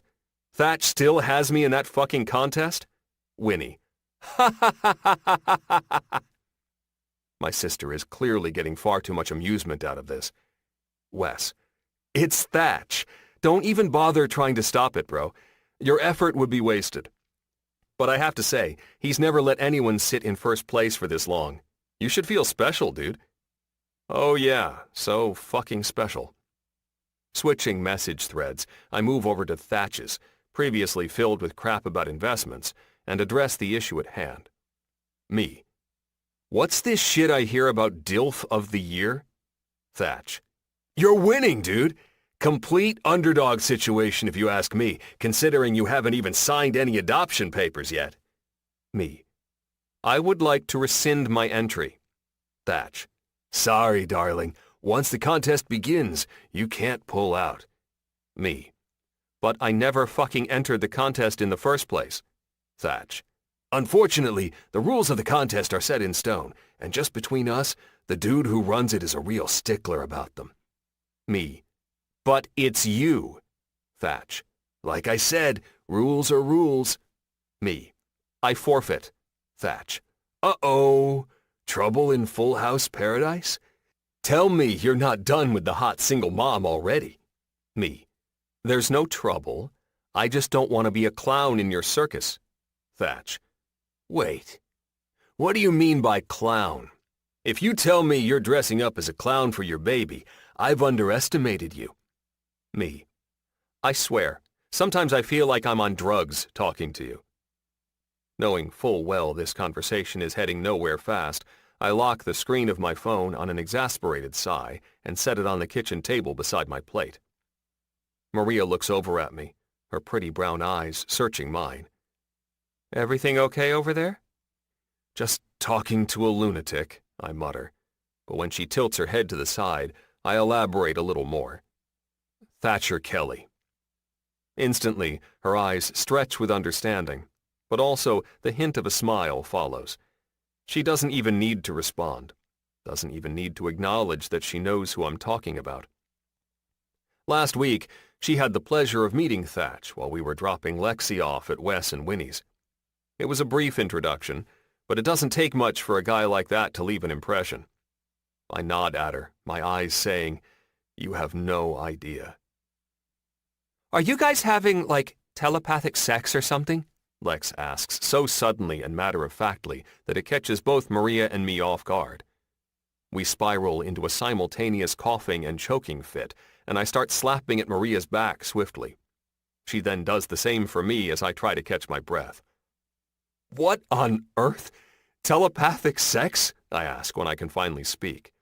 "Where did you even hear about that?" "Online." "Maybe I should text your mom to update your protection settings," I mutter under my breath. Lexi is unfazed.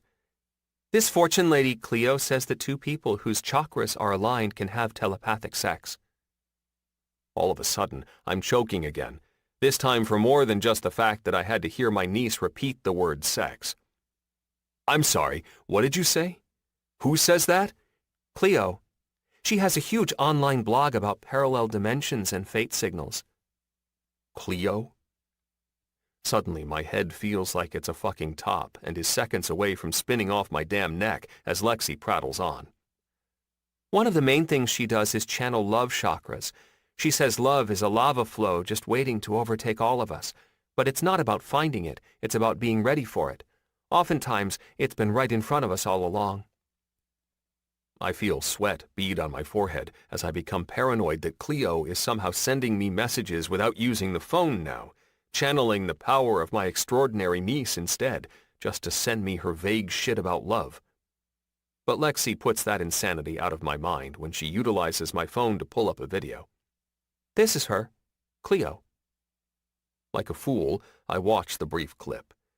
The woman is talking to a crowd of people and is the very opposite of the Cleo I know. She's far too fucking commercial, if I'm being honest, and I'm both relieved and confused as hell. "Looks like C's texts are starting to get under your skin there, buddy. Maybe making you look a little deeper into your current man-of-the-house situation?" I kind of want to punch myself in the face. Cleo's texts aren't doing jack shit to me. I know what I'm doing with Maria, and I don't need some cuckoo-cachoo fortune teller causing confusion where there most certainly doesn't need to be confusion. The obnoxious voice in my head whispers, "Are you sure about that?" But I shake it off. Yes, Maria and I haven't exactly defined anything, but we've been enjoying each other's company, enjoying Izzy, living our lives together without putting pressure on ourselves to label it. What we have is good. What we have is right. Nothing can change that. I, Remington Winslow, know exactly what the fuck I'm doing here. Right? 39. Saturday, November 9th. Maria. The morning sun is peeking through the curtains of my walk-in closet as I attempt to fold the basket of clean laundry that's been sitting in here for the past 2 days. Just fitting in a few mundane chores, if you will, before Remy and Izzy and Lexi wake up, and all of the responsibilities of the day get ahead of me. How is it possible for one little person to create so much dang laundry? I think to myself as I stack Izzy's onesies in a pile on the floor. But before I can shift them over to her dedicated hamper so I can put them in her nursery, my attention is pulled by a soft but sleepy whisper behind me. "Hi, Maria. Is Izzy up yet?" I look over my shoulder to see Lexi standing in the doorway in her pajamas, her blonde hair still an adorable mess from just waking up. "She's still sleeping," I explain. "But you're up pretty early, sweetheart. Did you sleep okay?" "I'm always up this early." She shrugs and shuffles her slipper-covered feet farther into my closet to sit down on the cozy chaise sofa Remy put in here a couple of weeks ago, in the name of making it easier for me to juggle Izzy while I'm trying to get ready for work. But she only stays seated for about 2 minutes before she's up and perusing the contents of my closet. First, my shoes, then my dresses, and when she reaches a row of button-down dress shirts, she pauses to look at me. "You have a big closet, and a lot of clothes." "That I do." A soft laugh jumps from my lips. I guess you could say shopping is a bit of a hobby of mine. Or at least, it was. I haven't had much shopping time since Izzy made her big debut. And having a massive walk-in closet was a must when I'd saved enough money to buy my own apartment. A girl needs a giant place to fit all of her retail therapy. Shopping can be a hobby? Lex asks. And I nod with big, sure-as-hell eyes. Oh yeah, honey. Shopping can definitely be a hobby. Then, shopping is one of my mom's hobbies, too. I grin. Does she have a closet like mine? Yep. Her fingers skim across the shelves that hold my accessories. Belts, necklaces, bracelets, earrings, and purses. I'm beginning to see the appeal of fashion, she adds, her voice so prudent for a girl her age that it makes me smile. Man, I love this kid. I take it you didn't see the appeal before? Nope. She shakes her head. I thought it was dumb that Mom would want to spend so much money on something to wear. And now what do you think? She considers my question for a long minute, her brow furrowing as she comes to a conclusion. I think fashion, for a lot of people, is a healthy expression of their personality. I think that's a brilliant insight, Lex. One I would definitely agree with. Is that what fashion is for you? She asks, and I walk over to where she stands, her fingers busy exploring my necklaces and bracelets. When I spot one particular necklace, a colorful Chanel choker that my sister Isabella used to wear every day, until she gave it to me a few years ago for my birthday, something inside me makes me pick it up, and the urge to see it on her is too real to deny. Fashion is a few things for me, I tell Lexi, as I lift the choker over her head and place it gently around her neck. It's important for my job, so I can showcase myself as a professional, successful real estate agent. It allows me to express my personality, like you said. With my fingers, I secure the clasp. And it makes me feel confident, too. Clothes can make you feel confident? She asks, and I gently turn her around by the shoulders so she can see herself in the mirror. Clothes, fashion, accessories like this Chanel right here, I wink, can definitely make you feel confident. I found that if I'm wearing something that makes me feel good, it can ensure I'm going to have a fantastic day. Lexi reaches up to run her fingers across the colorful metal letters CHANEL, and I meet her reflection in the mirror with a smile. I think this necklace looks fantastic on you. Do you like it?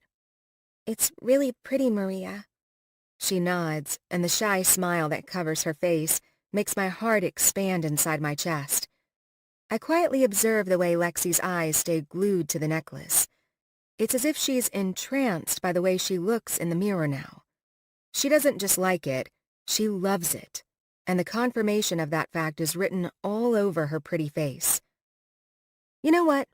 I think you should keep it. Lex's eyes jerk to mine. But it's yours. It was mine, I correct her. But now it belongs with you. Lexi glances at her reflection in the mirror again, and the smile on her face makes nostalgia flutter inside my belly. Every day, she's growing closer to becoming a teenage girl, and seeing the changes within her remind me so much of how I got to watch little Winnie Winslow grow up right before my very eyes. If only Isabella could see what her old childhood friend is up to now. If only she could see that her daughter and Winnie's daughter are the best of buds. You know, a very long time ago, my sister Isabella gave me this as a birthday present, I add quietly. And I know she'd be over the moon to see it on you, to know that it's yours now. My mom told me that she used to be friends with your sister, and that she was really funny. Isabella loved your mom, and yes, she was hilarious. I nod. My sister was sweet and kind and just wonderful. Anyone who met her loved her. Is it hard to talk about her? I think the scariest thing for me, when it comes to my sister, is forgetting things about her. I don't ever want to forget how special she was. I answer as honestly as I can. But all thanks to you for giving me the opportunity to talk about her right now. I'm remembering all of my favorite things about her, and that is making my heart smile. Without responding with words, Lexi surprises the hell out of me by turning around and wrapping her arms around my waist and hugging me tightly. And it's almost uncanny how much this hug was exactly what I needed, and how Lexi, one of the least outwardly affectionate children I've ever met, knew just how to give it to me. Thank you, sweet girl. Just after our hug comes to an end, and Lexi is busy looking at herself in my mirror some more, I hear the soft sounds of Izzy beginning to wake up in her crib. She's recently started this thing where she doesn't start crying at first, but more yelling for us. It's basically baby babble for, "Hey, I'm awake. Come get me." "I think I hear Izzy," Lexi updates, and I nod in amusement. "Yep, that definitely sounds like her. What do you say we go get her out of her crib, and you can feed her a bottle while I start getting ready for work?" "Should we get Uncle Remy up, too?" "How about we let him sleep a little longer?" I offer a secret smile and drop my voice to a whisper. I think he's still taking it hard that he's so horrible at picking out good movies for a movie night. "Okay," she giggles at that. Once we both manage to quietly get out of the master bedroom without waking Remy, and then into Izzy's nursery, we're greeted with a big baby smile. While I'm changing a wiggly Izzy's diaper, Lex stands beside her, trying to keep her entertained with silly faces. Izzy practically squeals, she loves it so much. "Maria, I think you should marry my Uncle Remy," Lexi says out of the damn blue, practically shocking me into a seizure. What? She lets Izzy hold onto her finger and makes another silly face at my girl, but eventually she repeats her words. "I think you and my Uncle Remy should get married." I don't really know what to say to that, but thankfully Lexi moves on quickly and becomes fully invested in making Izzy giggle some more. But I haven't moved on. I haven't moved on at all. In fact, I'm right back in my teenage shoes, dreaming of a life with Remington Winslow, and wondering if it's all going to slip through my fingers. The past. You're going to marry him someday. 26 years ago. Sophomore year, early May. Maria. I finished writing the letters, R-E-M-Y, on the big poster board on my floor, and stand back to see if they're centered below Remy's senior picture. I hope. "What you doing?" My sister's voice fills my ears, and I glance over my shoulder to see her standing in the doorway of my bedroom. "Making a poster." She walks into my room and stands right beside me, staring down at the poster board by my feet. "Is that for Remy?" "Well, I really hope it is, or else I put the wrong name and picture on some other dude's poster." I grin over at her, and she playfully shoves at my shoulder. "It's a poster for Remy's senior night next weekend, actually. Every senior gets one." "What's senior night?" "It's a party for all the seniors to celebrate graduating high school." She moves over to my desk, sits down in the chair, and starts doodling on one of my notepads. "When is Remy's graduation again?" "First week in June." "That's so soon!" She drops the pen from her hand, and her eyes morph into saucers. "I can't believe Remy is going to be moving off to college. Like, you're still going to be in high school, but he's going to be in freaking college, Ree. What do you think that's going to be like?" Gah. Hard. Really, really hard. I don't know," I mutter, and try to busy myself with adding a little confetti pizzazz to Rem's poster. Honestly, even though I've tried to carefully broach the subject, we've yet to really talk about the fact that he's not going to be staying local. And any time I bring up that soon-to-be reality, Remy tends to change the subject entirely. "How old do you need to be to get married?" "Excuse me?" That startles a laugh from my throat. "Is there something you need to tell me? Don't you think you're a little young for you and Brandon to be thinking about marriage?" "Get real, sis. I broke up with Brandon 2 weeks ago." Isabella rolls her eyes. "And I wasn't talking about me. I was talking about you and Remy. I think that's what you guys should do." "Remy and I should do what?" Get married? Duh. I turned to look at her. You do realize I'm only 16, right? That's a bit young to be getting married, or even thinking about getting married. Yeah, but you're going to end up marrying him someday anyway. Why not just do it now? Because I'm 16 and still have my whole life ahead of me? I narrow my eyes suspiciously. You trying to get me out of the house just so you can take over my bedroom or something? No. She pauses and then adds, but you bring up a really good point. I pick up a pillow and throw it at her head. Jerk. She laughs and tosses it back at me before shuffling back out of my room, but not before shouting over her shoulder, I still think you guys should get married. She's crazy, obviously, but man, my mind can't stop replaying her words. You're going to end up marrying him someday anyway. My heart wants to jump on the bandwagon and agree with her, but my mind is way too logical for that. I may be young, but I'm not naive. Most high school relationships don't last, especially when one half of the relationship will be in high school for 2 more years, while the other half is college-bound. And with the way Remy has been avoiding the whole conversation revolving around him going off to college and where that leaves us, I can't help but wonder if it's for reasons I might find hard to hear. Reasons that might break your heart. 40. Still Saturday, November 9th. Remy. When I step into the bathroom, I'm pleasantly surprised to find Maria standing in front of the mirror, putting on lipstick. Her long brown hair hangs down past her shoulders, and her body is dressed to impress in the kind of silk blouse and tight pencil skirt that makes her ass look juicy as hell. Damn, she's sexy. I step over to my gorgeous woman at the sink, stand directly behind her, and wrap my arms around her waist. Morning, babe. I had a feeling you'd be in here getting ready. Good morning, sleepyhead. I squeeze her hips. Are the girls awake yet? Lexi just finished feeding Izzy her bottle and is currently entertaining her in the living room. You should have woken me up. I would have handled them while you got ready. Why? She questions and meets my reflection in the mirror.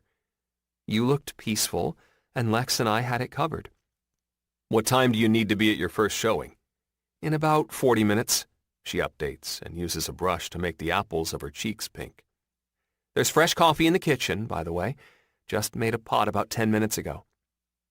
I know I should leave her to whatever it is women need to do to get ready, but man, her ass in this skirt is nearly too much for my mind to stay on task.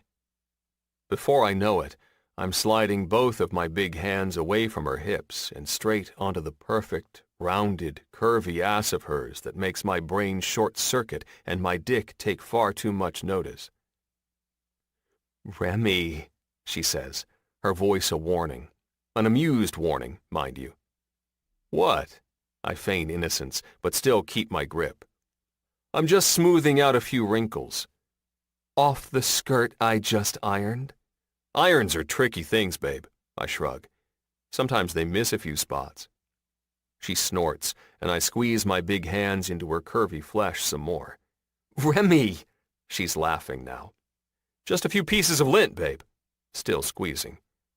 I think I got it. I pause, staring down at her ass like I'm just trying to help her out. Oh, wait. Just a few more pieces of lint, I add, squeezing a little harder this time. That's her cue to turn around and playfully slap me away, but she's no match for my speed because I have her in my arms and her breasts pressed tight to my chest in 2 seconds flat. Her lips are just a hint away from mine, and I stare at them, silently wondering if she'll be pissed if I kiss the hell out of her and risk messing up her makeup. Fuck it. Let her be mad. I fall victim to the urge, pressing my mouth to hers and coaxing her lips open with my tongue. She's an easy sell, giving in to the moment, and I slide my hands back to her ass and pull her body as close to mine as I can. My dick is hard now, and my mind is already visualizing 100 different scenarios that end with her panties around her ankles and me inside her. It takes all my willpower to remind myself she has important places to be and not to follow through with any of it. Fuck. On a sigh, I slow our kiss to a stop, give her lips one more gentle press, and release her from my hold. Maria blinks several times, her mind trying to come back down to planet Earth, and I have to adjust my cock in my boxer briefs on a groan. "You're kind of a bastard, you know that?" Her voice is teasing as she meets my eyes in the reflection in the mirror. It's then I notice that her lipstick is smeared to shit on both of our faces. "I don't think this is my color, babe," I respond, pretending to examine my face in the mirror and frowning a little. "I think I'm more of a coral, you know?" "You're such a pain in my ass sometimes." She slaps my chest on a laugh and then proceeds to grab a tissue to fix her face and mine. "I won't deny that, but I think the big question here is, am I going to get a rain check on what we just started?" I ask, my hands coming together in front of my chest like I'm praying. "We didn't start anything. You started it." "Very true," I agree. "But you still didn't answer my question." She lets out an exasperated sigh, but when I lean forward to press my lips to her neck, whispering the words, "Please, Rhea," against her skin, a little moan escapes her throat. I smile. I can't help it. We're definitely cashing in on that rain check later. In fact, starting this evening, we're going to have the opportunity to cash in on lots of rain checks, days worth of them. The realization makes me press one final kiss to her skin and step away from her. "How about I let you finish getting ready for work, and I go check on the girls?" "You know, crazily enough, I think that's a good idea," Maria comments with a roll of her pretty brown eyes. "Plus, I'm sure Lexi is nearly bursting with excitement for brunch at Bunrise." "You're probably right," I agree, reaching out to squeeze her ass one more time for good measure. And then I head out of the bathroom and toward the living room, where my other two favorite girls are located. Today is going to be a good fucking day. Bunrise is a staple in this city, and it should be no surprise that it's packed to the gills. I'm talking a 2-hour wait outside, and every table inside filled with patrons laughing and chatting over pancakes and mimosas and their signature sunny-side-up egg, bacon, and cheese on a home-baked bun. Thankfully, Maria is a thoughtful genius who called ahead and reserved a table for us with the hostess, a single mom in need of an apartment at a fair price, whom Maria just happened to make things happen for a couple of years ago, while she was headed toward her first showing of the day, and the three of us were whisked right to an open table the second we stepped inside the doors. Before our food arrived, I sent Maria a message thanking her for saving my ass and telling her I owed her for ensuring I didn't have to wait to be seated for 2 damn hours while trying to keep Lexi and Izzy entertained. Obviously, she's just now had the time to respond. Maria: "You're welcome. And don't worry, I can think of several ways for you to repay me." I smirk down at my phone. Me: "Oh, don't worry, babe.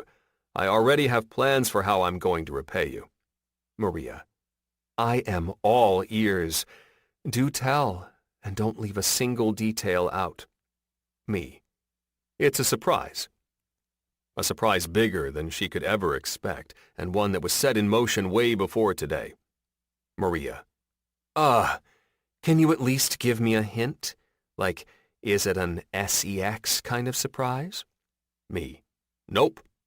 Maria: "No sex? Pfft, yeah, right. There's definitely sex involved in this surprise. A lot of it, if it's up to me." Me: "No hint."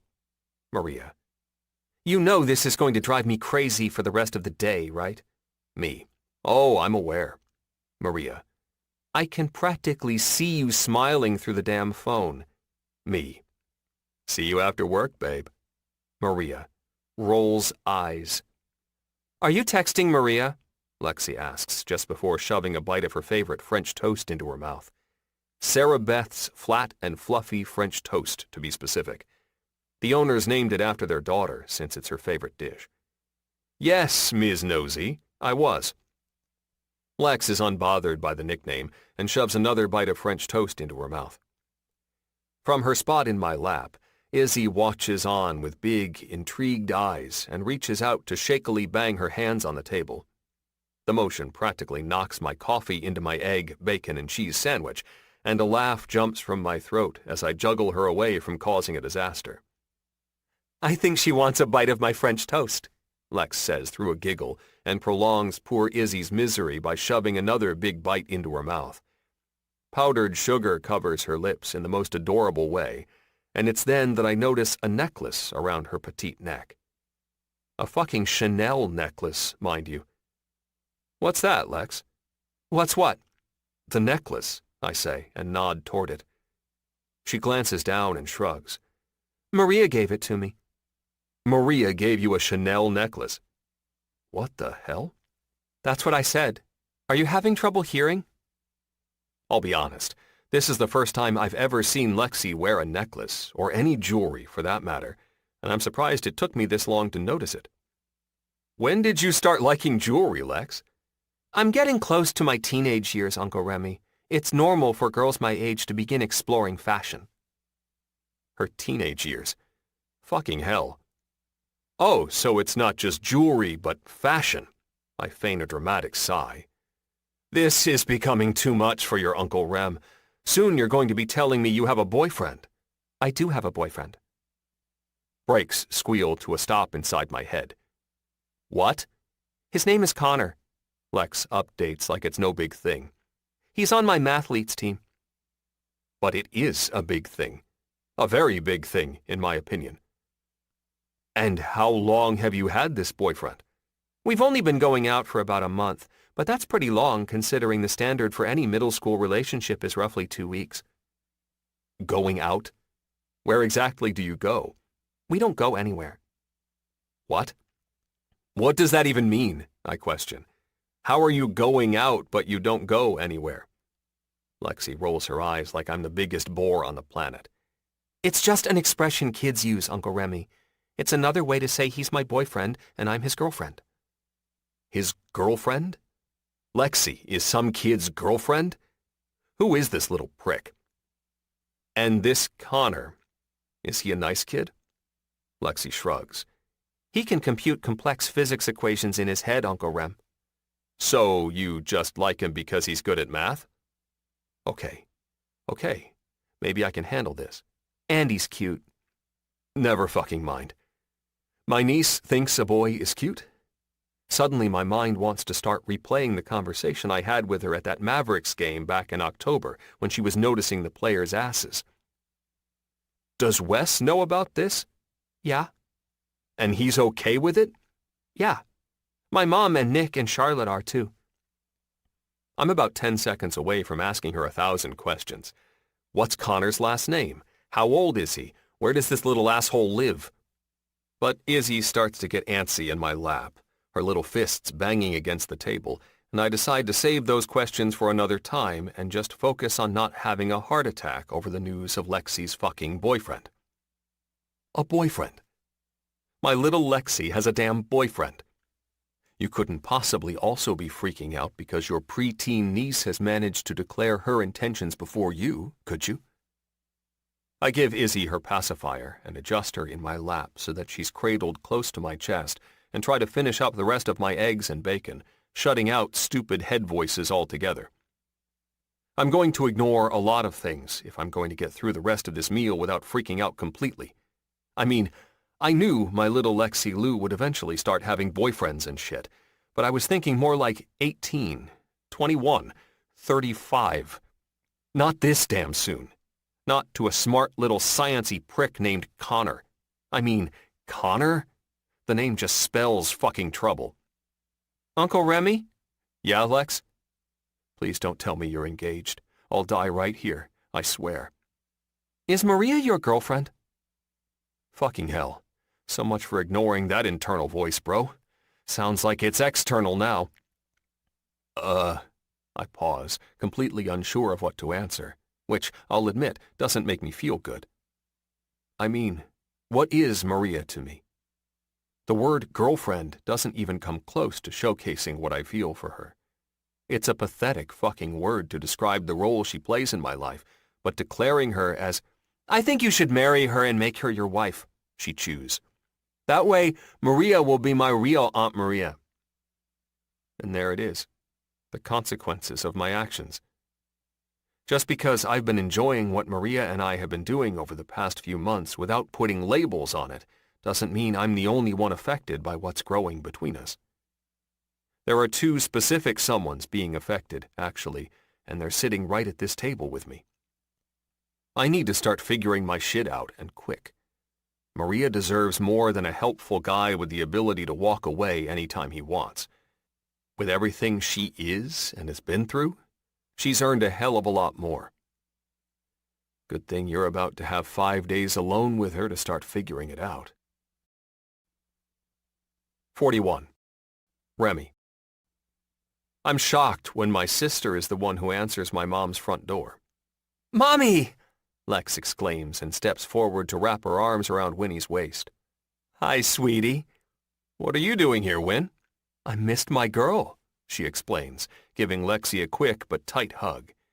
"So I figured I'd stop over here for a bit and spend some time with her before I have to go back to the stadium." "Where's Mom?" "She ran out to get some groceries. Left right after you texted her to tell her you and the girls were on your way. Should be back soon." She continues to update as we step inside my mom's duplex.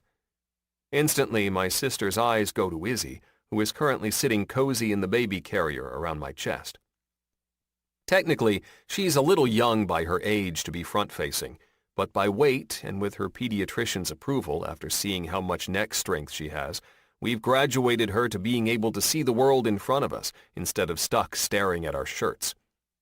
"Well, hello there, my little honeybee. I've missed your cute face."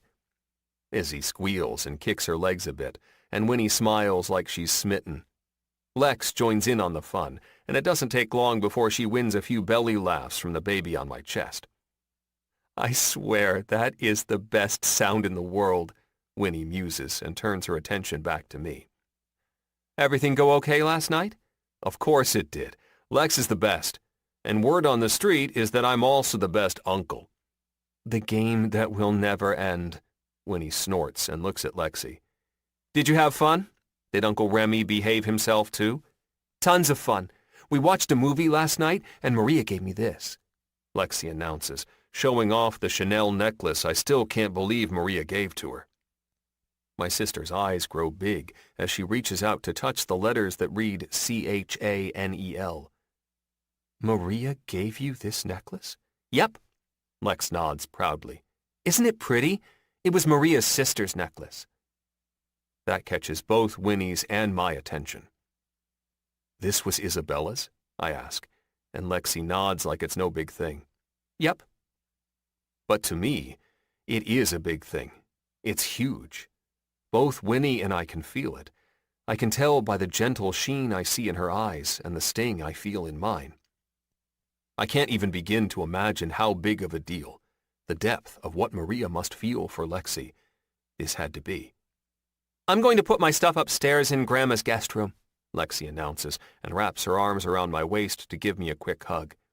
"Thanks for the sleepover and brunch, Uncle Rem. I had fun." "I had fun with you too, kiddo."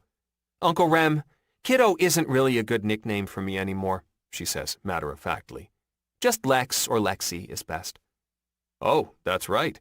You're basically a full-fledged woman now who wears Chanel and has a boyfriend named Connor." I eye my sister pointedly. How could I forget? But Lex is already done with the small talk in the foyer.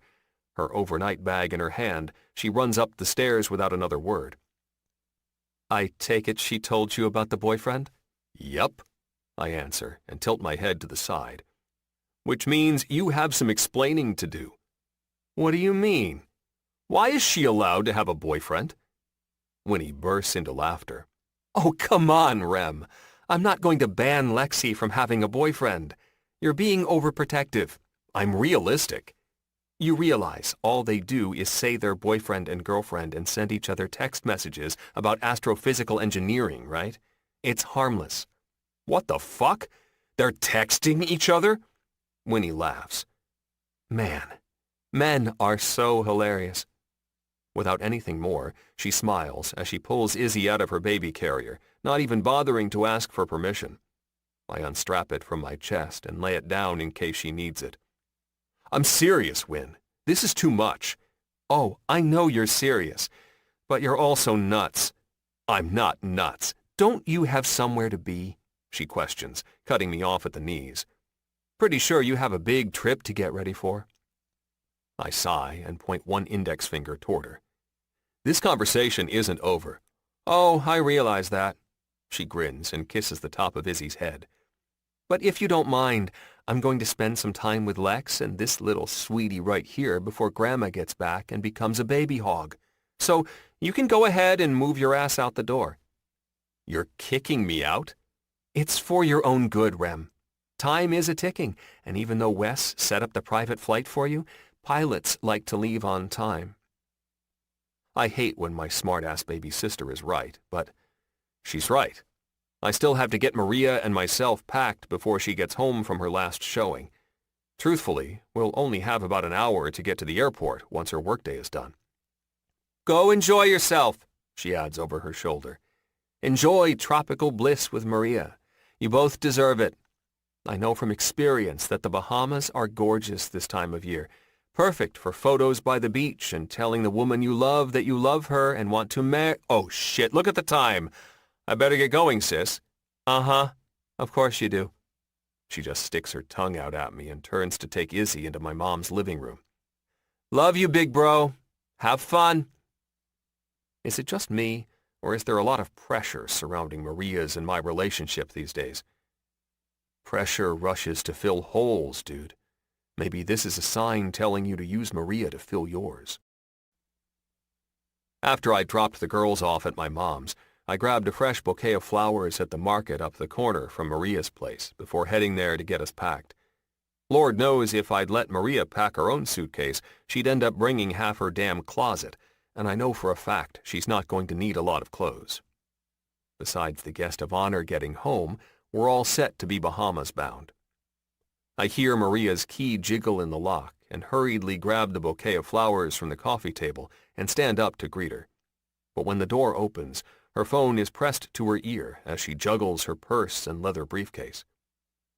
Claudia, I know you hate contacting mortgage brokers, she says through a sigh and heads into the kitchen, completely oblivious to my presence in the living room. But that's the next step in this process and kind of, if you'll excuse my language, your fucking job. She paces the hardwood floor, and I already know why. Claudia is the worst assistant on the planet. She's disorganized, forgetful, and is shit at reading people. Truthfully, I'm wondering why Maria isn't having Tanya deal with whatever it is she's trying to get Claudia to do. Yes, it's Saturday, Maria answers and puts the phone on speaker while she grabs a bottle of water from the fridge. But all it's going to take is some phone calls, Claudia. I'm not asking you to go to the mortgage broker's house for cocktails. But I have yoga at 4, Claudia whines, and it sounds like she's chewing gum between words. And then I'm supposed to do champagne dinner with the girls. Maria lets her head fall back on a quiet groan. Can't it wait until Monday? The goal of you reaching out to them today is so that on Monday they start the week focused on our client. So, I don't need to actually talk to anyone? Maria sighs. No, that's not the goal. The goal is to talk to Hank, our client's mortgage broker, and find out what in the hell is going on with the underwriters. Who are the underwriters again? She questions. They sound scary. The people who approved the loan, Claudia. Oh. More gum chewing. More sighing from Maria. I just stand in the kitchen holding the bouquet of white lilies in my hands, trying to figure out when I need to step into this conversation and discreetly remind Claudia of the plan I discussed with her weeks ago. The plan that included me surprising Maria with a tropical getaway for just the two of us that includes zero work. I guess it's a good thing that I also managed to rope Tanya into the big surprise. Surely she'll be able to keep Claudia on task between her yoga and boozy dinners. So, I just, need to call them, right? Yep, Maria responds, popping the P in frustration. You call Hank and remind him that we're waiting on the underwriters to approve the final conditions the Langleys sent over on Thursday. Okay. Whatever you say, boss. Once Maria ends the call, most of her hope and all of her patience gone, she turns around to find me standing in the kitchen and nearly jumps out of her skin. "Oh my God, Rem!" One petite hand goes to her chest. "You scared the crap out of me." "Sorry," I say through a smile. But I didn't want to interrupt the important meeting of the minds. "Oh yeah," she snorts and drops her hand back to her side. "Some meeting of the minds. I take it Claudia is still being Claudia." She nods, and then she moves her eyes down to the flowers in my hand. "Flowers? For you." I grin and hold them out toward her. The way her face lights up makes my heart feel like it's playing bumper cars with my lungs. "That was so sweet, Rem," she says, and steps forward to press a gentle kiss to my lips. "Thank you."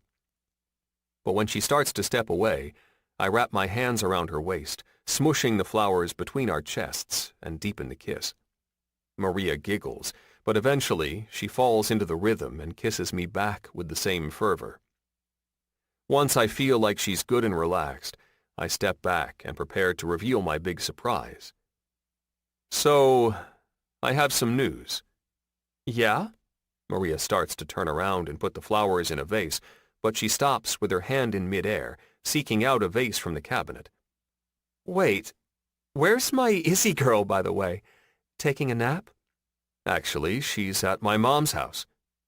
"What?" She tilts her head to the side. "Why?"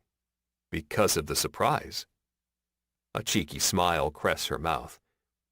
"And do I need to be naked right now for this surprise?" "Already loving where your head's at, but you're going to have to stay dressed for our flight. The FAA strongly enforces clothing for at least takeoff and landing." "Our flight?" "I'm taking you somewhere, and I've already made all the appropriate arrangements. My mom will keep Izzy. The cleaner is going to check on the fish. Claudia has been made aware." I start to explain, but when she looks terrified, I add, "And Tanya is also aware," which I have a feeling Tanya will be the one making sure Daniel and Brenda are holding down the fort while you're gone. "Wait, you're not joking," she comments and sets the flowers down on the counter. "Nope. This is the real deal, babe." I step forward to wrap my arms around her waist again. "You and I are going to enjoy a little getaway for a few days."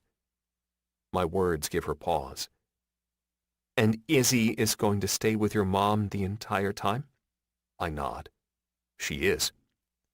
Maria digs her teeth into her bottom lip. It's the look of a woman who is at war with herself. The look of a mother who is trying to decide whether she can be okay with leaving her baby in someone else's care for a few days. "You deserve this, Maria," I reassure her. "You deserve to enjoy a few days in the Bahamas." "Wait, you're taking me to the Bahamas?" I nod. "The Bahamas. Right now?" "Is that okay with you?" Yes," she says, and her beaming smile shows she's finally come to terms with the truth that she does deserve this, with a little help from the vision of conch, aqua water, and white sand dancing through her head. "Holy hell! You're insane, but yeah, okay. Count me in. Let's go relax in the Bahamas," she squeals and jumps into my arms. "And have sex, too. Lots of sex," I add, and punctuate that statement by squeezing her ass. "Lots and lots and lots of sex." She giggles. "How long have you had this planned, crazy man?" "For about 2 weeks now." "You've hidden this from me for 2 whole weeks?" she questions, shocked I've managed to pull this off without her knowing. "Let me tell you, it was no easy feat," I wink. "But we only have about an hour to get to the airport, so you're going to have to move your sexy ass. Our bags are packed. All you need to do is change into whatever you feel like wearing for our flight." She doesn't hesitate to jump into action. "I can't believe we're going to the Bahamas. Right now. For the first time in my life, I'm happy I didn't ruin a surprise." Maria dances down the hallway, and I stand there, watching her, smiling like a loon. Smiling like a man who's in love. 42. Maria. You seriously got us a private jet.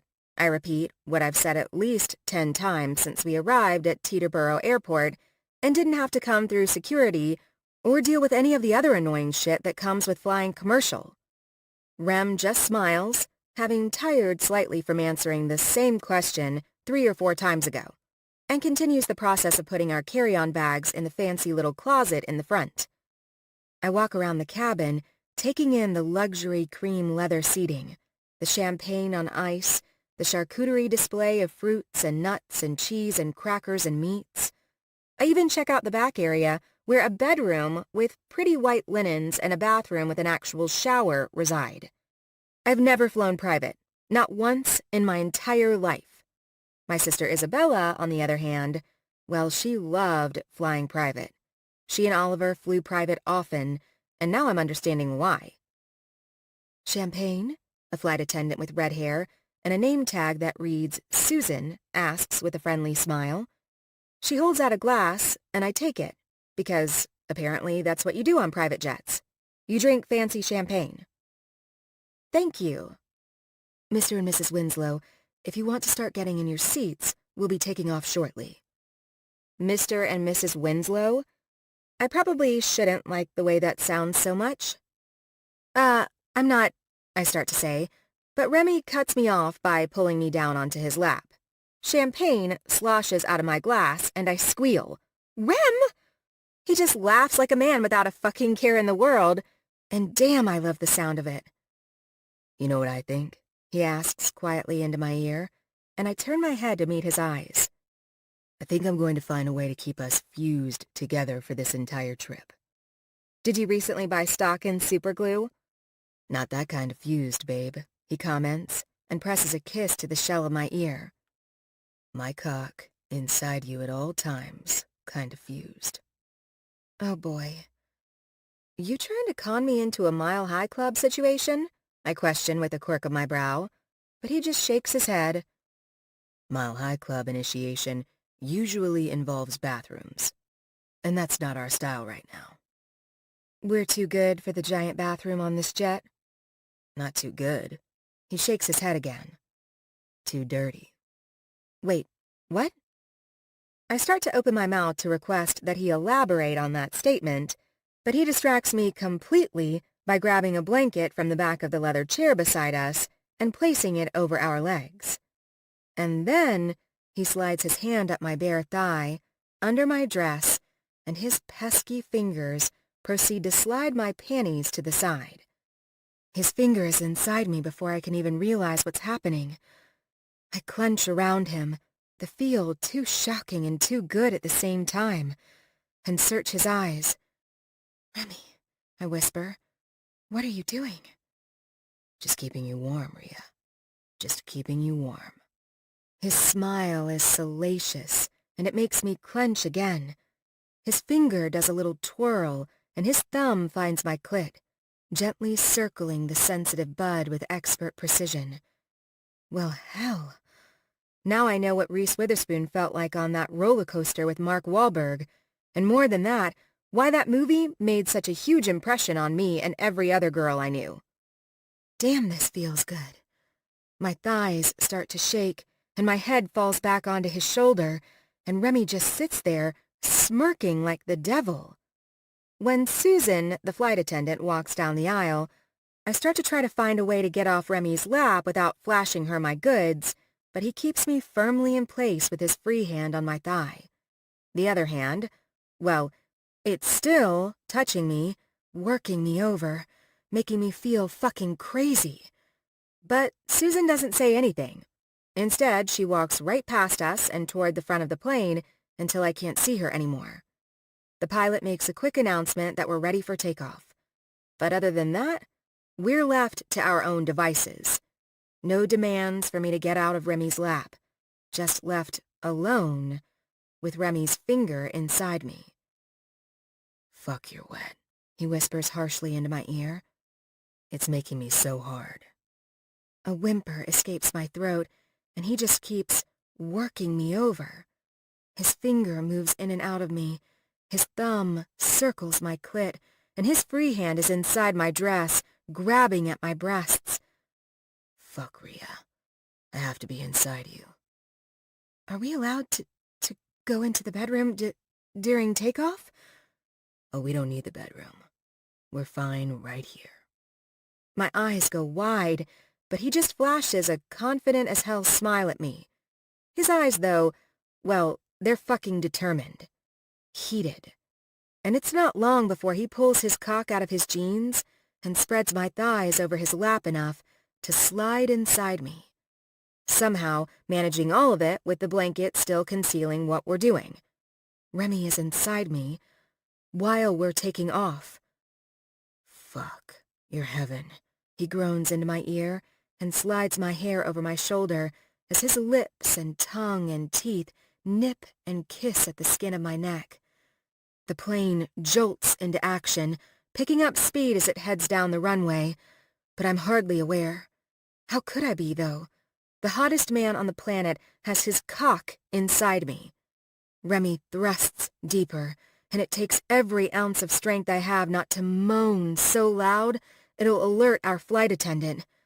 A little bit of turbulence jostles the plane, and Remy groans hoarsely into my ear as he grips my thighs and pushes himself to the hilt. One hand finds my clit again, rubbing smooth circles around the sensitive bud while he continues to drive into me. He builds up a deliciously deep, persistent rhythm that makes my nipples hard and my mind all scrambly. You're going to come on my cock, he whispers directly into my ear, his warm breath brushing against my neck and causing goosebumps to roll up my spine. And then I'm going to fill you up with my cum, because that's where it belongs, Maria, inside your perfect cunt. Holy hell. I swallow my moan and silently praise myself for starting birth control a month ago. Sex with Remy is amazing, but sex with Remy bare inside me? It's nirvana. I'm so close. I pant through the building pressure inside my body. Good girl. His voice is all raspy, and his cock is deep, and I feel like I'm only being held together by a single tiny thread. Remy has no mercy. In between thrusts, he whispers hotly into my ear. Come for me, Maria. I'm done. Burned fucking toast, pushed over the edge and into the kind of pleasure that I swear holds the answers to world peace. My climax crashes into nerve endings I didn't even know I had, and I have to dig my teeth into my bottom lip so I don't scream. Over and over again, waves of pleasure roll through my body, and Remy just keeps on fucking me while I try to keep some semblance of control over my volume. But his hard cock keeps hitting all the right spots, while his thumb on my clit prolongs my orgasm. It feels so good it's almost painful. And when Remy hits his peak, he keeps his word. He grips my thighs, pushes himself as deep as he can go, and fills me up with his cum. If this is what he has in store for this trip, count me the hell in. So much for the FAA, huh? I ask when I finally have enough breath back to speak. Remy laughs, a sly smile making me tingle all the way to my toes again. Technically, we're still wearing clothes. I snort, but he shakes his head and grabs me by the chin, commanding my attention entirely. We're in the air now, Rhea. All bets are off. Oh boy, I think I'm in trouble. 43. Monday, November 11th. Remy. This is my second morning waking up in tropical paradise, and I would have much preferred to stay in bed with a naked Maria wrapped around my body like a second skin. But since it's Monday morning, the damn market has forced my hand. I know I told Maria this was a no-work vacation, but yeah, even on a trip, I still have to put in some hours. And truthfully, it's she who needs the rest and relaxation. I just need alone time with her. Lots of naked, sex-filled alone time, to be specific. Thankfully, the Bahamas is on East Coast time and didn't require me to get up before 6. Just as the sun was starting to show its face on the horizon, I slipped out of bed, made some coffee, and took my laptop out onto the terrace of the private beach house an investment client of mine let me utilize for Maria's big getaway surprise. It's a beauty of a property, nearly 6,000 square feet of modern luxury and overlooking the clear blue waters of the Atlantic. The instant Maria stepped inside this place, she pretty much lost her realtor mind. Thankfully, the promise of spending another day on the beach with my woman in a bikini has proven to keep me efficient. And even though it's only a little after 8 and the market still has another hour before its official open, I've managed to make most of the investment moves I'd planned for my clients. Secured a few options, sold a few short-term stocks, and shifted some important money to ride the wave of quarterly earnings reports. All in all, it's a good start to the day. My cell rings, and I see incoming call Thatch on the screen. I groan, but I also pick it up by the second ring for fear it could still manage to wake up Maria. "If you're calling me about your fucking DILF contest, I'm hanging up," I say, bypassing a greeting completely, and his booming voice is quick with a comeback. "Oh, come on, Remy. You should be proud for coming in second place." "So the contest is over?" "Thank fuck." "Not yet. But your attitude about the contest really lost you some points the other day. A true DILF is mother-fluffing proud of his DILFdom. You need to get your head checked." He just laughs me off like he's not the craziest motherfucker on this call. "Anywho, you got any room in your schedule for old Thatcher today? Come by my office around 10? "I can't. I'm not in New York." "Where the fuck are you?" "On vacation. Bahamas." "You're in the Bahamas?" he questions, and then quickly adds, "Oh, wait a minute. You took your sexy mamacita for a little tropical getaway, didn't you?" I laugh. "I did bring Maria, yes." Well, that's interesting, Rem. So let me get this straight. You're basically living together. You love her kid, and you're taking her on tropical getaways. I can't be sure, but it's almost like you're in a committed relationship." Well, I can't necessarily disagree with him.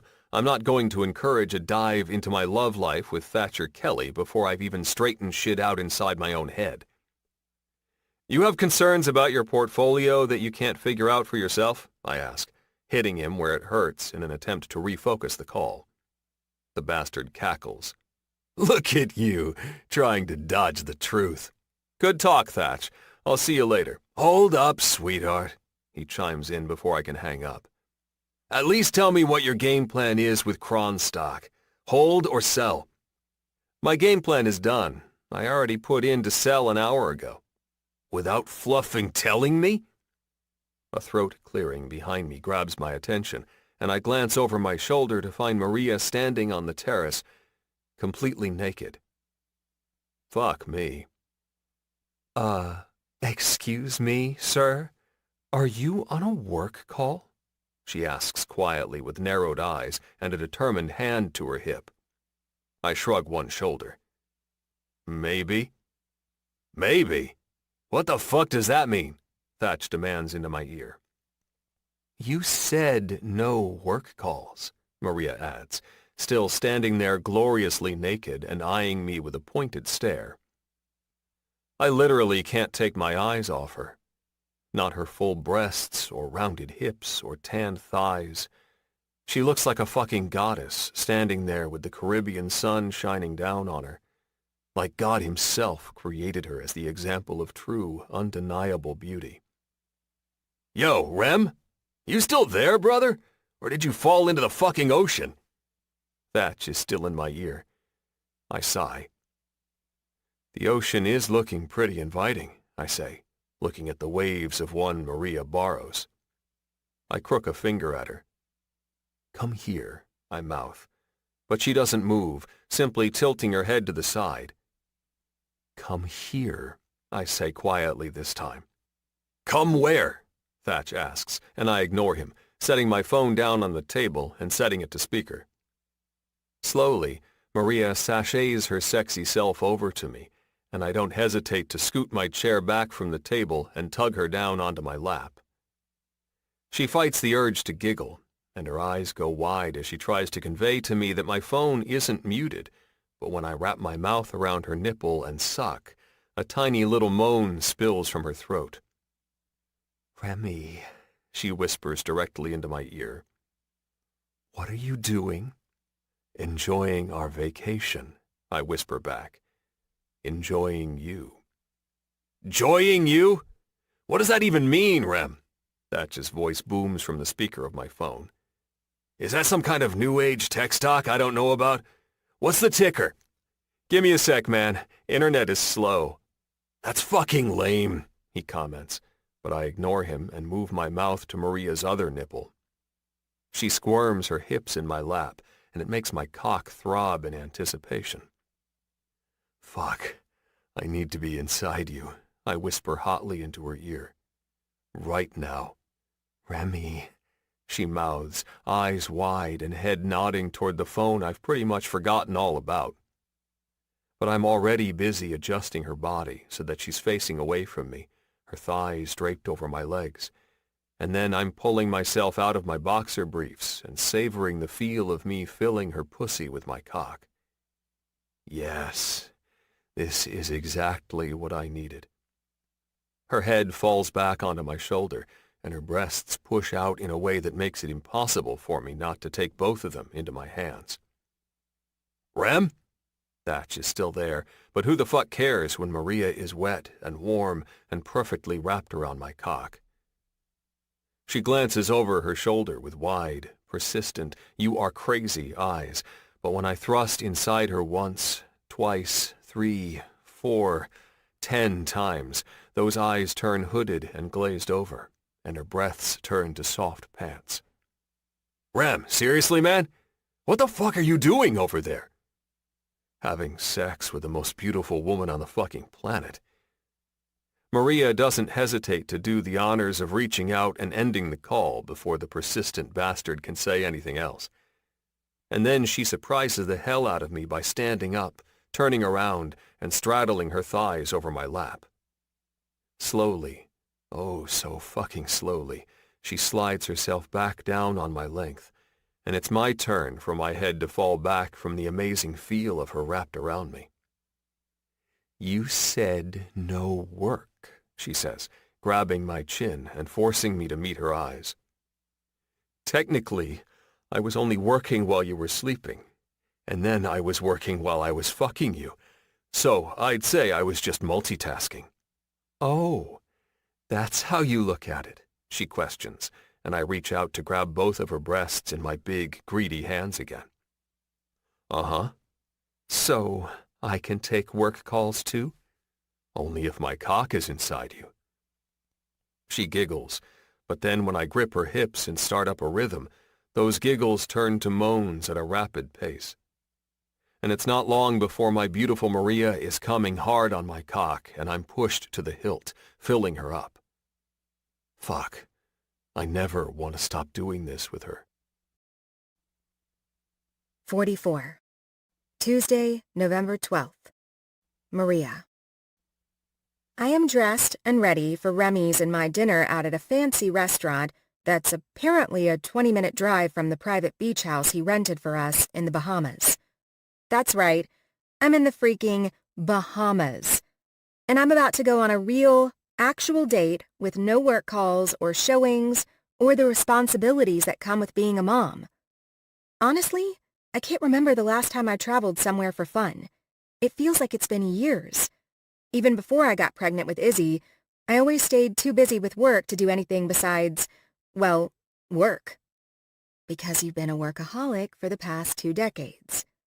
It's kind of sad how I've just let my life pass by because I've been too focused on my career. Obviously, I love what I've achieved, I'm proud of what I've achieved, but I realize now more than ever that work shouldn't define my life. And I have my sweet little Izzy to thank for that. She's shown me there's more to life than hitting career goals. Remy's shown you that too. "Maria, the car will be here in about 4 minutes," Remy calls out from somewhere in the living room, and I quickly toss my lipstick and compact into my purse. "Okay, but I want to call and check on Izzy before we go," I answer back as I head out of the bathroom and down the hallway. But when I reach the living room, I find Remy sitting on one of the big white sofas with his big phone held up toward his face. He grins at me and turns the screen so I can see his mom's smiling face with the sleeping Izzy in her arms. "Aw, my sweet baby." My heart expands and wants to crack in half at the same time. "Izzy is an angel. I'm keeping her forever," Wendy says, and I don't hesitate to take the phone from Remy's hands. "Is she doing okay? Eating and sleeping like she should? What about diaper rash? Have you—" "Maria, she's doing fantastic." Maria's mom cuts me off with a soft whisper and a knowing look in her eyes. "She's eating well, sleeping around 7 hours a night, and hasn't had any issues with diaper rash or gas." "I miss her," I whisper, watching the way her little eyelids flutter in her baby dreams. "Goodness, is it normal to feel like half your heart is missing?" The first time I left all 5 of my kids with their Aunt Paula and Uncle Brad so I could enjoy a girls' weekend, I sobbed for hours in my hotel room. "Okay, so I'm not crazy then?" A self-deprecating laugh jumps from my lips. "This is normal that I feel like I'm a bad mom for loving that Remy surprised me with this trip. But knowing that, while loving it, I've left my baby behind?" "You're not crazy, and you're a good mama." Wendy pointedly meets my eyes. "You're in the Bahamas, refilling your cup, enjoying a little relaxation, and that will only make you a better mama for Izzy when you get back. Self-care is one of the most important but often forgotten things with motherhood. It's as if we'd rather run ourselves into the ground for our kids than take some time for ourselves." Her words hit the nail on the head. "You're saying all the things I needed to hear right now." "All the things you deserved to hear." "Thank you," I whisper, and Remy comes up behind me to wrap his arms around my waist. We're both on the screen now, looking at his mom as she holds a still sleeping Izzy in her arms. "Thanks for taking care of our girl, Mom." "That's what grandmas are for," she says through a smile. "Now, go enjoy yourselves. I'll text you some picture updates tomorrow." At first, I don't balk at Wendy calling herself Izzy's grandma, but once we're off the phone, it won't stop rolling around inside my brain. Is she Izzy's grandma?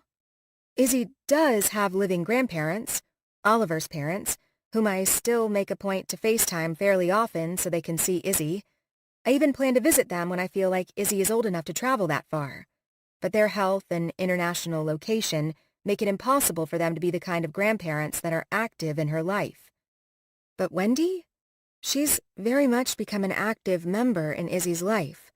So, is she Izzy's grandma then? To truly answer that question, I'd have to know the answer to a much bigger question. What are Remy and I? And I find myself quickly shoving it aside and trying to focus on the whole point of this vacation. We're here to have fun, to enjoy ourselves, to just be in the moment. But isn't that what you've been saying you've been doing this whole time, even before this trip? "You ready to go enjoy some dinner, babe?" Remy asks, distracting my attention, and I turn to find him shoving his phone and wallet into the pocket of his linen pants. I swallow my doubts and nod. "Uh-huh." "Good." He closes the distance between us, wraps his strong arms around me, and kisses me with a deep, exploratory kiss that fogs my brain in the best kind of way. And by the time a honk alerts us that our car has arrived, I'm half aroused and solely focused on enjoying a date night with Remy.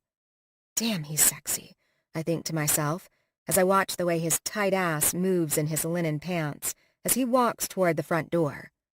And I just keep gawking at him, thinking about how I'm in the Bahamas with the sexiest man on the planet, and the urge to say, "Fuck the dinner," and rip his clothes off right now is becoming stronger by the minute. When he notices that I'm not following behind, he glances over his shoulder with a curious raise of his brows. "You coming, babe?"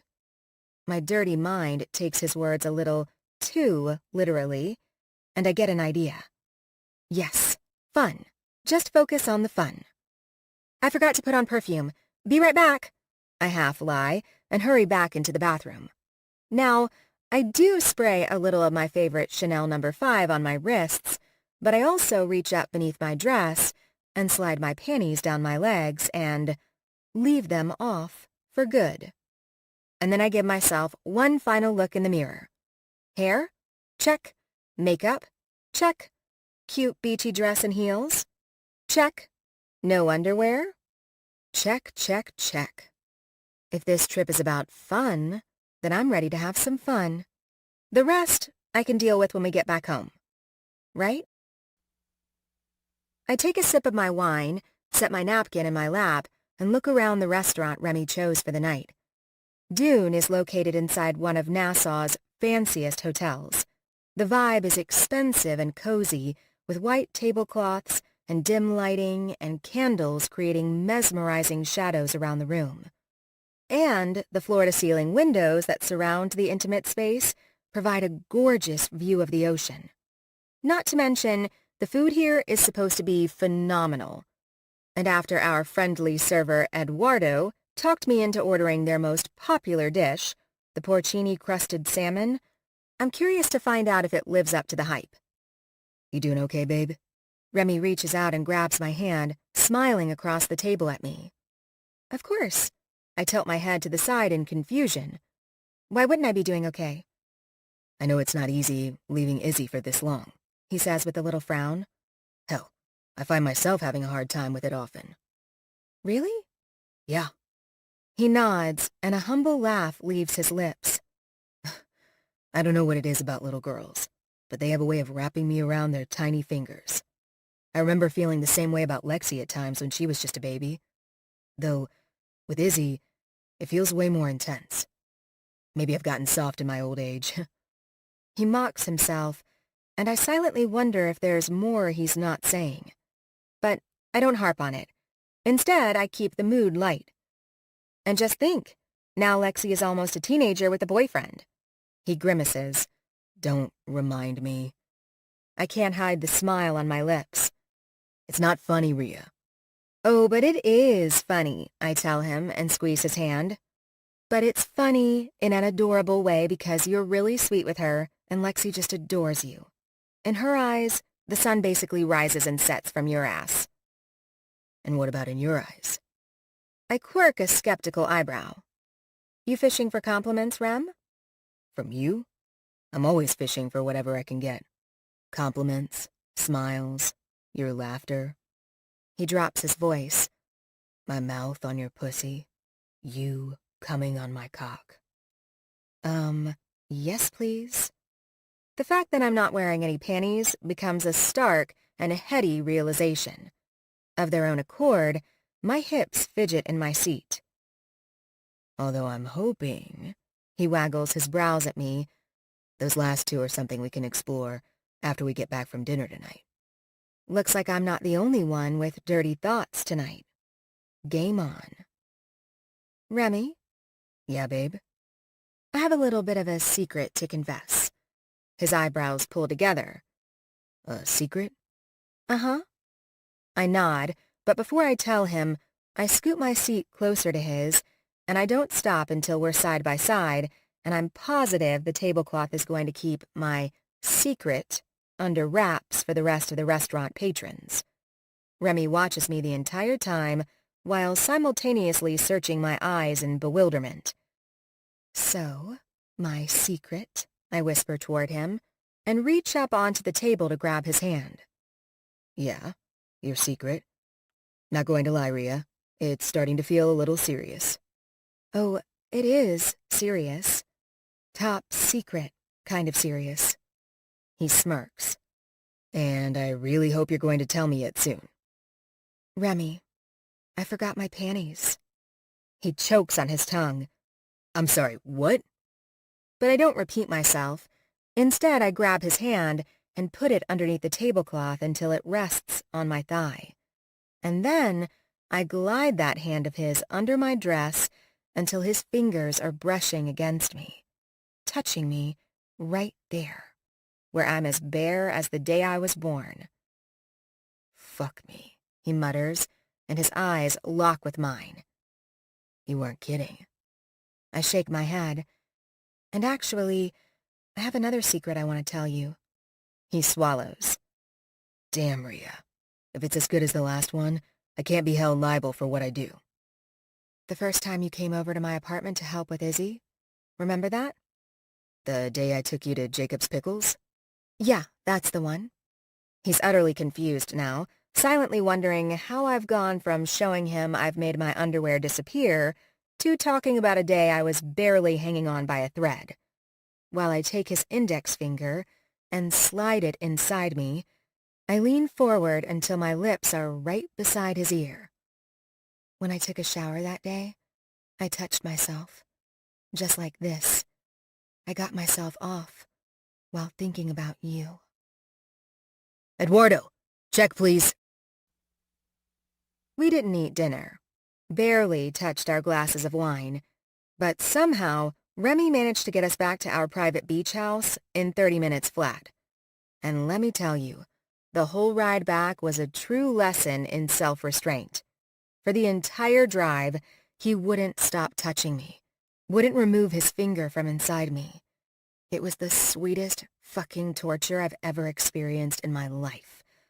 The second the driver pulled up to our rental, I hopped out of the cab and headed straight for the bedroom, leaving Remy to handle paying the fare. Now, I'm completely naked and not so patiently waiting for him to come find me on the bed. And it doesn't take him long to step past the threshold of the bedroom door. The instant he spots me, his eyes flash with the kind of heat that promises pleasure. Oh, Maria, he tisks his tongue. I'm getting the sense that you're wanting to be bad tonight. Yes, I do. He stands at the foot of the bed now and crosses his arms over his chest, his gaze raking along my naked body. Is that what you want?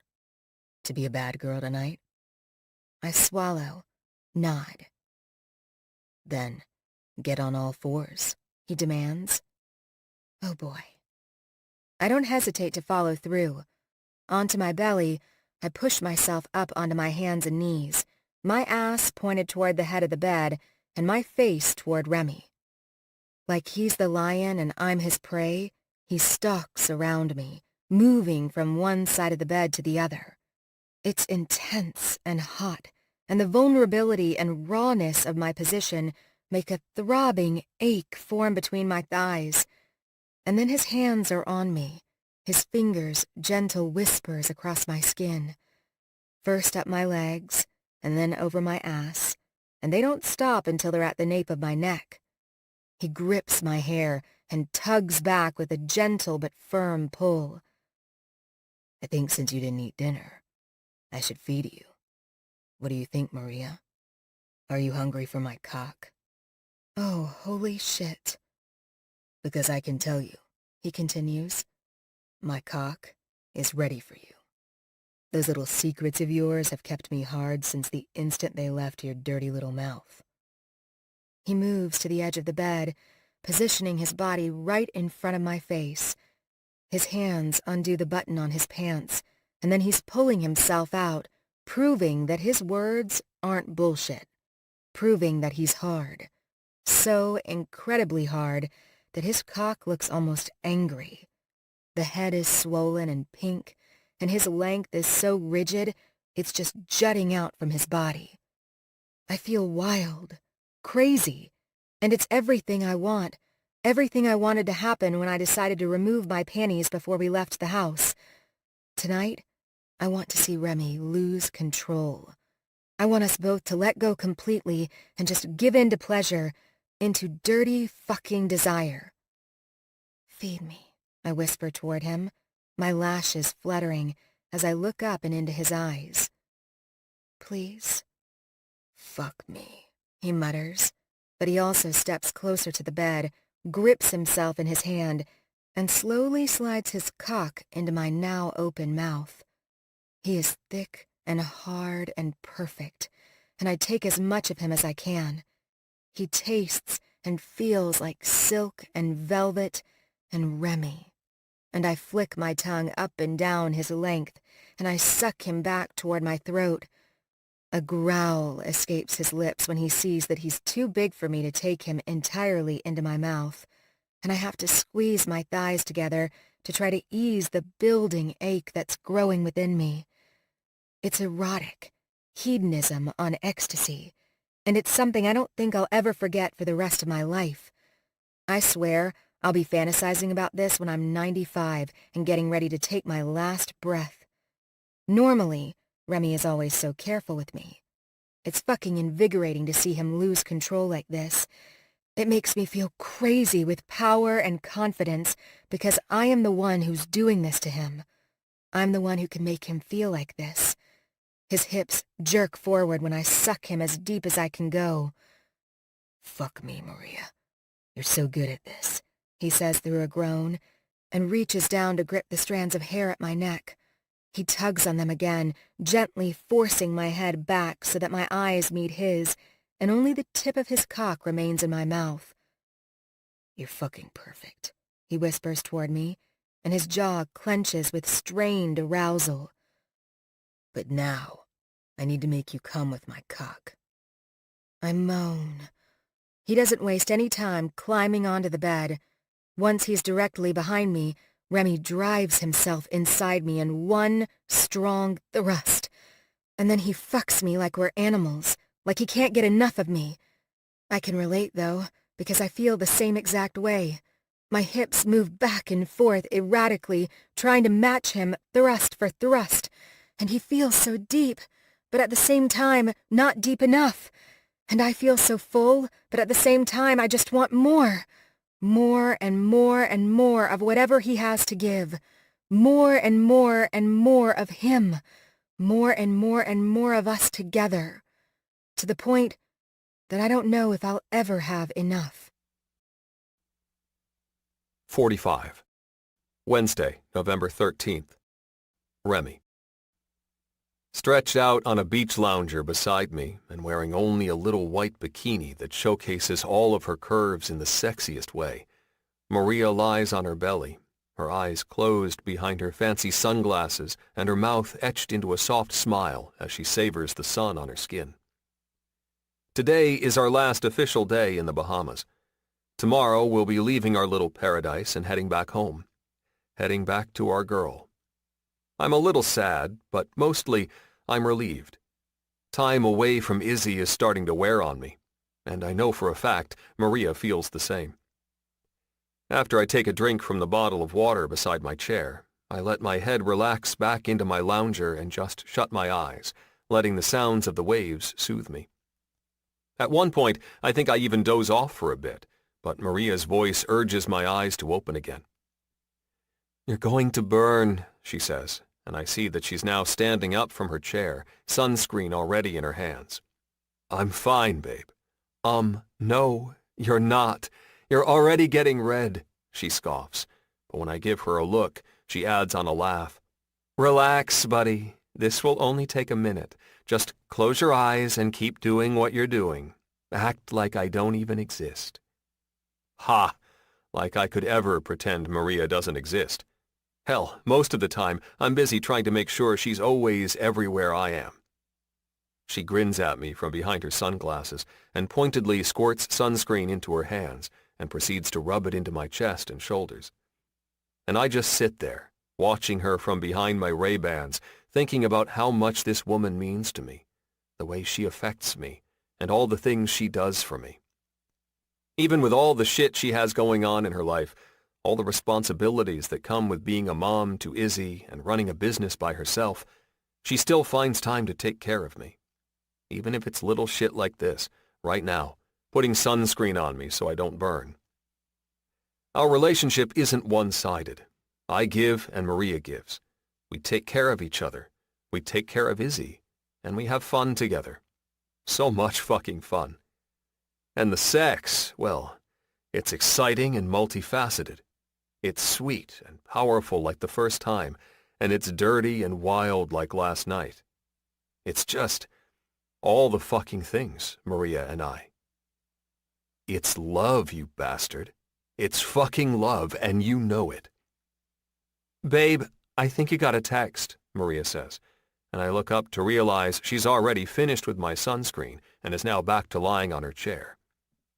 With her head still resting on her lounger, she holds my phone out toward me, and I take it from her hand, looking down to find a new notification on the screen from C. When I glance back at Maria, I see that she's already back to her lazy snooze in the sun, and I find myself opening the message to read it. C. Tell me, Remington, how does it feel to be in love again? And for the first time in I don't know how long, I actually text her back. Me. Like coming home. 46. Friday, November 15th. Maria. Maria, Earth to Maria. I look up from my laptop to find Tanya standing there, staring at me with a curious look on her face. You were like a million miles away, huh? I smile, embarrassed. I guess I'm still in vacation mode. It's only been a day since Remy and I got back from the Bahamas, and I'll be honest, the last thing I felt like doing was coming into the office this afternoon. The only thing that made me feel better about it was that I basically spent the whole night cuddling Izzy and kissing her sweet little face off. And since Remy and I were able to tag team our schedules today, I didn't come into the office until he was done with his work stuff, so that Izzy could stay with him while I touch base with my staff and try to catch up on everything I've missed while we were gone. It's fine, Tanya grins. And I just wanted to let you know all the contracts on the Nolita penthouse for the Tomlinsons have been signed, and the closing is set for 3 weeks from Friday. Perfect. Thanks, Tanya. Somehow, during my getaway, Daniel managed to find a place Mrs. Tomlinson loved enough to put in an offer. It's honestly a joy to see him thriving in his position within my company, and a relief for me, too. She starts to head for the door, but pauses and flashes a wink in my direction. By the way, I'd still be in vacation mode, too, if I got to take trips with that sweet, handsome-as-hell man of yours. And then she's back out of my office and heading toward her desk, completely unaware of the word bomb she just dropped at my feet. Man of yours. I don't know what it is about those 3 words, but they urge a twinge in my chest. They make my head turn all weird and uncomfortable. I mean, I'd love to say that Remy is my man, but truthfully I have no idea what we are. Like, at all. You'd think when 2 people who spend as much time as we have together, who are basically sharing their lives with each other at this point, we'd have at least talked about what it is we're even doing by now. But we haven't. Maybe there's a reason it's never been discussed. I try like hell to shake off the doubts that come with that line of thinking, but it feels like it takes a Herculean effort. I mean, Remy isn't exactly Mr. Long-Term Relationship. Hell, he's had exactly 0 long-term relationships since his failed wedding all those years ago. Not to mention, he's told me what he thinks about marriage and settling down. A big fat no was his exact response. Instantly, my head and heart start to war with each other. On the one hand, my heart is all, you love him, you've always loved him. But my brain? Well, she's being incredibly cautious. And skeptical. All you've been doing is playing house for the past couple of months with exactly no guarantee of a commitment. Is that what we're doing? Playing house? My chest grows tight at the thought, and I can't stop myself from thinking about Izzy, especially the consequences of something like that for Izzy. This is a little girl who lost her parents before she was even born. It doesn't seem fair to put her in a situation where she gets attached to a father figure who inevitably won't stick around. Actually, it feels pretty fucking cruel. Surely that's not what Remy would do, though, right? I mean, he's a good man. A kind man who has done nothing but be there for me during the most difficult time of my life. I don't know why my head is a clusterfuck of landmines, but I decide now isn't the time to ruminate on all this shit. If anything, I just need to have a conversation with Remy. An actual conversation where we discuss what it is we're doing, and no matter how scary it might feel, that conversation needs to occur sooner rather than later. That's for damn sure. Eventually, I convince myself to focus on the last few items on today's to-do list, but I only manage 2 more priority tasks before my cell starts vibrating like crazy on my desk. I pick it up to find several missed text messages in a group chat with Winnie, Sophie, Daisy, and Rachel. Winnie. Dinner tonight at my house, 7:30 p.m. Can anyone bring dessert? Rachel.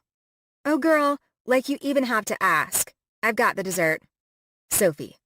LOL, the perks of being related to a bakery owner. Rachel. Damn straight. My sis and Lou will hook us up with all the goods. Daisy.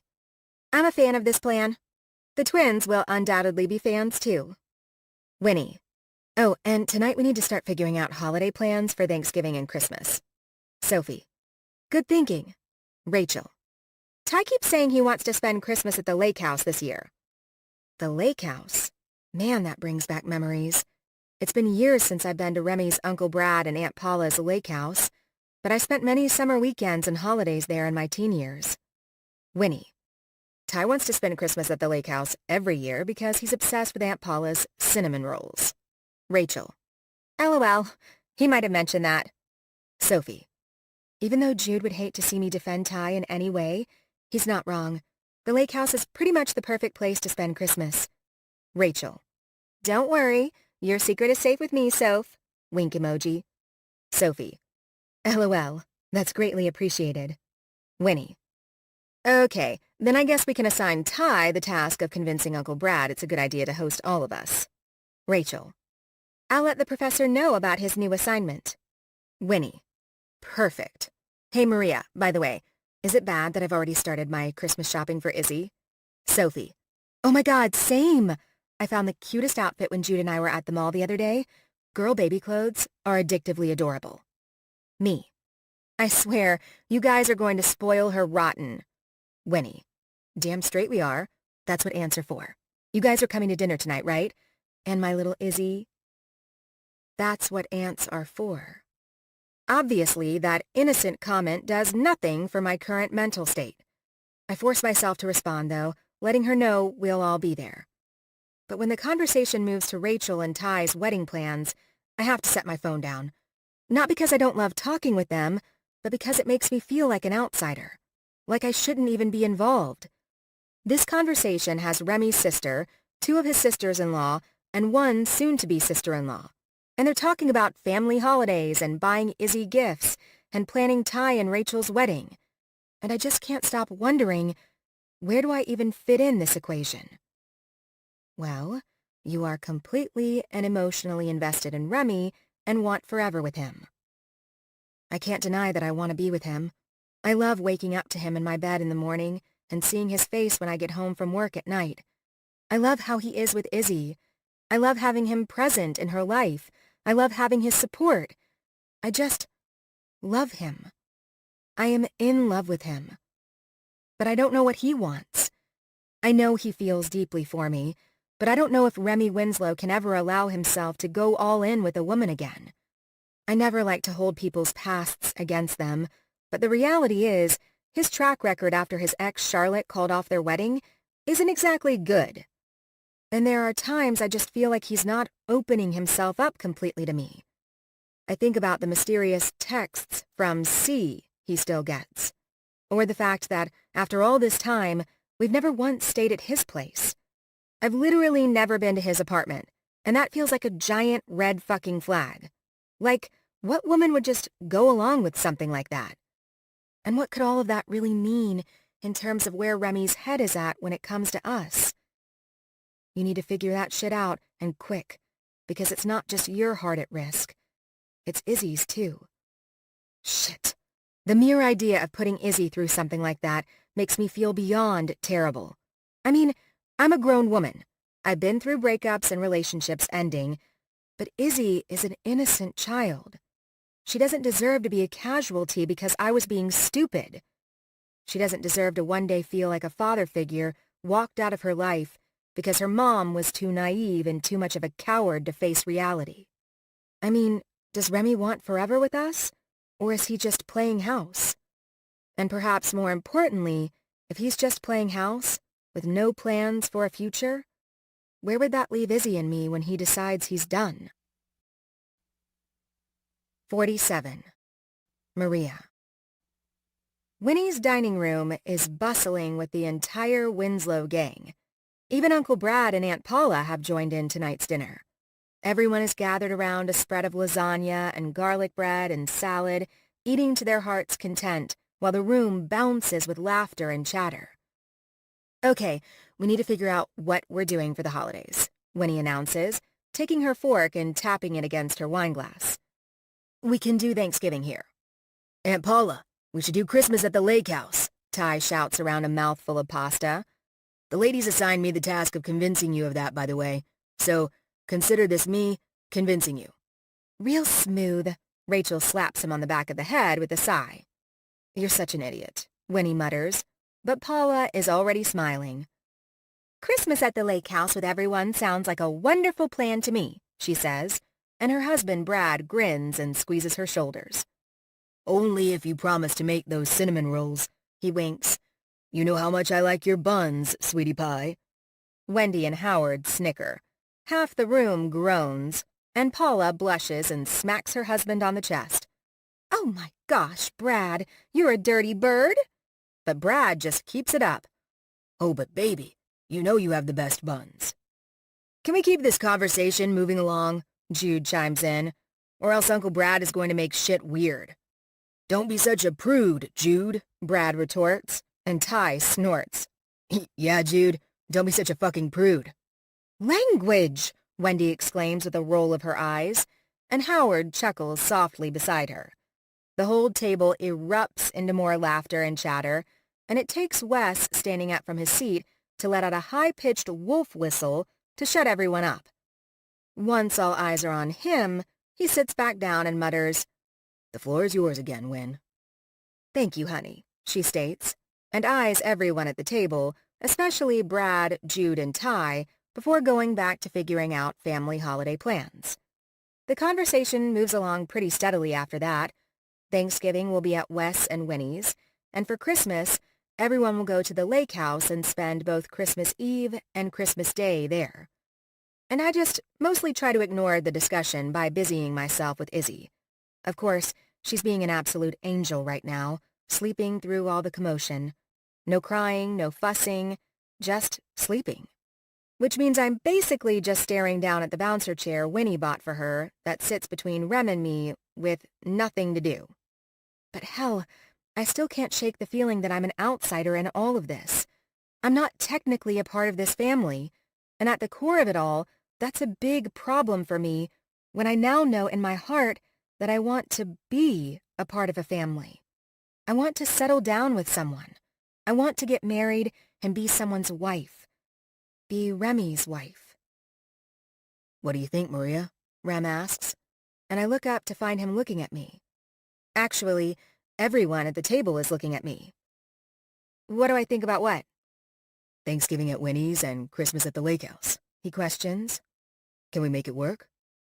Can we? As in me and him. I don't know why, but it just sets me off. Like, how in the hell am I supposed to know? We haven't even had an actual discussion about what we're even fucking doing here. How in the hell can I commit to holiday plans with a family I don't even know if I'm a part of? I'm not sure, I answer, trying like hell to find a delicate way to extricate myself from this conversation so we can have a normal discussion about it later. You know, when we're not surrounded by his family. "You're not sure," he repeats on a soft laugh and wraps his arm around my shoulders. "Babe, surely you can get the time off work, right? Shift some showings and listing appointments around to make it work in the name of being with family at Christmas. I mean, it'd be great to bring Izzy to the lake house this winter." "I don't know, Rem. I'll have to check my schedule." You're being weird. Are you okay?" he asks, furrowing his brow and unintentionally hanging me out to dry in front of everyone. I feel pushed into a corner like the whole damn room might as well be closing in on me. "Yeah, I'm fine." He searches my eyes, and whatever he finds certainly doesn't encourage him to move along from the awkwardness. "Well, we can at least commit to Thanksgiving, right?" "Rem, I really don't want to talk about this right now." "Please stop pushing me. Please, please, please." "Talk about what? Thanksgiving?" he asks, and it is my official undoing, the match to my flame.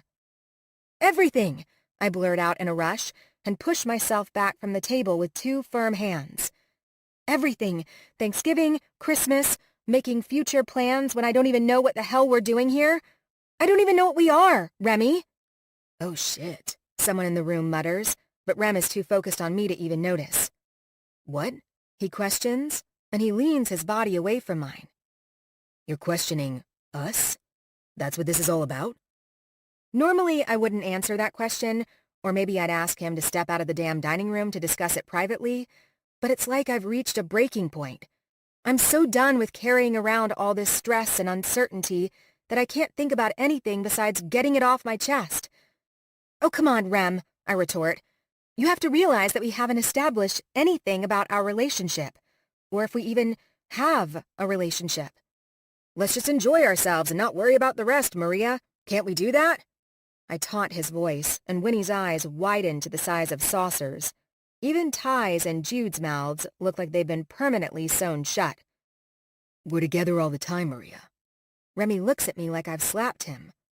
"We just went on a trip together. I don't know how much more obvious it could be." "Do you realize that I've never even been to your apartment?" "That's because all of Izzy's stuff is at your place.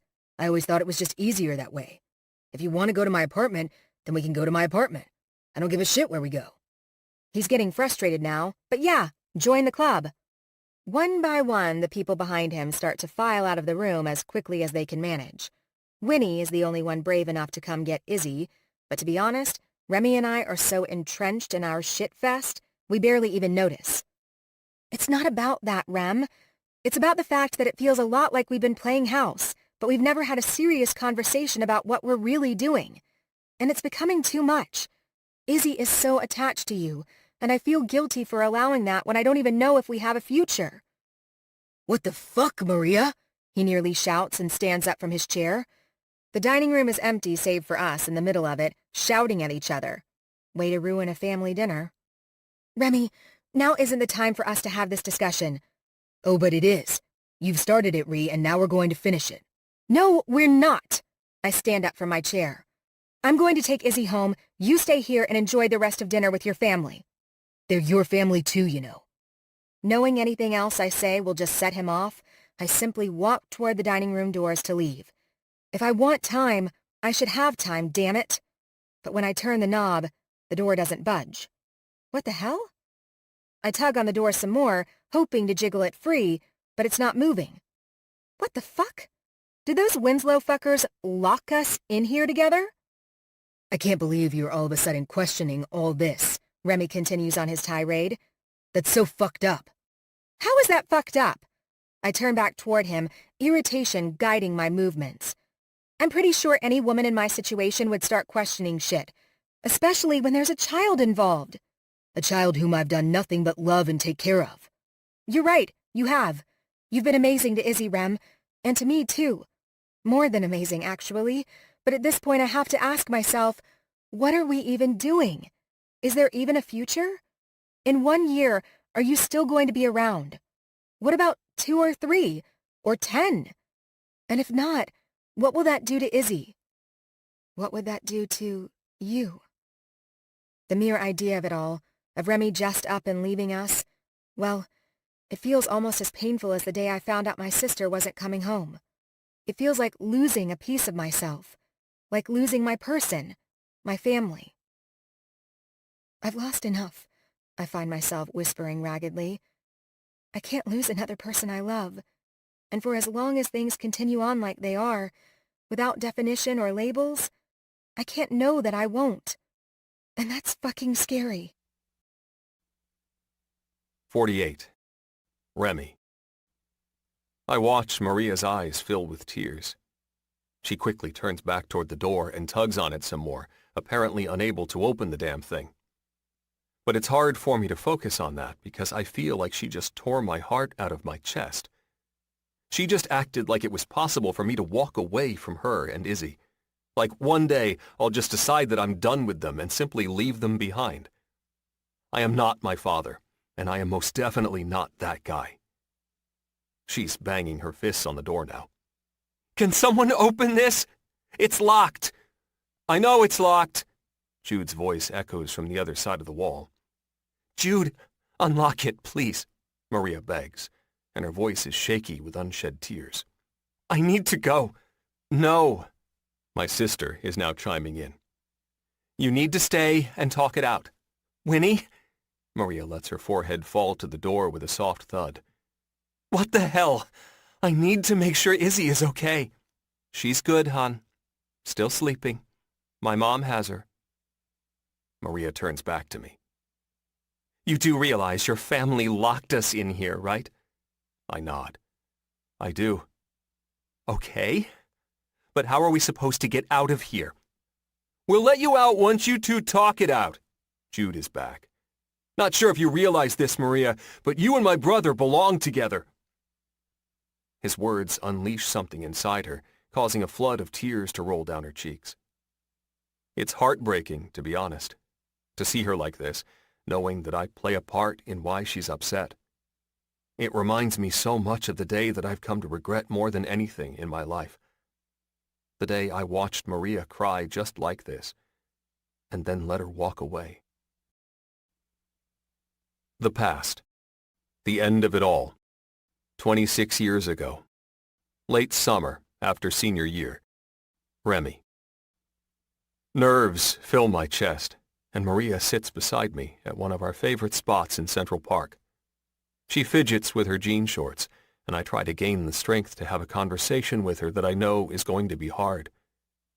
In less than a week, I'm going to be heading off for college, and Maria will be here, finishing her last 2 years of high school. I love this girl like crazy. I really do. But I don't think staying together is the right thing. She should enjoy her last 2 years of high school, and I should have the freedom to enjoy being in college. We shouldn't be stressed over a long-distance relationship right now. We should just be living our lives, having fun, enjoying being young while we can. Do you want to grab dinner after? She starts to say just as I finally find the courage to tell her. As a result, we pretty much talk over each other. We need to talk, babe. Her eyes jerk to mine, but I repeat myself just to ensure she hears me. We need to talk, babe. She doesn't say anything at first, instead searching my gaze. Eventually, she looks out toward the park and nods. Yeah, I guess we do, huh? You're leaving soon, and we need to figure out where we go from here. Yeah, I say, nodding even though she isn't looking at me. I don't want to break up, but I don't see how we're going to be able to stay together. She grimaces, her eyes fixated on her shoes. You don't think we can manage long distance, she says, her voice tinged with sadness. Fuck, this is hard.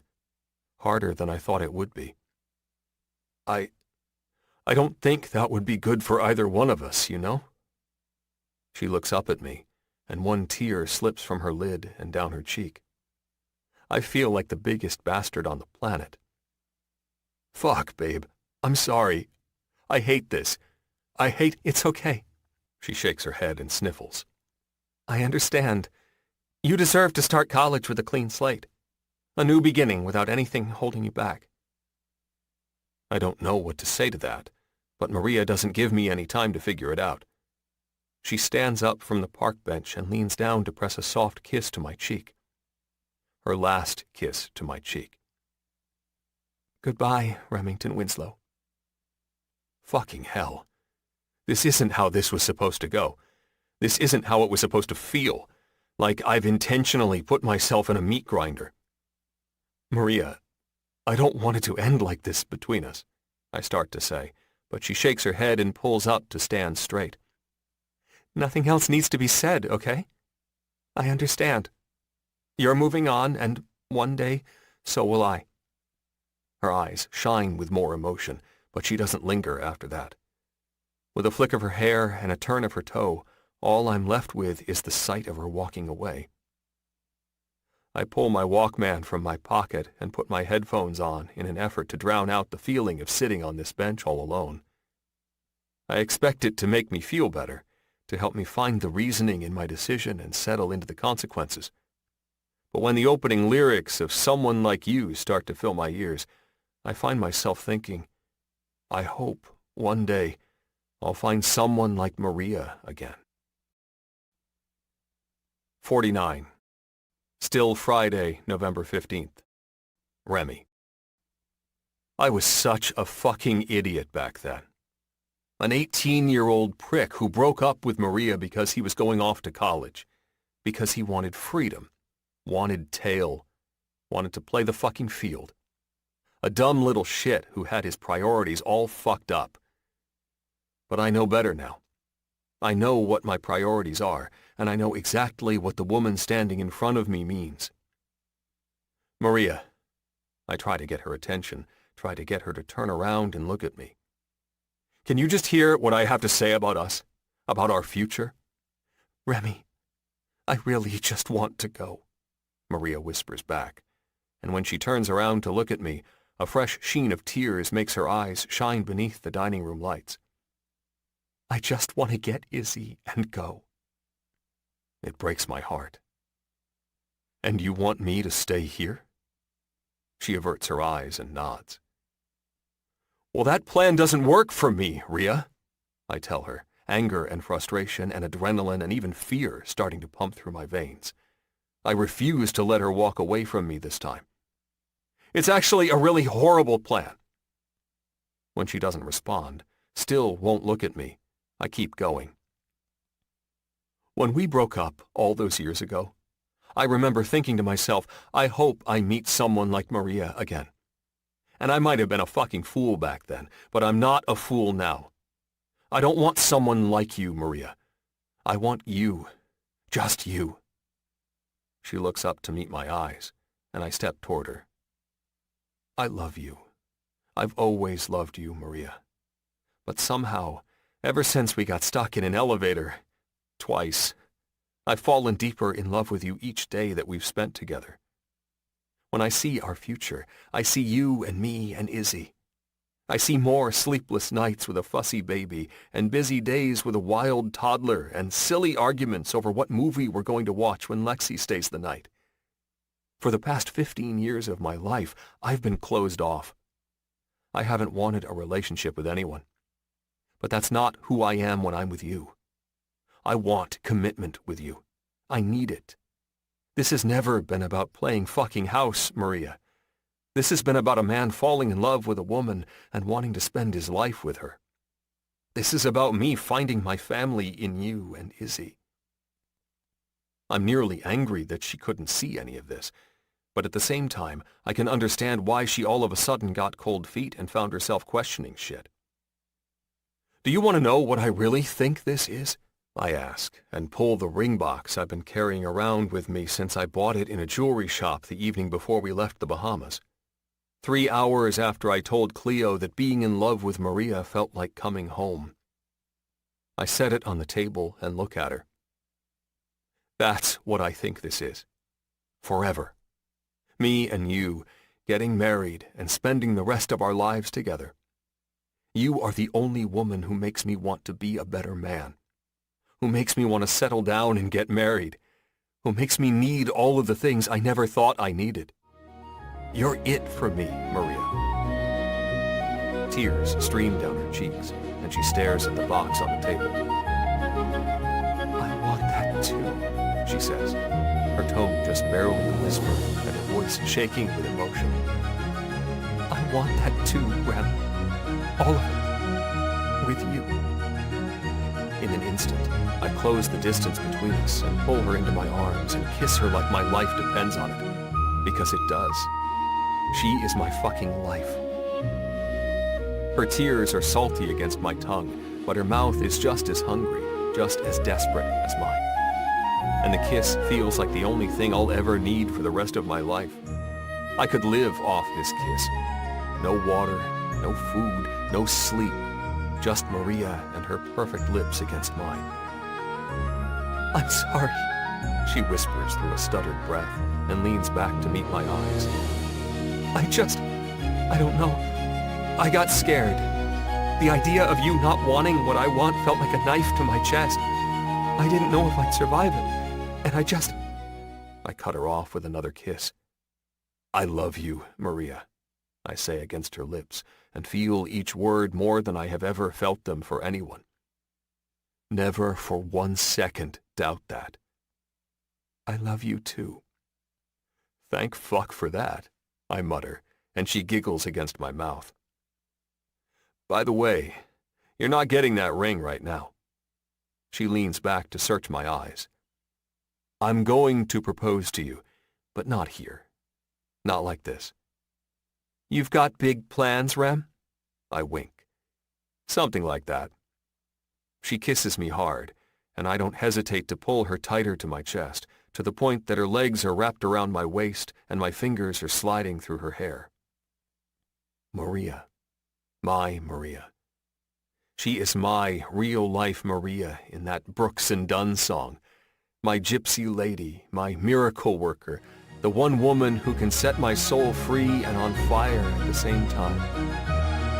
Eventually, though, it's apparent that we may be the only ones in the room, but we're not the only ones in this house. Can, we come in now and finish dinner? Someone asks from outside the door, and we both pause to look at each other. Maria giggles. I grin. But before either one of us can answer, the dining room doors are swinging open, and my whole damn family is standing there. Big-ass grins on every single one of their faces. Winnie's even holding Izzy up in our direction to make it look like she's looking on with the rest of them. Fucking finally! Jude shouts at the top of his lungs. But this time, my mom doesn't bitch at his language choice. Instead, she chimes in with an emotional, I couldn't agree more. She heads straight for us then, wrapping both Maria and me up in a hug. Finally, you two realize what I've known all these years. You belong together. Oh, come on, Wendy, Ty calls out. You weren't the only one who knew. Yeah, Mom, Jude agrees. Pretty sure we were all aware. A fucking blind man could have seen it coming since the moment Remy turned into a sap over Maria in high school. I wish I could tell them they're all full of crap, but I'd be a liar. Deep down, back then, I knew Maria and I belonged together. And even though it's taken me far too long to get my shit together and realize it, I'm here now, with her. Forever. 50. Saturday, November 16th. Remy. Oh my God, Maria comments on a laugh when she realizes where I've taken her. You're finally taking me to your apartment. Izzy coos from her carrier that's currently secured on Maria's chest, even kicking her short legs a little. You did say you've never been in my apartment, so I grin over at her, knowing full well she doesn't know the half of why I brought her here. Maria just smiles, and I wrap my arm around her shoulders as we step inside my building and head toward the elevator. I discreetly wink at Dan, the maintenance guy, as I pass him in the lobby. I can't deny that I'm incredibly curious what the inside of your place looks like. What do you think it'll look like? I ask, and usher her and Izzy onto the elevator. Honestly, I'm not sure, she answers with a grin just as the doors close. I can imagine you have quite the office with lots of screens because you're the king of investments. But the rest? She taps her chin thoughtfully. I can't quite decide, but if I had to take a guess, I'd say you're working with mostly neutral tones and a minimalist approach. Minimalist approach? Yeah, she shrugs. A less is more vibe. I know you don't like clutter. She's not wrong. I absolutely loathe clutter. But now isn't the time to talk about furniture and shit. Now is the time for something way more important. The most important. Abruptly, the elevator comes to a halting stop between the 5th and 6th floors, and Maria furrows her brow. What the hell? Me, on the other hand, I'm silently cheering Dan the maintenance guy and jack of all trades for being on his A-game today. Maria steps forward to tap the button to my floor again, but when nothing happens, she turns to look at me. Rem? Are we seriously stuck in an elevator again? It looks that way, babe. She searches my eyes. Why are you so calm about this? Izzy giggles for some strange reason, and it makes me smile. Izzy seems calm, I offer, and Maria groans and starts pushing all the buttons like a maniac. Remy, we are stuck in the elevator with our baby. This is not good. Truthfully, I'm not that calm. I'm more the complete opposite of calm. The inside of my body feels like it's vibrating with the kind of energy and emotion I can't put into words. I mean, in a funny way, babe, this is kind of par for the course for us, you know? I respond with a shrug. I think I've gotten used to it. Used to being stuck in an elevator? That's deranged. No one should feel okay with being in an elevator cart that's hovering hundreds of feet above the ground. We're not exactly hundreds of feet. I mean, I told Dan to stop us at the 3rd floor, but that's probably beside the point when you're concerned you're trapped in an elevator for the 3rd fucking time.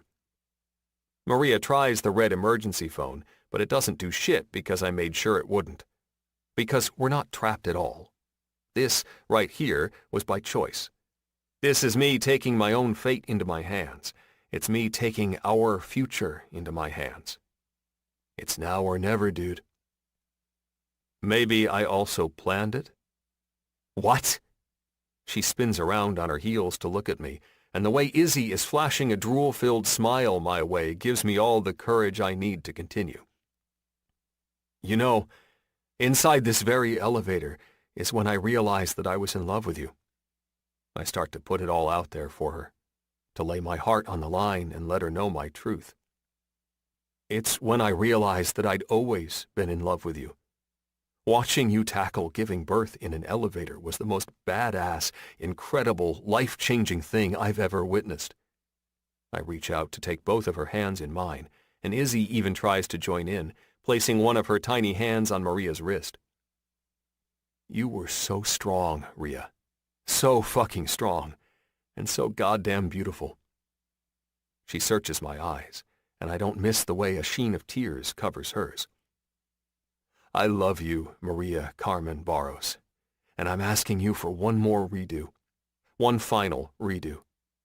But this time, I want it to last forever. I kneel down on one knee, staring up at her as I pull the ring box out of my pocket, and this time I open it. Will you marry me? My woman doesn't waste any time with giving me her answer. Yes, she whispers, staring deep into my eyes. And after I slide the ring down on her left ring finger, I lean forward and carefully wrap my arms around both of my girls, planting kisses on both of their perfect faces. Izzy squeals and Maria giggles through her tears, and I feel like I'm the luckiest man who has ever lived. But that's probably because with Maria by my side, promising to spend the rest of forever with me, I am. Epilogue. 6 months later. Saturday, May 16th. Maria. My phone vibrates from my nightstand, and I groggily pick it up to check the screen. Remy. How are you feeling, babe? You think we need to cancel dinner tonight? Knowing full well what he has planned for tonight's big family dinner, there is no way we're going to cancel. I'll carry a Ziploc vomit bag around with me if I have to. Thankfully, my nap did help. Me. Nope. I'm feeling a lot better. You and Izzy on your way home? This afternoon, Remy met up with Flynn and the twins for story time at the library. Frankly, the two of them have been making it a monthly thing these days.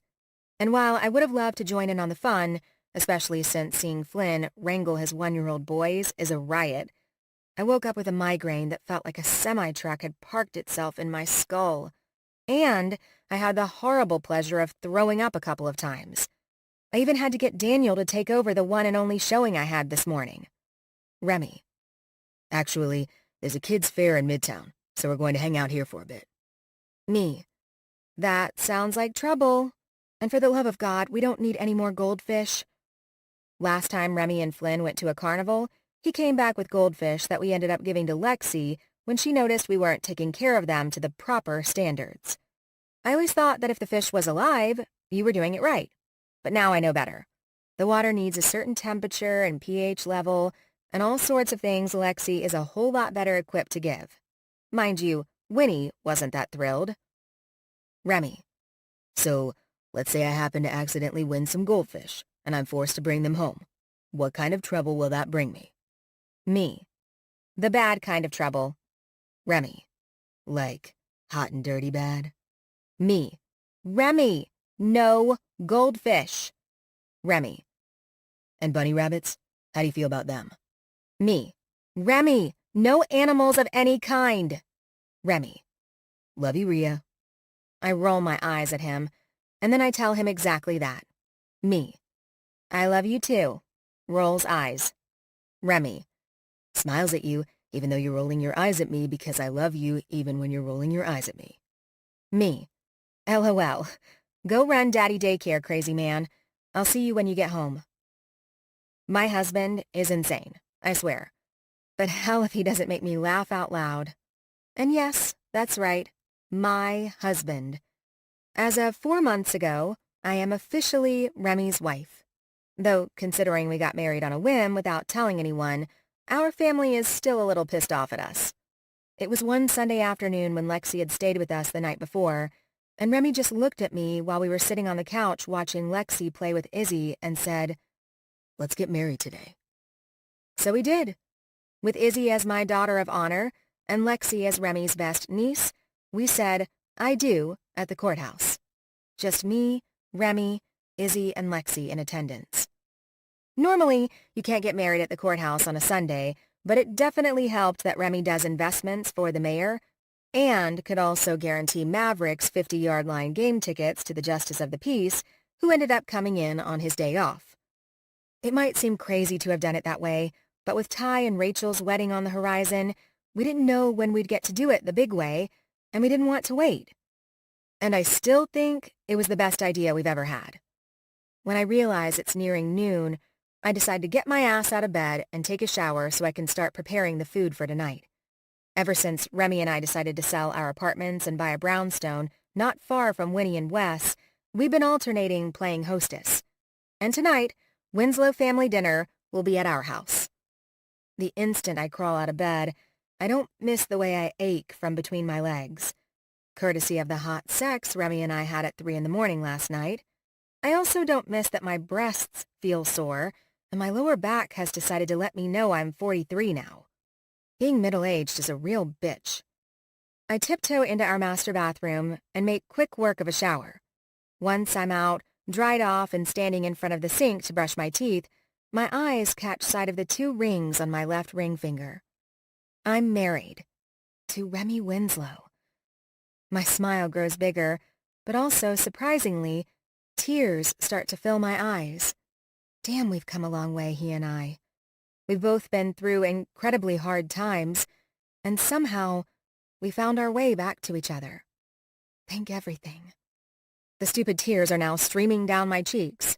Sheesh, I'm emotional these days. I almost want to laugh at how ridiculous I've been lately, but when I lean down to spit the toothpaste into the sink and accidentally bump my boobs against the counter, the responding shooting pain from my nipples stops me dead in my tracks. Damn, those suckers are sensitive today. I stare at my naked breasts in the mirror. And a bit on the big side, too. My brain takes inventory of my current state. Emotional, sensitive boobs, migraines, lower back pain, and I drop my toothbrush onto the counter. No way, right? No fucking way. I mean, I'm 43. There's no way I'm pregnant. I look at my boobs again in the mirror, and when I notice that my nipples are red as fucking roses, I decide it probably wouldn't be a bad idea to just make sure that I'm not pregnant. Obviously I'm not. I mean, that would be crazy. But I'll just grab a test at the grocery store while I'm out getting stuff for dinner tonight. Yeah, that's exactly what I'll do. Just in case. Maria. An hour later, I'm surrounded by 6 pregnancy tests, all out of their boxes, and all freshly peed on by yours truly. I don't know what made me take 6 of these fuckers, but here we are. I set my phone timer to the recommended 5 minutes and head back into the kitchen to start cutting up some fruit and vegetables while I wait on the confirmation that I'm not pregnant. And I almost want to laugh at myself that I'm even taking these tests. I mean, if anything, I'm probably nearing freaking menopause, not another round of motherhood. My phone's alarm goes off, and I wash my hands in the sink before heading back into our bathroom to check the results. You know, the ones that are going to say, "You're not pregnant, you're just a little crazy." I grab the first one off the counter and look down at it. Pregnant. What the? Instantly, I start picking up the other 5 sticks. Pregnant. Pregnant. Pregnant. Pregnant. Pregnant. Holy shit! I'm not in menopause. I'm with child. I stare at myself in the reflection of the mirror, and I look exactly how a 43-year-old woman with a 9-month-old baby who just found out she's pregnant would look. Absolutely freaked out. How am I pregnant? I'm on birth control. Oh, come on, Maria. You're old enough to know that birth control isn't pregnancy-proof. Only abstinence is, I muse, now talking to myself. And since your husband is crazy hot and you just love having sex with him, abstaining is out of the question for you. Remy and I are going to have a baby. Izzy is going to have a little sister or little brother. Holy fucking shit. Wide-eyed, I stare at myself in the mirror, trying to figure out how I'm going to manage making dinner for the entire Winslow gang now. And when should I tell Remy? Before or after dinner tonight? Instantly, I'm reminded of the big surprise he's planned for his brothers. After, I tell myself. Yeah, definitely after. And it looks like we're all going to be eating pizza tonight. Let's hope the mysterious C likes pepperoni. Remy. I press a kiss to Maria's cheek, snag a whining Izzy off her hip, and head into the dining room, where the rest of our family is seated and ready to dive into dinner. After she dealt with a migraine all morning, I'm glad my wife decided not to slave over a hot oven and went with ordering pizza instead. And by the looks of my brother's plates, stacked up like they're heathens, it's safe to say no one minds that tonight's meal was catered by the little pizzeria up the street. Izzy whines in my arms, her little legs kicking against my hip while she tries her best to escape my hold so she can try her hand at crawling around the room. At 9 months old, my girl likes to be on the move. "Izzy girl!" Lexi calls for her, and thankfully, Izzy spots her right away. Seated by her high chair, her favorite cousin Lexi is waving at her, and Izzy immediately holds out her hands, letting me know exactly where she wants to go. And I don't hesitate to set her down, strap her in, and put a few small pieces of watermelon on her tray while Lexi keeps her entertained. I glance at the screen of my phone, wondering where in the hell my guest of honor is, but there are no missed notifications. What the hell? I would have thought she would have been here by now. Surely she isn't going to stand me up, right? From across the room, I watch as my beautiful wife takes a seat, her skin glowing with the kind of beauty that always seems to hit me square in the chest, and I decide to sit down beside her and enjoy the meal. If she shows, she shows. If she doesn't, well... The doorbell rings, and 3 knocks sound right after it. Fucking yes! Maria looks over at me with a secret smile, and I hop out of my chair to go answer the door. "Who else is coming?" I hear Jude asking behind me, and I'm practically bouncing on my fucking feet over how excited I am for him to see the answer to that question. And when I swing open the door, I am not disappointed. There stands Cleo, with a smile on her lips. "The feeling is mutual, Remington," she says by way of greeting, and I laugh. "Come on in, Cleo. It's time to get the band back together like you've wanted for so long." Her eyes are amused, but she follows my lead, down our entry hallway and into the dining room. Maria is the first to notice her, and since she is well aware of the whole backstory when it comes to Cleo, she has to bite her lip to fight the urge to burst into laughter. And then the dominoes start to fall. Ty's eyes take up his whole face. "What the fuck?" Jude looks up, and his jaw practically hits the table. "Holy shit!" And then Flynn, last but not least, unleashes a cackling burst of laughter that has him slapping his hand on the table. Flynn, the quietest brother of them all. "Everyone," I begin the introductions. "This is my friend Cleo. Actually, she's friends with Ty and Jude and Flynn, too. And she was kind enough to agree to join us tonight for a little reunion of sorts." "It is my pleasure," Cleo says, and I don't miss the way she smiles at my 2 youngest brothers, who are still trying to pick their jaws up off the floor. Any friend of Remy's is a friend of ours, Uncle Brad announces. But if you don't mind my asking, how exactly do you know our boys? Jude chokes on his own saliva. Many, many years ago, she was our fortune teller, I explain, and Cleo grins over at me. The night of my non-wedding's bachelor party. What? Uncle Brad looks around the room. Who goes to a fortune teller at a bachelor party? It was Jude's idea, Ty chimes in. Wait, are you No, Brad, I am not a stripper, Cleo answers before he finishes his question, her mouth turning up into an entertained smile. What the hell? What idiot planned that for a bachelor party? Uncle Brad, we went to a strip club first, then the fortune teller, Jude mutters. Fuck. I don't miss that Flynn is now eyeing me with amused curiosity, his brain calculating how current events came to be. I've been handling her investments, I tell him, and he shakes his head on a laugh. You're screwing with me. No, I grin.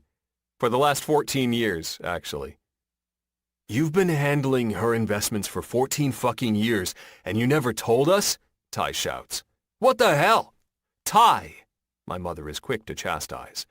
We have a guest. I'm loving this all too much. I know I am.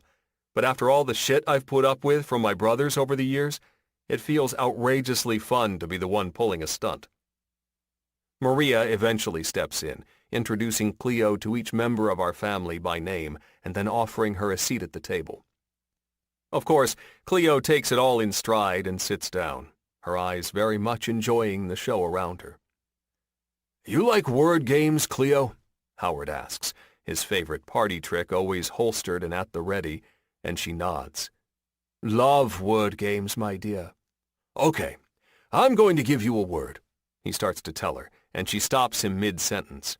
I know the rules, my dear. Go ahead with your first word. He furrows his brow, a little creeped out by the whole thing, but does what Howard is so good at doing and just goes with it. Surprise? Pregnancy. From beside me, Maria starts coughing into her hand, damn near choking on food or something. You okay, babe? I ask her, and she nods erratically, reaching for her water glass to take a sip. Fine. I'm fine. But when I look across the table and meet Cleo's eyes, I don't miss the fact that she's staring directly at me. And she's smiling, like she knows something I don't know. Then she winks at my wife, and a chill runs up my damn spine. I look at Maria, and Maria looks at me. She sucks in a breath that makes her face swell up. Babe? I'm pregnant, she blurts out in a rush, her puffed cheeks caving without much fight. I just took a test today and I was going to tell you after everyone left, but this is too much. I'm pregnant, Remy, with a baby. Our baby. We're going to have another baby. The room around us erupts into chatter and questions like, Maria's pregnant? And, oh, holy shit! And, oh my goodness, another baby! But I do my best to slice through the mental chaos. This is big news. Huge. And my chest feels like it's going to rupture, it's so full. You're pregnant? I ask her, and she nods as tears begin to form in her pretty eyes. We're going to have a baby, Rem. We're going to have a baby. Immediately, I'm on my feet, pulling Maria out of her chair and up into my arms. With my hands on either side of her face, I stare deep into her eyes and declare 3 words with every fiber of my being. I love you. I love you too, she whispers back. I know this is a pretty big deal and crazy unexpected, but are you okay with this? Am I okay with this? I repeat. Rhea, I feel like the luckiest son of a bitch in the world right now. We're going to have a baby. I reach down and gently touch her stomach. Our baby is growing inside you, right now. She nods again, and a few tears streak down her cheeks, and I can't stop myself from leaning forward to kiss her. The room explodes into cheering, confusion forgotten and joy taking over. Everyone in our family very much in attendance for the moment, but I don't mind. If anything, it feels right. After everyone stands up to give us hugs and congratulations, somehow we all manage to sit back down and start digging back into the food. Even in times of celebration, the Winslows know not to let yum-yums go to waste. But Cleo has other plans. "I want to thank you all for letting me be here tonight," she announces to everyone in the room. "This has been a real joy. So many faces I know and so many faces I'm glad I've finally gotten to meet. And I'm just overwhelmed by your love and your elation. And I can't wait to see you all expanded with more Winslows soon." "What? More Winslows? As in plural?" Ty questions and looks at Maria with wide eyes. "Wait, is she?" "Not twins, my dear," Cleo answers with a taunting cluck and a wag of her finger. "Sweet Maria isn't the only one in the room with child." "I'm sorry, what?" Jude blinks several times, dropping his fork with a clang.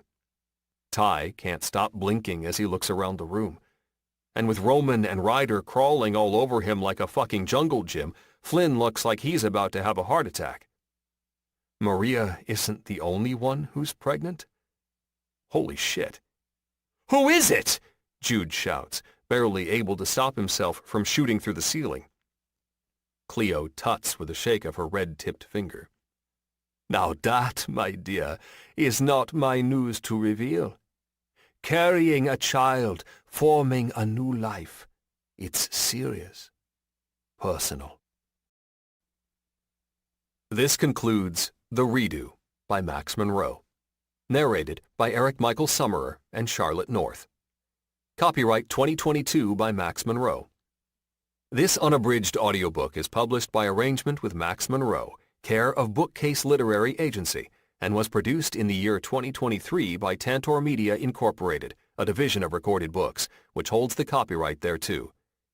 Please visit Tantor.com for more information on our growing library of unabridged audiobooks.